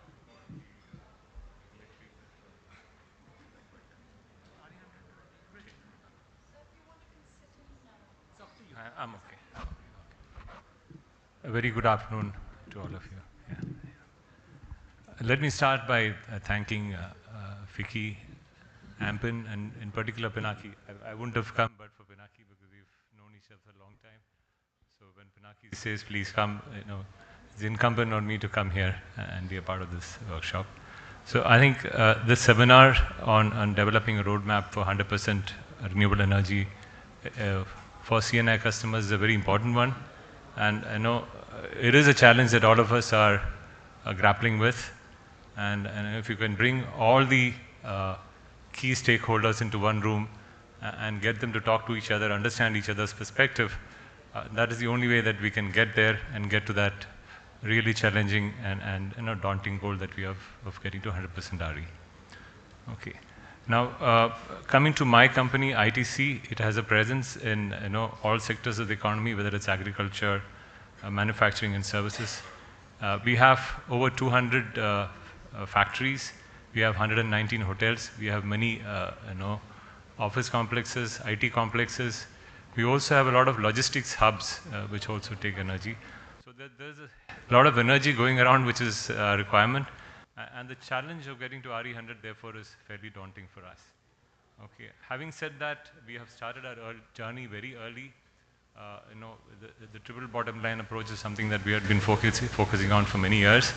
And at this point in time, it's a matter of pride for us that we are about 43% of our total energy requirements come from renewables. And as far as electrical energy is concerned, about 45 to 47% of all purchased electrical energy also comes from renewables. Okay. And there are many hotels, factories, and the I3L IT complex in Bangalore, in which almost 100% of the electrical energy comes from renewables as well. So at this point in time, we have set ourselves a goal of reaching 50% of our total energy requirements from renewables very soon, and hopefully going well beyond that if the regulatory environment permits itself.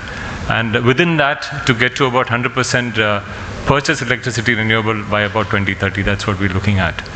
And this also, we realize that while we've invested a hell of a lot in wind and solar across different states, it may also require some collaboration with the leading institutions in India. So we have tied up with, for example, the IIT, IIT Delhi, I think it is, that we have tied up for technology solutions, particularly on,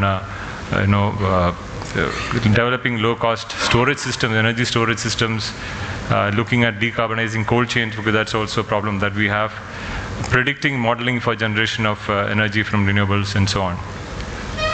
So as far as the approach that we have taken so far, the approach has been that we would invest in renewable energy assets. So we would set up our own wind turbines, set up our own solar offsite parks, and wheel energy to our own units and offset the energy requirement. So that's the approach we've taken, because our belief is that if we invest in renewable energy assets, that will in turn ensure that the RE infrastructure of the nation will be built. It will also generate jobs and create demand in the renewable energy sector in the country. So that's a clear approach that we have taken.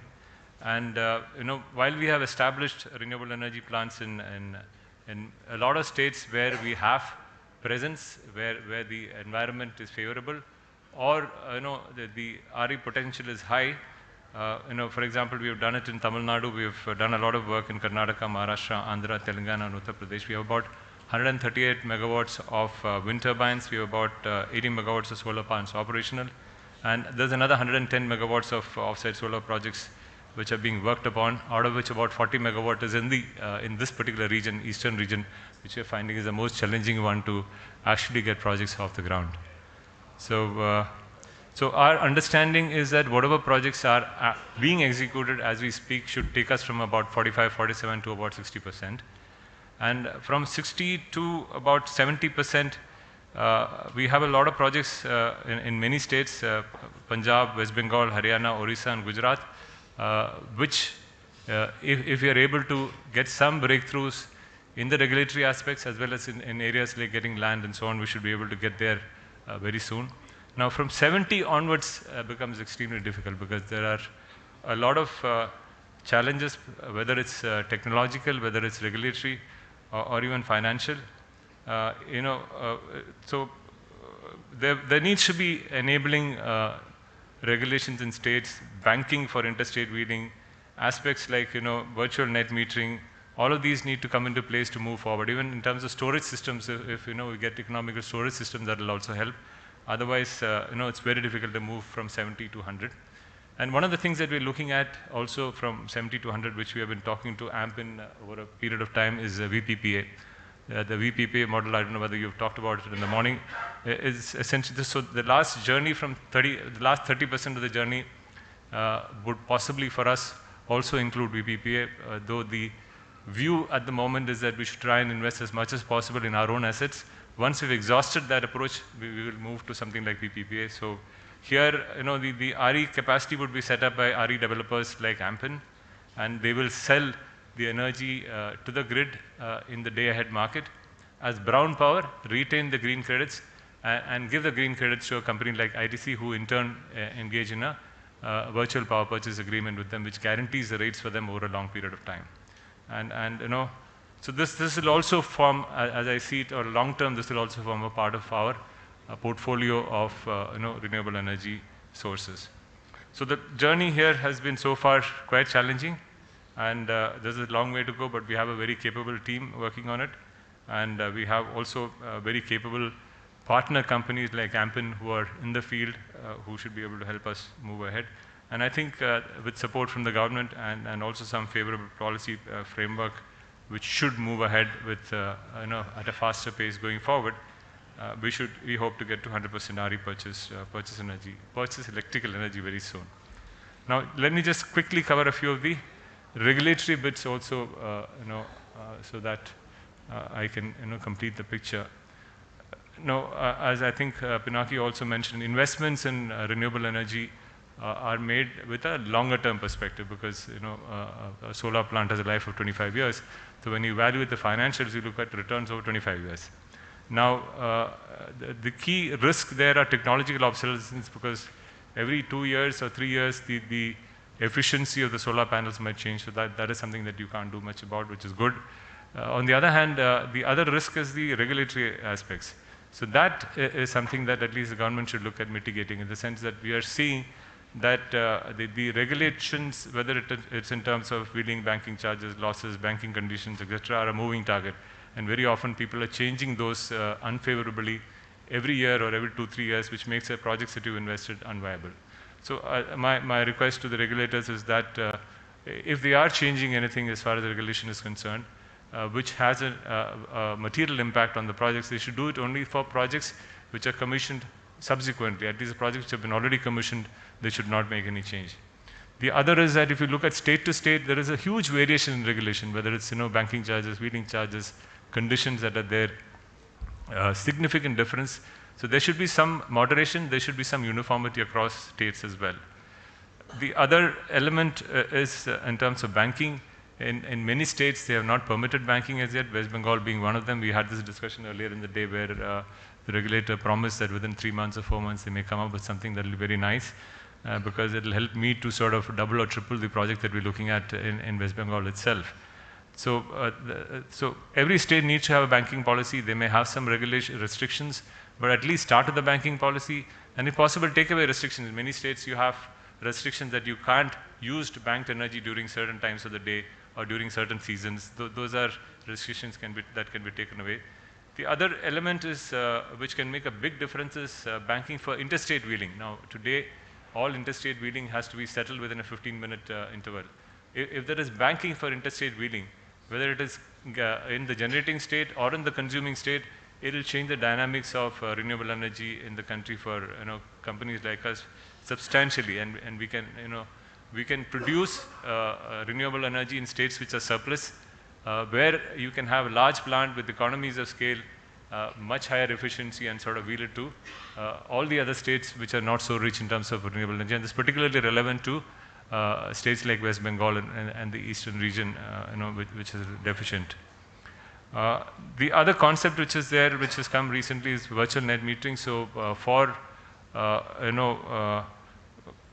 companies that have a lot of small establishments within a geographic area, if they can use all the rooftops to the extent that is available, and then use the surplus energy for other establishments within the same distribution area, then that will be a very efficient way for people like us who have large warehouses where you don't need much energy, but you may have factories very close by that need a lot of energy. So I can maximize the rooftop of the warehouse and use the energy for factories that are in the same vicinity, maybe in the same distribution licensees area. And we talked a lot about speed of implementation and speed of how regulations are also taken up and taken forward by the different states. I'm not getting into that one. So one other area I want to talk about is land acquisition. We are struggling with land acquisition across the country. And in some states it's worse than the others. In Bihar in particular, we've been struggling for about 4 years to try and get a piece of land. So if the government can acquire land where the land is not very fertile, it's sort of wasteland, designate it as a solar park, create the infrastructure required, and then hand it over to solar developers, and that will make it much faster to move the needle as far as renewables is concerned in India. One more point I want to talk about is the small MSMEs and small units which are there across the country. So we also use a lot of small units for contract manufacturing. They're spread across the country. They don't have the wherewithal to set up their own renewable energy capacity, but then, you know, they are producing for companies like us who are setting up renewable energy capacities. But for us to wheel energy for that, to them, there is a cross-subsidy charge which makes it unviable. So if the government permits us to consider, contract manufacturing units that are manufacturing solely for us as an extension of ITC, then I can, wheel energy to them without any, cross subsidy, and that will make, adoption of renewables much faster. So I think I've taken a fair amount of time. So I've talked a lot about the challenges, and forums like this that bring all the stakeholders together and get them to appreciate each other's constraints, and will make sure that we find a middle ground, and we progress very fast in terms of reaching RE100. And thank you very much. Thank you to AMPIN and FICCI for organizing this workshop. So I think quite a few interesting suggestions came over, essentially for the interstate open access, the banking essentially, and the virtual net metering, and essentially the contract manufacturers, how that could be a method to supply them electricity through a mechanism. It's somewhere, let's say ITC somewhere steps in between, and physically it is possible. So what would be useful is that some of these specific suggestions, if you can crystallize and give it to us, we will try to sort of address the same. So next, I would invite from Mr. Chand, Mr. Sumanta Chand from Sham Steel. So Star Cement. Actually, it's the same family group of companies actually. So why don't you talk a little bit about your RE100 blueprint, because they have completely sort of figured it out how to go about it. So it will be very useful to hear out what their strategy is, because essentially it's a heavy industry. Cement is a heavy industry, and a lot of power consumption is there essentially. And it will be very interesting to hear your journey and what are your plans to get to RE100. Yeah, good afternoon all of you. Thank you FICCI, thank you Pinaki for arranging this effective event. And yeah, renewable, it is the future. It is the future in coming years. And let me just tell me about our company background, that our presence is in Meghalaya, Assam and West Bengal, and we are running a capacity of around 5.7 million ton capacity in West Bengal, Assam and Meghalaya cement grinding capacity, and around 2.8 million ton of clinker production capacity in Meghalaya. But by next month, our cement manufacturing capacity is going to increase by another further 2 million ton in Assam. So our effective grinding capacity by December 2020 will be 7.7 million ton. And clinker will be added up, will be doubled by next year. So it will be around 5.6, nearly 6 million ton. And by 2025, we'll have another expansion plan in Silchar of 2 million ton. So our altogether capacity will be around 10 million ton of cement capacity altogether in Bengal, Meghalaya and Assam, and around 6 million ton of clinker capacity. And we are enjoying the largest market share in Northeast, and enjoying the premium product also. Now coming to the power consumption scenario, for our grinding units in Assam and West Bengal, we are having connected contract demand around 8 megawatt in the Assam and Bengal. And for our integrated cement and clinkerization plant in Meghalaya, we are consumption around 30 megawatt, where we have coal-based power plant of 51 megawatt. That was commissioned in 2009 itself.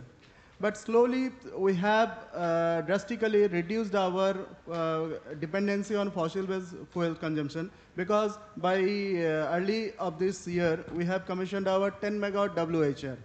So, and we have already started using AFR, alternate-based fuel resources. So that is also by 8 megawatts. So together, AFR and WHR, we have reduced down 35% of the fossil fuel. And now coming to the roadmap of our RE dependency. In Assam, Assam has come up with fantastic solar and renewable policy. They are giving 100 to 200% GST exemption on your project investment. So we are planning to set up around 75 megawatt solar plant on capex basis, stage wise. Right now we are going ahead with 25 megawatt so that we can serve the requirement of our Assam power consumption. So by this 25 megawatt with a estimated investment of 100 crores, that will be under the consideration of GST benefit, and the expected payback period will be 3 to 4 years. So these are the policy Assam government is giving us, and further policies, benefits like exemption of wheeling charges, transmission charges, cross-subsidy waiver, electricity duty waivers, these are already there. So your ultimate payback period is quite cheaper. So that is our for Assam power plant, but solar will give you around 15 to 20% CEF. So that is the crux in the solar model, interstate solar model. So third point, what Pinaki has stated, that ISTS group captive, that's virtual PPA or any other form of PPA which is coming up. So in ISTS, you do not have to be dependent on the banking, because your actual requirement, on the basis of your actual requirement, your PPA will be signed. Suppose your requirement is 10 megawatt, power will be delivered at CTO network 10 megawatt only. And subject to with a CEF, suppose you want 100% CEF, the more CEF you want, your project capacity, size of the project and tariff also, it will increase. But thing is that in ISTS model, the ROI is 30 to 50%. It means by 2 to 3 years, your payback is done. Because in ISTS model, suppose we are investing 26% of the equity, that is 8%, nearly 8% of the total project cost, ultimately. So the tariff at CTU, and further, government is also giving the benefits of CTU waiver charges. So if the project is commissioned by June 2025, there is 100% CTU waiver, CTU charges waiver. So you do not have to pay the CTU charges. And since you are investing on the equity, the model is group captive model. So you do not have to pay the cross-subsidy surcharge also. So ultimately, your landed cost will come to less than 5 rupees. And there is a delta of 3 to 4 rupees. So suppose your per year consumption is like 50 lakh units. So you can calculate how much savings you can earn into. So these are the 3-4 models that we have designed, and we are going forward with 100% RE by 2025 June itself. Very good. That's an excellent aim to have, and I think so we should applaud him for that.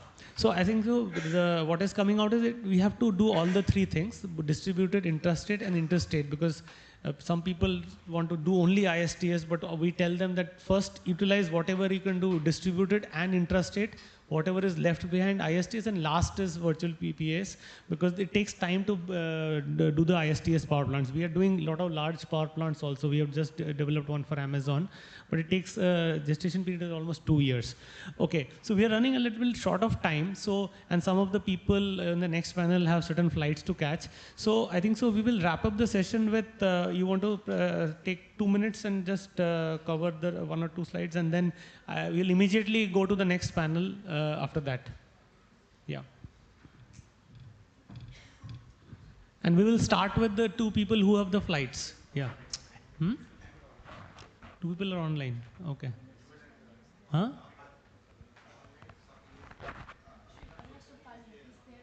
Acha. So why don't you we start with Abhinav Sultania, I think so. Yeah.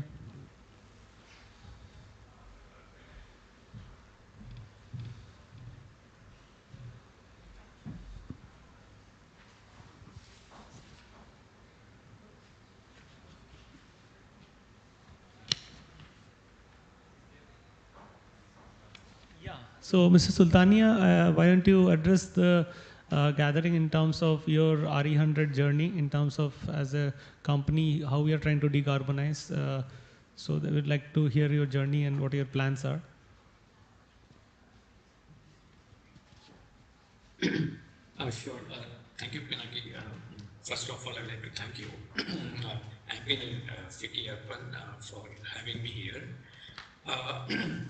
So I think broadly, I think a lot of points have been covered. I would just like to broadly bring in that we are like a climate bank, and we do entirely funding on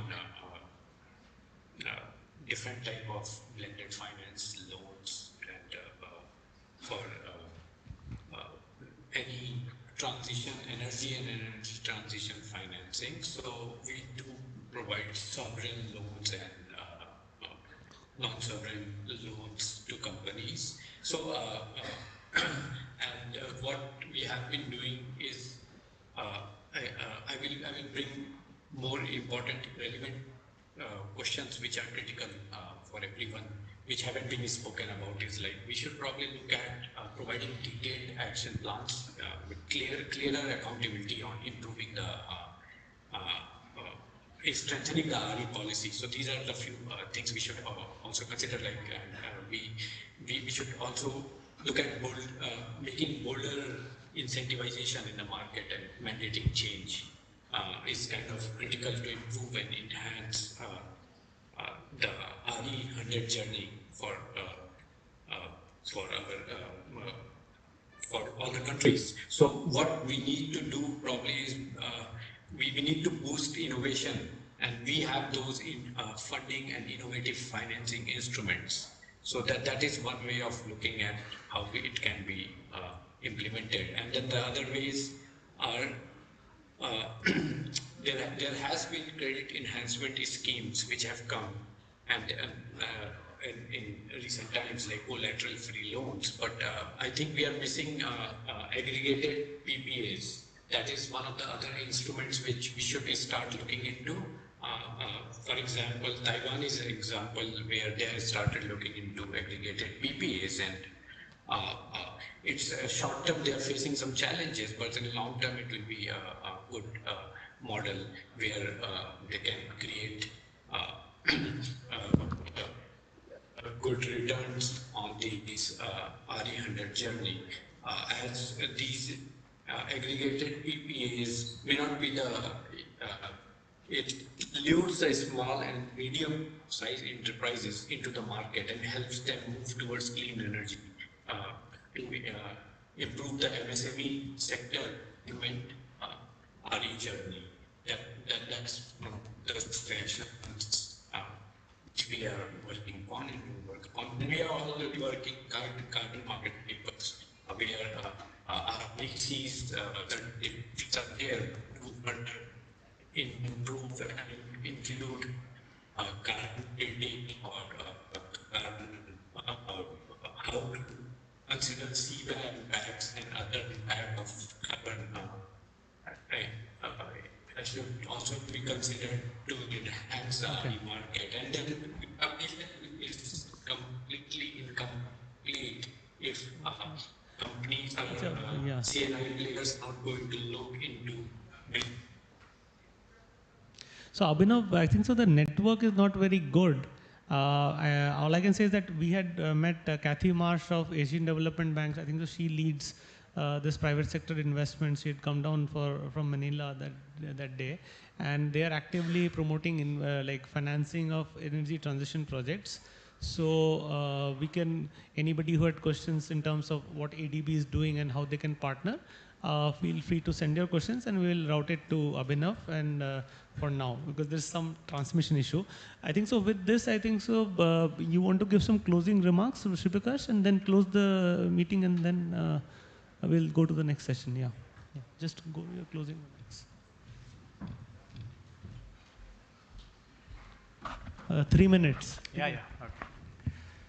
So till the presentation comes in, so I'll just like to mention as a company we have positioned ourselves to take C&I consumers to 100% RE, and as Pinaki mentioned, there are 4 steps to it. One is obviously rooftop behind the meter. Second is intrastate open access through captive, third party group captive mode. Third is the intrastate, and fourth one where the physical replacement of power is not possible, it's through VPPA. So as one of our panelists also mentioned about ISTS being one of the very important aspect for cement and steel industries to ensure they reach to the maximum RE replacement. But as we speak, still we have not seen any of the ISTS plants start delivering power to the C&I consumers. And as an IPP who's been into the open access and C&I space, we actually foresee that there might be a lot of regulatory issues once the power starts flowing, because there are multiple regulators involved who right from the captive verification, then the energy settlement and all that. So we see operational issues maybe for initial first 2-3 years. But having said that, if those things get streamlined, yes, obviously it will be a very strong case for the C&I consumers. So just to mention, we have actually captured a case study for a C&I customer who was in the eastern region. So he's one of the heavy equipment manufacturers there in the state of West Bengal. So it is mainly through our programmatic approach. So the customer is started Hitachi. They started taking power from us through open access in Karnataka, and they wanted to replicate this thing in the other states where they are present. In West Bengal, since the open access policy was not there, so they actually started with a rooftop project. So on the phase 1, we did a 5 megawatt rooftop where the entire energy which is being generated from the plant is being utilized for the manufacturing part. And at that time, when we actually installed sometime in around 2017, at that time the net metering policy of West Bengal was the 90% of the overall energy replacement can be done through a renewable source, and we were able to get the net metering for a 5 megawatt system which we have installed there at that time. And based on the overall performance of the system, they gave us a repeat order of another 5.5, and as we speak it's a 10.5 megawatt of behind the meter system which is installed at the premises and under net metering, one of the biggest in the eastern region. So, and overall, if you actually look at the savings point of view, the savings is since there is no open access charges, no charges which are applicable, so it's a point of generation and point of consumption is same. So almost more than 50% of the savings they are been making consistently for last 3 to 4 years. Next. So yeah. One of the very important concept which Roy sir also talked about, and which has been talked by a lot of companies, is the VPPA. So where the physical replacement of power is not required. So if you actually look at the overall scenario, because of the contract demand issues, it is not possible to replace 100% of the physical replacement is not possible. So usually in most of the cases around 30 to 40% of physical power replacement is not done. There the VPPA plays a very important role. So yeah, what happens is the first and the most important thing is the customer did not have to take any physical power. So there is a plant which has been put in through the which has been connected at the ISTS substation. The developer puts up the plant. The physical delivery of power actually happens either, the sale happens either through to an exchange or to a consumer where, who is actually taking brown power, because the renewable attributes of that is been transferred to the customer who has actually signed the PPA. So this mechanism is becoming very useful for companies where the physical replacement is not there, or second where they have the multiple small facilities across India, or some of the facilities who don't own the premises. They are in the rental premises where the electricity bill does not come in their name, but still they have the sustainability requirement. So this VPPA can actually help them in achieving their 100% RE. And obviously the transaction mechanism can be customized depending upon both the developers and power producer. It can be where the customer can actually take the risk of overall power price, where a strike price can be agreed upon, and any price over the strike price goes to the consumer's account, and any price lower than that also goes to the consumer's account, and developers get a fixed strike price. The second option is where we can actually put a collar of 10 to 15%, where the contingent liability gets reduced, where the customer will only take that the price which is between the collar. So plus 10% or minus 10%, and third case is a pure play certificate where the customer only takes the certificate and the entire power sale is in the scope of the developer. So this is the model which is been taking traction amongst the C&I consumers, and we have actually will be commissioning a project for, as Pinaki mentioned, for AWS. Maybe it will get live in another 10 to 15 days time, and then we'll be also in very advanced stage of discussion with the pharma company, where we'll be giving them certificates, and the entire power evacuation will be done by us. So this is one of the model which we actually think going forward will be adopted by a lot of C&I consumers to achieve 100% RE. So that's it. Thank you.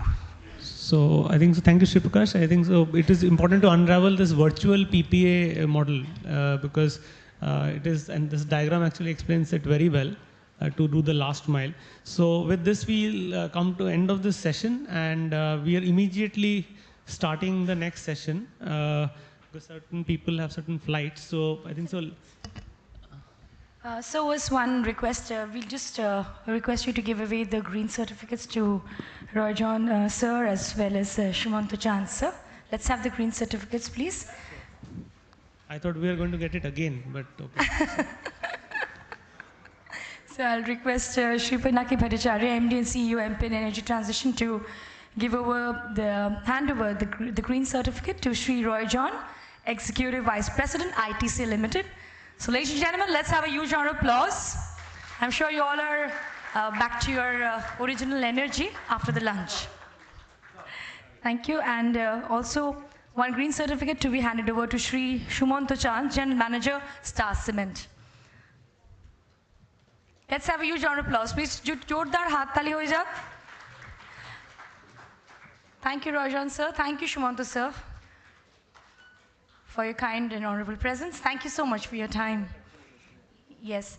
So thanks to all the gentlemen on the dais. I'll request respective dignitaries to quickly have a group photo op that's required. Let's have a group photo op.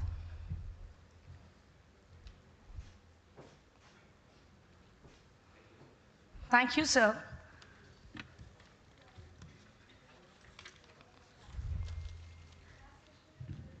Thank you, Pinaki sir, Roy John sir, Shumanta sir, thank you.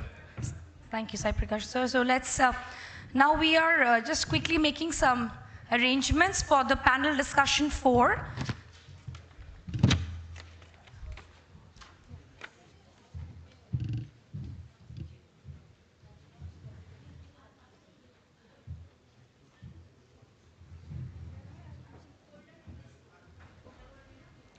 So, ladies and gentlemen, my honorable guests and dignitaries, now we start off with the panel discussion 4,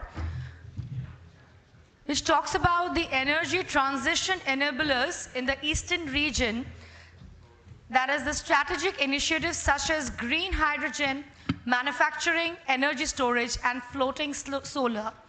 This session will discuss key enablers for building a robust ecosystem of derivatives, that is solar manufacturing, BESS, floating solar and hydrogen in the country. Also, as soon as this arrangement is completed, we will be calling on stage for the panel discussion 4 a session moderator, Shri Anish Mandal, partner Deloitte India.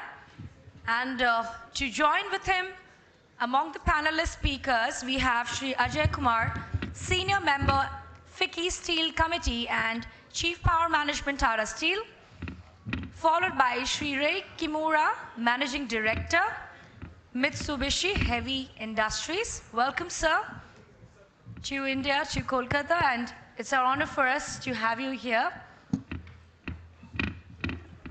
And next we have Shri Shaji John, Senior Vice President from Oimun. And we have Shri Abhishek Singh, Chief Executive Officer, Ogo Energy.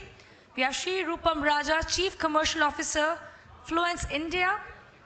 Followed by panelist speakers, we have Shri Manoranjan Ram, Vice President, Denili, India, as well as Shri Kunal Saxena, Director, AMP and Energy Transition. So a warm welcome and a very good evening to all our honorable dignitaries, panel speakers on the dais. Ladies and gentlemen, can we please have a huge round of applause? Zordar taaliyan ho jaye, korotali to jordar ho. We have honorable speakers from different parts of globe, so it's an honor for us to have such amazing personalities, dignitaries on stage. Welcome, sir. Very good evening. So, may I request session moderator Shri Anish Mandal, partner Deloitte India, to please take over the dais and carry forward with the proceedings of panel discussion 4. Welcome back, Anish, sir. Thank you. Good evening.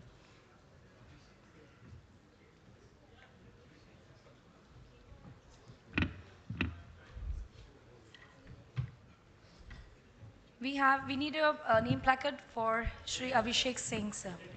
Yeah, that's it.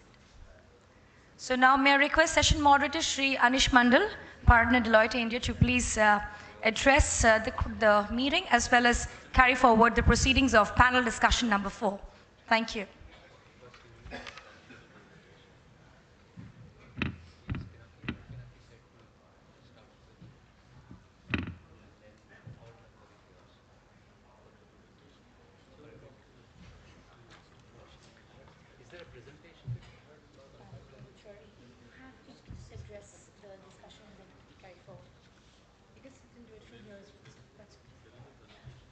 Welcome back, Anish, sir. Over to you.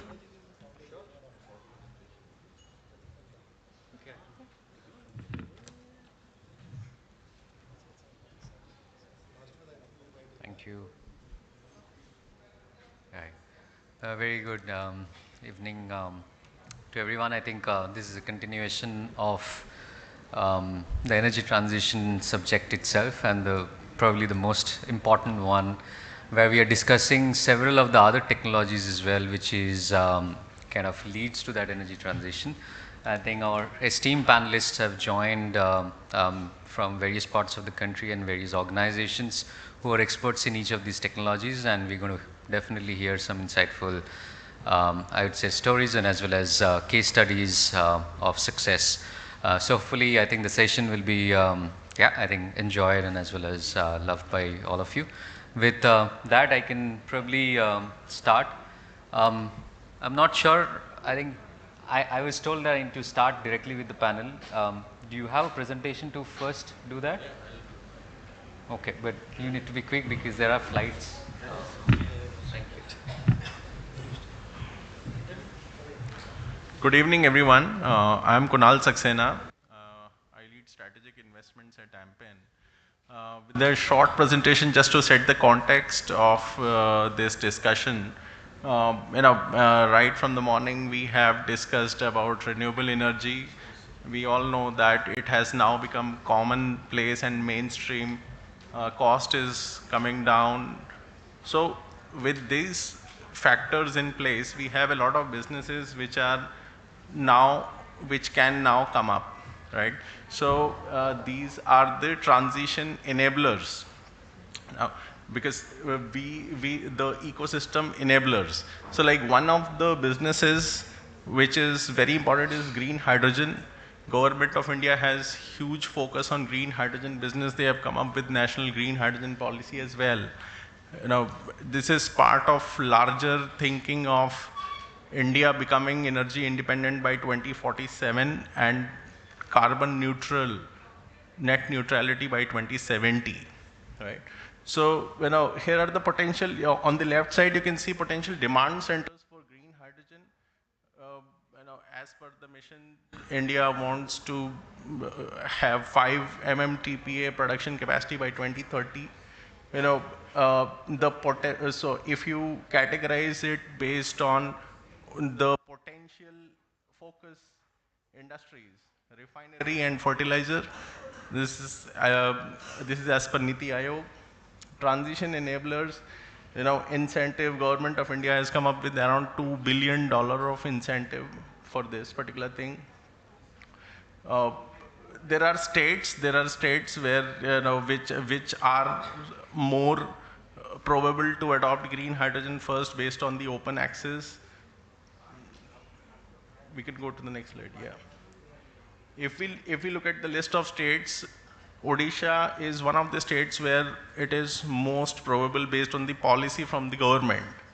30% capex subsidy, 3 rupees knockoff on the green energy tariff, electricity duty waiver. There are a lot of good things that are already implemented. The other states are also following. UP is in draft stage, but the other Rajasthan and Maharashtra are also the front runners of this. Next. This is broad economics of green hydrogen in the sense that most of the cost involved is that of electricity, and then comes the electrolyzer and then the rest. AMPIN is a renewable energy IPP. We already have green energy to supply. For electrolyzer manufacturing, which is the second cost element, we are partnered with the Ohmium and another SME in both the technologies of green hydrogen. Next. Now the second business, which is one of the most important businesses for RE in India, is solar manufacturing. Solar manufacturing has been there in India for 15 years now, 15 more than that. But the scale will start now with Government of India, when Government of India has come up with a lot of incentives, barriers, tariff, non-tariff, both. It started from eastern region in the country. It started in 94, I think, when Websol first started manufacturing solar cells. So East India has been the pioneer of solar manufacturing in India.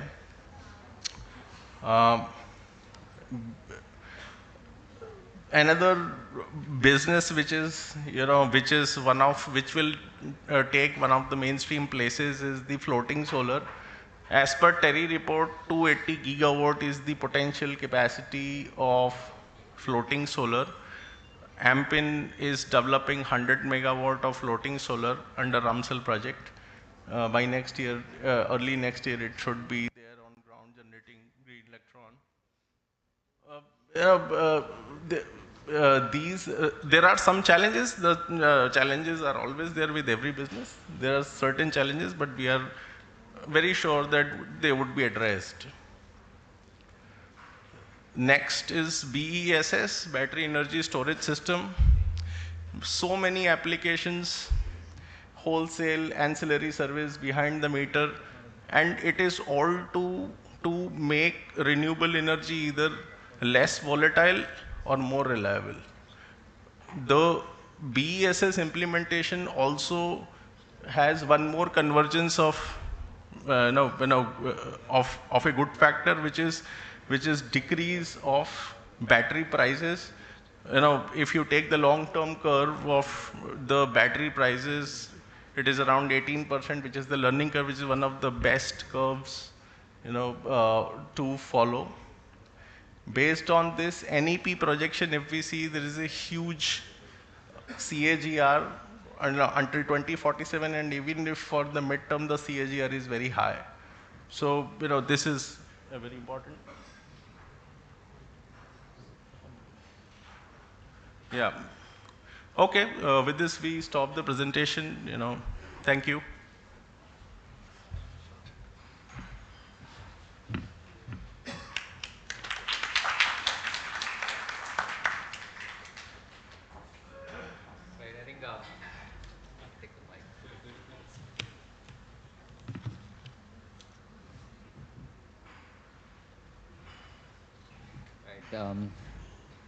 Thank you, Kimura-san. I think I'll start with you. You're right to go. But thanks for joining us. First of all the way from Delhi, and hopefully, you like this session as well, and the questions more kind of this thing insightful. What we know for a fact that MHI has been looking at green hydrogen quite deeply, right? In that sense, how to make it effective globally and as well as Hello?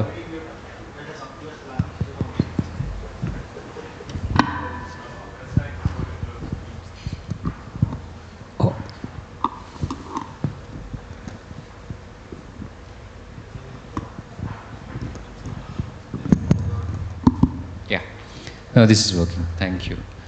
Um, right. So my question to you means, so MHI globally, of course, has put up an agenda that green hydrogen will be one of the decarbonizing agent, and MHI would actively play a part. So we'd like to hear more from kind of the horse's mouth itself. That what are your plans, both globally and as well as in India? That would be my first question. The second question is, you are much aware that what has happened since for the last 1.5 years, what has government announced and we are all waiting for the mandate also to come. And also, probably what's happening is also on the ground, there have been some progress on certain projects in export-oriented projects. There are certain progress in the manufacturing world as well. So what would be the learning from some of the projects or some of the ecosystem which you have seen globally that India could actually leverage? There is a larger debate that whether India is going to be a export hub or whether the demand in India itself is so high, whether it will be more of an import demand which will be coming our way. So do you have any views on that as well? Thank you. Thank you very much. Good question to me. My name is Ray Kimura, Managing Director of Mitsubishi Heavy Industries India.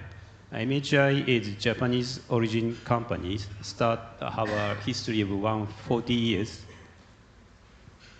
And in global, about 80,000 employees.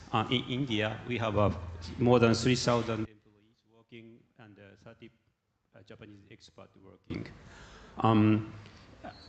Our original business is shipbuilding, but currently our product diverse on land, sky, and spaces. For the green hydrogen, I would like to emphasize that the most important thing is the upstream production of hydrogen, middle stream storage and transportation, and downstream utilization should be ramping up in the harmony in the same ratios. And I told you, MHI is the manufacturing company. So for the upstream, we have a technology of SOFC, solid oxide fuel cell. That is the input is the hydrogen and oxygen, and the output is the electricity. So now we are converted to SOEC, solid oxide electrolyte cells. Input is water and input is the water and electricity. Output is oxygen and hydrogen. And the another one is the we invest the European electrolyzer named Hydrogen Pro. Now we purchased one electrolyzer and doing our validation test in a factory in Japan. Result is going very well, and we will introduce 40 units of the Hydrogen Pro electrolyzer to our project in US. As to the midstream, as I told you, shipbuilding is our original business. So we are developing the ammonia fueled ammonia carriers. So after generating green hydrogen, if you transport to the other places, liquid oxygen, liquid hydrogen is pretty much expensive because of the very low liquidated temperatures, 254 degrees C. But in case of the ammonia, liquid temperature is just minus 34 degrees, less energy consumptions. So maybe liquid hydrogen, ammonia will be the best way for transportations. And for the downstream, MHI is a leading company for gas turbine. Usually gas turbine using a natural gas or LNG for power generation. But if we convert the combustor portion, we can can use hydrogen. But hydrogen is a feature that the very high-speed combustion and also the low calorific value compared with the natural gas. We have to deal with a large amount of hydrogen. So now we are doing the development of the combustor portion of gas turbine for hydrogen. So now we already established 50% volume in our laboratory, but 2025 we can dispatch our commercialized hydrogen gas turbine with 30% mixtures. But 2030, that will be going to 100% hydrogen firing. And also, some of the colleagues from the steel factory industries, currently most of the steel are manufactured through blast furnace. So in the blast furnace, coal is used for the reduction. So like much amount of CO2 generated through the steel manufacturing. I think that about 10% of CO2 generated by steel industries. So MHI, as a subsidiary company, Primetal Technologies, now are developing the variety of direct reduction iron, DRI, using the hydrogen. We already have three technologies. It depends upon the size of the ore, ores. And one of them is HYOR, HYOR, developed in facilities in Europe. That is the 100% hydrogen reductions. But the size is just a pilot plant, like a laboratory sizes. Now, we already done such a size of the test. Now we are going to build the commercial size. So we are doing all the supply chain of green hydrogen, upstream, middle stream, and downstream. That is our concept of MHI. Thank you very much. And the last one, next one is maybe incentives. Maybe currently biggest incentive in the world is the USA IRA, Inflation Reduction Act 2020. The terminology doesn't match with the energy, but with a budget of 400 billion US dollars, about 300 billion US dollars for the energy security and also the climate changes.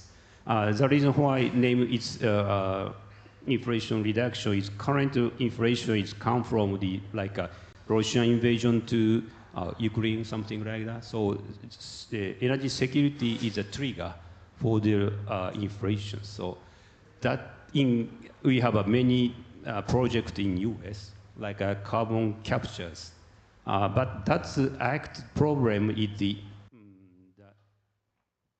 law is effective within by the end of 2026. So now 2023. 3 more years lifted, but another act itself is already established, but the detailed rules, procedure not yet established. Right. So we have many feasibility studies, our FEED, front-end engineering design we received, but no FID, no final investment decision made. So actual construction not yet started, but we have to finish within 3 years. That is very big challenges. So in case of India, there is no such a big incentive yet available. So we, India needs such a big amount of the incentive. Otherwise, we will delay in the hydrogen world. Thank you. Thank you so much. Right. So I think very well summarized and very well comprehensively kind of outlined that what MHI has been kind of focusing on. Thank you so much for that. I'll come back to you probably if the time is there on SOFC particularly, what you said. How at least in what horizon you see SOFC also kind of competing with the other technologies is what probably the next question would be. But let me go to a completely different technology, which again is very, very critical, at least in the Indian perspective, where we are seeing lots and lots of, at least ambition is to add 500 gigawatt of renewables by 2030, and we all know that energy storage is going to play a very critical role in enabling that. And for a larger transition to net zero, I guess the long duration storages and energy storage, seasonal storages, all are going to be critical enablers. So Rupam, I think you have been an early mover, an early investor in this particular area in India, and you have seen it all, how the market is evolving. There are so many challenges, all that is there. But my first question would be that Fluence for now has invested probably in lithium-ion technology in all your solutions. Do you think that's the most stable technology going forward as well, or you have any other views as well? At least in the next couple of years, there have been several challenges which we already are hearing, right? At least in the long duration storages, there are iron oxide, and then there sodium oxide, and also which is coming up. So we'd like to hear from you on that. Right, no, sure. Thanks, Anish, for the question. So no, I think by far, lithium ion, I like to tell people that the battery wars are over, lithium ion won. And while there are many technologies, we don't see anything kind of getting to a commercial viability level till about 2030, right? And in India, we have problems to solve that are in the 2030 timeframe, right? I mean, we can promise a lot of things beyond that, but a lot of the RE goals that we have, the storage goals that we have set, and to integrate all that RE and the a larger percentage of RE in our energy mix, right? All of those goals are in the 2030 timeframe, right? I mean, they're not 2035, 2040, right? I mean, of course, we have net zero goals in 2070 and all that, right? But right now, if we have to solve a 2030 problem, lithium ion is the only game in town as far as battery-based energy storage goes, right? And the reason for that is because we are a price-sensitive market, as is any other market in the world. And if you look at lithium ion, that's where all the capacity is being installed. And it's not being driven by us. It's not being driven by stationary storage. It's being driven by the electric vehicle sector, right? That picks up 80 to 90% of the demand, the battery demand, right? And that is where all of that capacity is being deployed, and that is what is driving the price curve down. And that fulfills the need for having something that's cost competitive, regardless of which market you're in, right? So it is that momentum driven by electric vehicle that makes lithium ion, from a price point of view, the most attractive option. And technologically, while we love to read about new technologies, and there are enough programs on TV that tell you about new technologies, I can tell you that all of them are 2030 and beyond. And our technology team is there busy looking at all of them, yeah, I mean, if you have to write a check in the next 7 years, you cannot write a check in a megawatt size, that you would like to sign for anything that's not lithium ion. Okay, no, that's a very clear view. Thanks for that. I think, sure, Kimura-san, thank you so much. Thank you. Please, a round of applause for Kimura-san. Thank you so much. Right. Maybe the next question, Mr. Kunal, on again, more of a ecosystem play and not necessarily in any of the technologies, but it's equally important that we have domestic value addition while we all aim for newer technologies to kind of take the main stage, right? So therefore, Kunal, the question is, means the manufacturing landscape, of course, Government of India is supported through PLIs. That's a big boost for setting up domestic manufacturing, but how has been the ecosystem playing out, and what are the different challenges despite the PLI coming, kind of incentivizing all of us to set up domestic shops? But do you see any challenges? Are there any state-specific challenges? We'd like to hear from you. Thanks. Yeah, thank you. Thanks, Anish, for asking this question. Obviously, there are a lot of challenges, but I think, the industry is going to address those challenges in near to mid-term. Obviously, India has solar value chain manufacturing for quite some time now, but the scale is missing. That was one thing. And because the scale was missing, the cost was not up to the mark. The production cost was also not up to the mark. That is one thing. Second, the value chain, most of the value chain or the critical components of the value chain are missing. For example, at commercial scale, there is no right from MG silicon to module manufacturing. It's only cell and module manufacturing that's there in India. Remaining upstream manufacturing, it is almost non-existent in India, right? So obviously, the raw material is the critical. Now that industry is coming up with the PLI scheme and other supports from Government of India. The upstream value chain is also coming up, but non-existent until now, right? So obviously they would also take some time to build scale, to optimize the production cost and other things. So one is the input raw material, which is a critical raw material. Also, like, some of the raw materials are very technical in nature, even in production. Some raw material, they definitely require scale to come to the cost, right? Raw material remains one of the challenges. Second challenge is obviously, equipment. There are no equipment manufacturers in India. Previously, if you go back 15 years from now, most of the equipments would come from Germany, Switzerland, and other western part of the globe. Now the equipments are from China, though the Western world is also supplying equipments, but in India it's non-existent.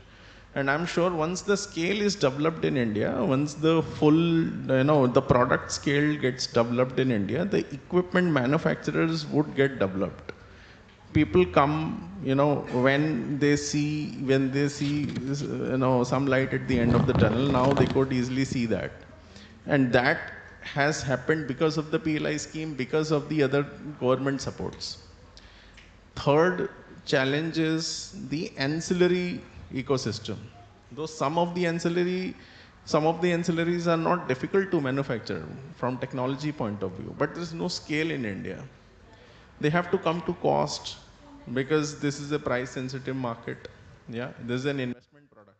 The solar module is an investment product, and it's mostly a B2B product where you look at the IRR and other things. So it's a cost sensitive market, price sensitive market. So, these are the major challenges that I could see. Demand is not a challenge. There is going to be a lot of demand in India, with the country focusing on it. As I said, by 2047, we want to be energy independent, by 2070 net carbon neutral. So demand is not a challenge in India, but technology is a challenge. Yeah, supply chain is a challenge, like scale. Okay, thank you. I think it's a pleasant thing to hear that demand is not a challenge. I think that solves most of it. The rest of it can be solved by the industries like you. So I'll go to Ajay, probably my next question. So Ajay, I guess, again, I think more from the RE transition or energy transition perspective, there are a couple of levers, right? And steel being a hard-to-abate sector, of course, green hydrogen is believed to play a major role into that, right? So of course, the electricity can be transitioned more from the perspective of RE plus storage and other things, but that's easier and that's proven. But again, Kimura-san also touched upon that. Mostly coal is used as an agent for reduction, but whether that could be replaced with hydrogen, and how effective is that when you are not getting a premium for green steel is a challenge, right? So we want to hear from you that knowing that this is a challenge and knowing that there may not be a kind of a mandate coming from Government of India, at least in the hard to abate sectors, what are your plans internally, and whether you have some internal carbon prices which gives you that advantage to kind of leverage that and convince your board to go that way. And third is there any technological challenges in scaling up this to all your plants? I mean, whether it's only possible for your new plants, or whether you see a possibility that all your existing plants can also kind of retrofit or convert into a complete green hydrogen ecosystem. Yeah, Anish, rightly said, steel being a hard to abate carbon sector. Just to give the perspective, like the steel industry accounts for 8% of the carbon emissions worldwide. Now, in steel, electricity, if you take, electricity accounts for only 10% to 15% of the energy. Rest of the energy that is there in the steel plant is basically carbon, coal, and other gases. Now, to replace the coal, that is the major challenge. As on today, the alternatives may be going to the EAF route or use natural gas in place of coal, and the other thing which right now is being worked upon, very nascent stage, the trials are being taken, that is hydrogen injection. Right. So green steel using hydrogen, if we are looking for a new plant, that is relatively easy, going through the green DRI route plus EAF. However, converting the existing, which is the major part of the steel making, that is the BF route, where the blast furnaces, which is a major capital expenditure of thousands of crores, there changing the thing is not exactly the right thing, because the cost will be so high that you will not be able to have a steel which will be economically viable. Just to give the perspective, like 10 million ton plant requires around 600 megawatt of power. Okay, but to make a 1 million ton steel through hydrogen, that will require 600 megawatt of power. If we are using 85% of this 600 megawatt through renewable, the net impact on carbon is zero. You are neutral. Because the 15% of the electricity, if it is normal coal-based, that will produce carbon CO2, which is equivalent to 1 million ton of steel process. Okay. So you need 100% green power to come to a zero carbon. And 600 megawatt of green power means 4 times, around 2100 to 2400 of megawatt of RE capacity. And that too, it needs to be integrated with suitable storage so that you have a 24/7 supply. So that is the thing. Tata Steel, if you say, we have a very, very stringent, Tata Group has taken a target of net zero by 2045. And we are very serious on that. And for that, we have conducted a pilot of hydrogen injection. Certainly, it was not a green hydrogen, but we wanted to try even in blast furnaces how the hydrogen injection works. So we had done a 3-day trial of hydrogen injection into the blast furnace. The challenge is that you cannot use the 2-year is a thing through which you inject the coal blast and other things. So if you are injecting hydrogen, it will make the 2 years brittle. So during the injection, after the 3 days trial, we have to replace the 2 years. So blast furnace BOF, if you see, it is not the right technology there, which it is not the right process, and the existing you cannot replace. So that will be there. You mean to say that instead of the fuel of blast furnace, you use hydrogen? Yeah, the coal, part of the coal you replace with the hydrogen. So the right technology is basically new plants, if they are coming with the green DRI, that is possible. But still, hydrogen, green hydrogen is in nascent stage. The electrolyzers are being developed.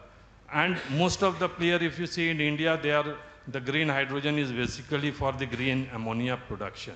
But that will help, like the solar, 20 years before, 20 rupees, now it is 3 rupees. Similarly, we expect that in next 10, 15 years, with the scale up of green hydrogen, certainly the prices will come down. And in the coming years, when the new plants are coming, people will adopt the green DRI plus EF route and use the RE. RE also we see good progress in the storage, grid scale storage in terms of the PSPs plus BA, the battery storage also coming, scaling up. So it will also, the prices are expected to come down. However, the major challenges, if we see, the quantum of electricity that is required for a green hydrogen, the grid infrastructure will really require significant strengthening, at least at the place of use. So if it is possible to transmit hydrogen, store hydrogen and transmit hydrogen like we have natural gas, certainly that will make a difference, because with 500 gigawatt of RE assets being installed, there will be times when we will be significant surplus than the power we require. So if it will be possible to have an intermittent process of hydrogen generation and storage, those plants can be put at a site which is near to the solar generation plant, especially solar, because you will have a simultaneous peak during your daytime. So if it is possible to have plants near the solar generating plants, so it will be possible to reduce on the grid infrastructure otherwise which would be required. Plus, if storage is possible and transmission, long transmission of hydrogen is possible, so that will also allow us to effectively use the surplus which is RE when it is available, use that surplus instead of storage in a pumped storage or battery storage, use it to produce hydrogen, store the hydrogen and use when it is required. So adequate regulations, if it is made in this perspective, will significantly help. Thank you, Ajay. I think a lot of insights there. And as you rightly said, if we can solve the storage or make it a cost-effective storage for both electricity and as well as green hydrogen, we can easily solve the world's energy problem. Now, going back to John, is that what you call yourself? Okay, thank you. So John, I think Ohmium was always the first mover again to have believed in the India story and made an investment in the manufacturing. How do you see India's overall manufacturing system, at least in the electrolyzer space, shaping up? What kind of challenges you are perceiving, and whether there are kind of asks from the government to incentivize certain things? And third is, of course, you are focusing on PEM, whereas a lot of other, I would say, the developers are bullish on alkaline, especially I would say China in that sense. Europe has gone the PEM way. But what do you think the advantages of PEM technology for the audience, and where the costs, or do you believe that there will be certain improvements because of which the costs of PEM is going to come down, and therefore over a life cycle kind of cost terms, PEM is much more advantageous than alkaline? Thank you, Anish. So good evening, everybody, and thank you to be here in such large number. When I entered the room, I was surprised that I could not cross over from the door to here. That's the kind of enthusiasm you are shown. So I will answer these three questions quickly. First of all, what is our bet on India? If you see, Ohmium has gone and invested hundreds of crores of money in India for producing this new technology called PEM electrolyzer, right? Because we believe that India has all the required ingredient to produce a high-class electrolyzer in India. We don't have to depend on any other country. In solar, we have missed the bus of becoming a large manufacturer of solar value chain, whether it is polysilicon, wafer, ingot, cell or module. Actually, we don't have very strong ecosystem, right? That is what Kunal also told. We are doing it for 15 years, but we are still not there at scale to be a real solar manufacturer in India. That should not happen for hydrogen in India. That's the reason OMIUM believed in India. And it's not that we are talking. We have put our money on the table. We have invested the money. We have created a 500 megawatt facility in Bangalore. We are employing 500 Indian engineers in Bangalore and in Chennai for R&D, for product development, for manufacturing, everything. We are shipping out product from here to US, Europe, and of course India is our market. So we believe that India and Indians are capable of producing green hydrogen electrolyzer. That's the bet we are taking. That is the first question which Anish asked. Second is why PEM? So I was telling Anish, people are talking about alkaline. Where is somebody who has put even 10 crore manufacturing facility in India? It's all talks. Whereas OMIUM has spent 500 crores money in making manufacturing facility in India, which shows that we believe that PEM is more equipped technically, technologically, and financially viable. So I will come to the reason that why PEM is better. First of all, PEM as a technology has the ability to take the fluctuations in solar and wind, right? When we are talking about green hydrogen, it means that it should take green electricity. And green electricity, as you all know, you are from this field, it is not a stable power. Whenever the day starts, it will start from 0. At noon, it goes to peak. At the night, it goes down to 0. And during this time, if cloud comes, it will go 0 and up. So there are a lot of fluctuation. The technology which converts electricity into hydrogen should have the ability to take this fluctuation. And PEM has the only technology which can take that. Not alkaline, not SOTC. Only PEM can take that fluctuation. This is point number one. Point number two, in terms of pressure. When you are talking about hydrogen, as high pressure as you can produce, it is better. PEM produces hydrogen at 27 bar pressure, whereas alkaline produces it at 1 bar or less. Now, from 1 bar to 27 bar is a 4-stage compression process, which involves cost, which involves energy. So this is the second reason why PEM is superior in our belief. Third is footprint, the space it takes for per kg production of hydrogen. PEM seems to be 1/3 or even half of alkaline footprint. So I will leave it at that. There are many points to discuss, but these are the 3 major reasons why we believe that PEM is superior. But all of you may be also wanting to know that how about the money? One of the point which Anish told is the economics. Right? So today if you see hydrogen production which is happening in a conventional way of grey hydrogen or black hydrogen, whatever you call it, it costs $2 to $2.5 per kg. Whereas green hydrogen, with any technology you take, it may cost $4 to $7 based on which location. So there is a gap today. But we believe with PEM technology, we can be towards the $4 or less when it is converting into cost of hydrogen. We can beat even Chinese alkaline technologies on LCOH basis. That is a confidence we have, that is a feedback we have from many customers.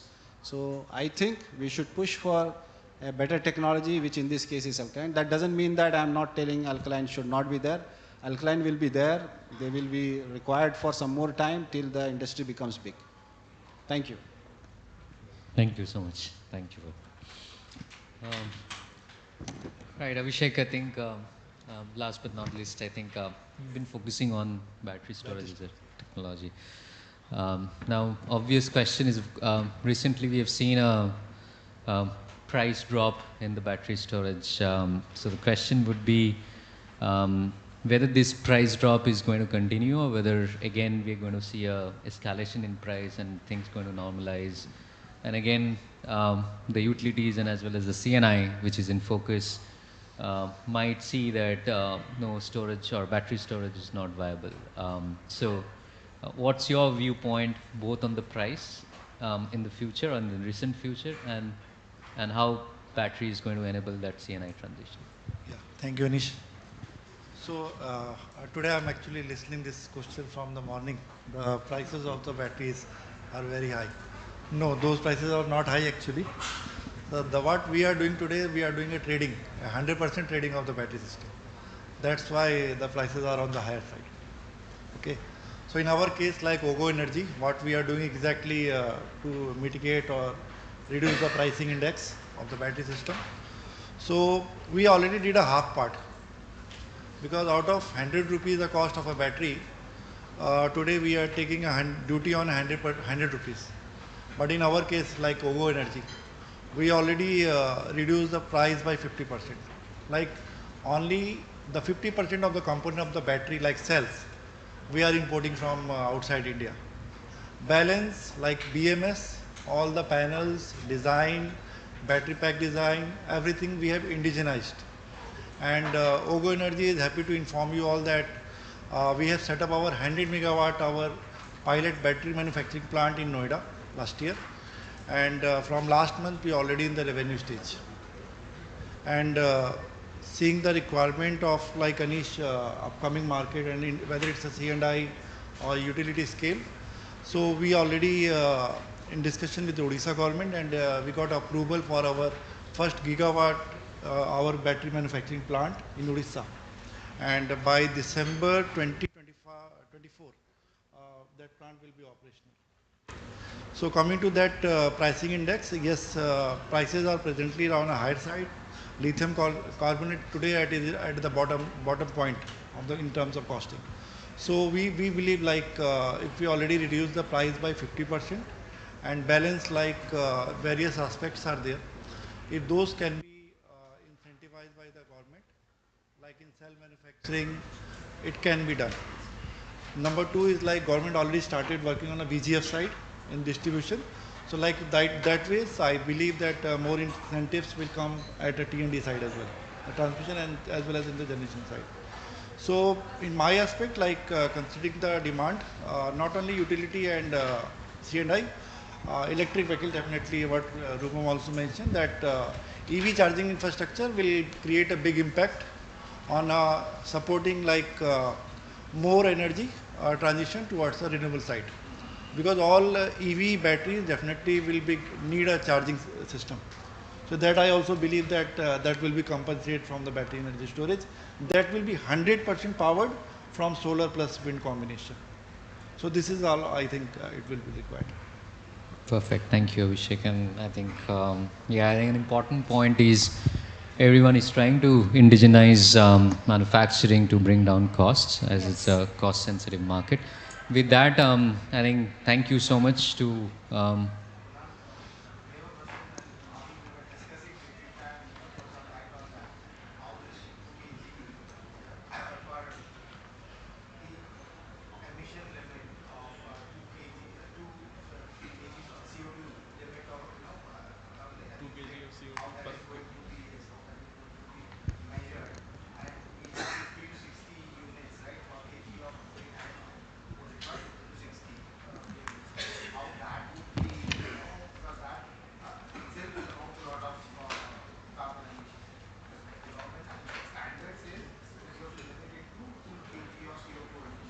for green. Per kg of it. Right. How that's going to be measured, and then I have to use 50 to 60 units to get 1 kg of green hydrogen. How would that, transition succeed? If you can throw some light, I will. Can also, we can take that offline, but what I understand is the current definition of green hydrogen you are referring to, and the measurement around emissions. So there is some leeway. I'm saying if you are considering a completely green hydrogen which is powered by green electrons, in that entire process there is no emissions, right? So therefore government has provided some kind of a relaxation, considering that there could be some opportunity of I would say mixed or blended RE come any kind of thermal sources as well being qualified under green hydrogen. So if I could understand your question rightly, so that is what they have provided, but they haven't really given a detailed, I would say, methodology around that how that 2 kg qualifies. Yeah, because the Indian grid itself, I think, if I'm taking through No, Indian this grid. is more from the banking perspective, as I said. So it's not about green hydrogen in a captive way, but if you are banking the electricity in the grid, there are certain losses, and then there are certain. Even through open access, you're getting green hydrogen. Yes, yes. So there are certain losses. So to account for that, the measurement, they have given those relaxations. But if you are using it as a more as a captive resource, your emissions will be far lower, right? So you don't really emit anything if you are using completely a green hydrogen way. Still, probably you would be using either open access power or maybe bank power. Yeah. And Indian grid carbon emission is more than 2 kg. Yeah, that measurement, as I said, so is a gray area. So that's a very how do you gray measure? area at present. Absolutely. Right. Okay, I think thank you so much, all the panelists. Thanks for joining FICCI and Ampin over here. Thanks for joining me, and thanks for so elegantly responding to all the questions which I had. Thanks for giving insightful answers. Hopefully, the audience is now well aware of all the technologies, what's required for the CNI energy transition, and it's helpful.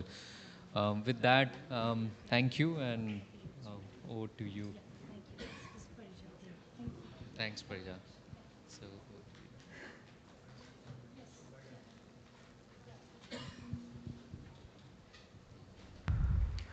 So thank you so much, sir. Thank you, Anishji. And now we will, because we have already we have completely come to the end of the panel discussions. This was a panel discussion 4. So now I would like to welcome on stage Shri Arpan Gupta, Additional Director and Head Power and Renewable Energy, FICCI, to please come on stage for the vote of thanks. And of course, let's have a huge round of applause for all the dignitaries here on the dais. I request everybody to be here. Just be here. I will request Arpan sir to please convey his vote of thanks. Over to you, sir. Good evening. Sure, thank you so much. A very good evening to all of you. I know I'm standing between you and the closure and the high tea, but I have certain duties to complete, so just will take 2-3 minutes of yours, not more than that. On behalf of FICCI, it's my pleasure for all the dignitaries on the dais, off the dais, dignitaries and speakers of the inaugural as well as the technical sessions, esteemed participants, colleagues, and industry members and friends. I convey my sincere thanks to one and all for participating in today's event, making it a great success. It is the entire team of organizers, government stakeholders, members, mentors, our chair, co-chairs, and the industry, and the team from Ampin Energy that have worked hard for the success of today's program. We heard the dignitaries from the central government, state governments across the eastern region, end-use industry and consultants around the adoption of RE energy solutions for the C&I and utility industries. As we have deliberated in the various sessions today, C&I being a large consumer of power would play a key role in this journey of India's transition towards net zero and decarbonization. And obviously the eastern region is not far behind. Therefore, the sessions were crafted and discussions planned in a manner considering the current and future trends and developments and the overall mission of decarbonization. Via this platform, I would like to highlight to everyone that this is one of the series of subject seminars we have been organizing. With immense opportunities for RE transition in the eastern region, it was our endeavor to provide a platform to both the RE industry and the consumer segment to discuss and deliberate on the subject, taking the RE adoption to newer heights. We had organized similar program in Delhi for the northern region and would next move to southern and western regions. We welcome you all to those programs as well. We started working on this program almost a month back. We discussed, deliberated on the agenda and the event program as a whole.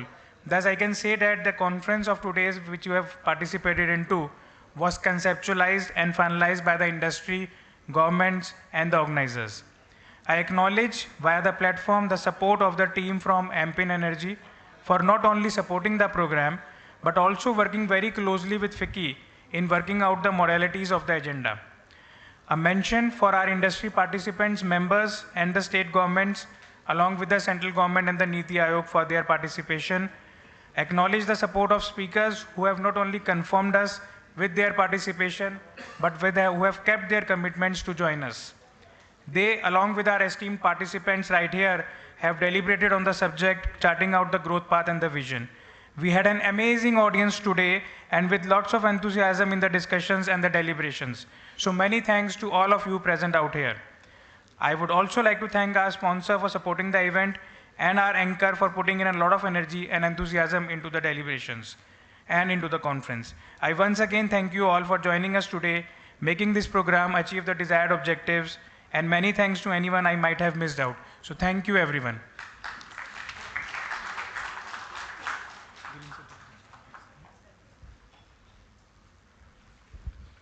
Thank you, Arpan sir. Of course, I will be requesting Shri Anish Mandal, partner Deloitte India, to please kindly give away the green certificates to our respective panelists of the speakers. To start with, Anish sir will be giving the green certificate to Shri Ajay Kumar, Senior Member, FICCI Steel Committee and Chief Power Management, Tata Steel. Let's have a huge round of applause, please. Zordar Tali Ojek to Korotalik to Jordar Hok. Thank you, sir, for your kind presence and your valuable time.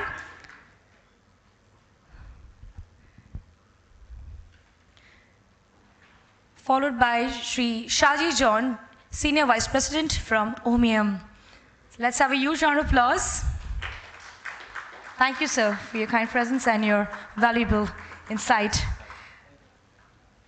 May I now request Anish sir to give away the green certificate to Shri Abhishek Singh, Chief Executive Officer, OGO Energy. Let's have a huge round of applause. Can we please have a huge round of applause? I mean, Zordar Tali ho jaye to Korotali to Jordar ho, because we are just concluding.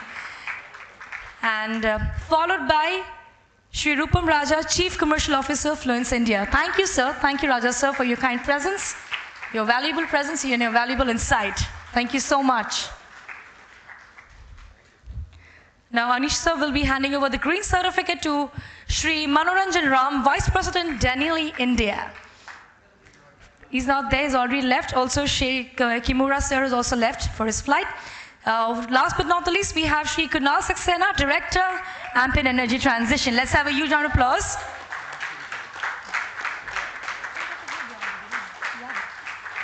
Thank you, Kunal sir, for your presentation as well. So thank you so much, and great many thanks to, of course, FICCI for having me on board, all my event management team. It's an honor for all our respective panels of speakers here, all the honorable dignitaries from different parts of the globe. It was an honor for me to have you, to see you all here in Kolkata at the park.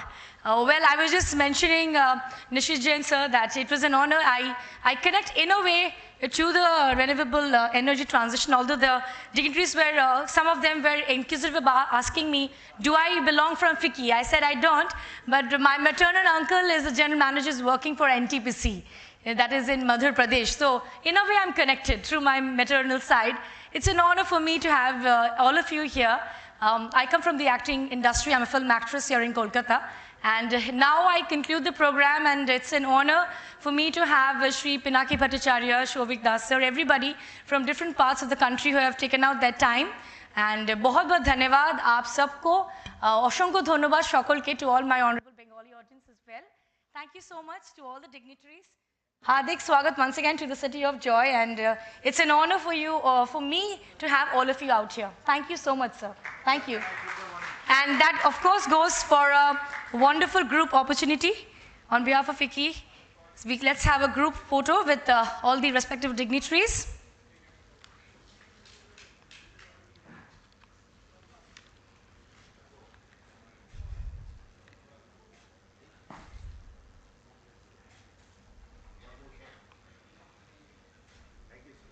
Thank you so much, sir. Thank you, all of you. And of course, please enjoy your tea, have some tea, and definitely I wish you all the very best for all your upcoming future. Thank you, with best wishes. This is Parijat signing off. Take care. Thank you.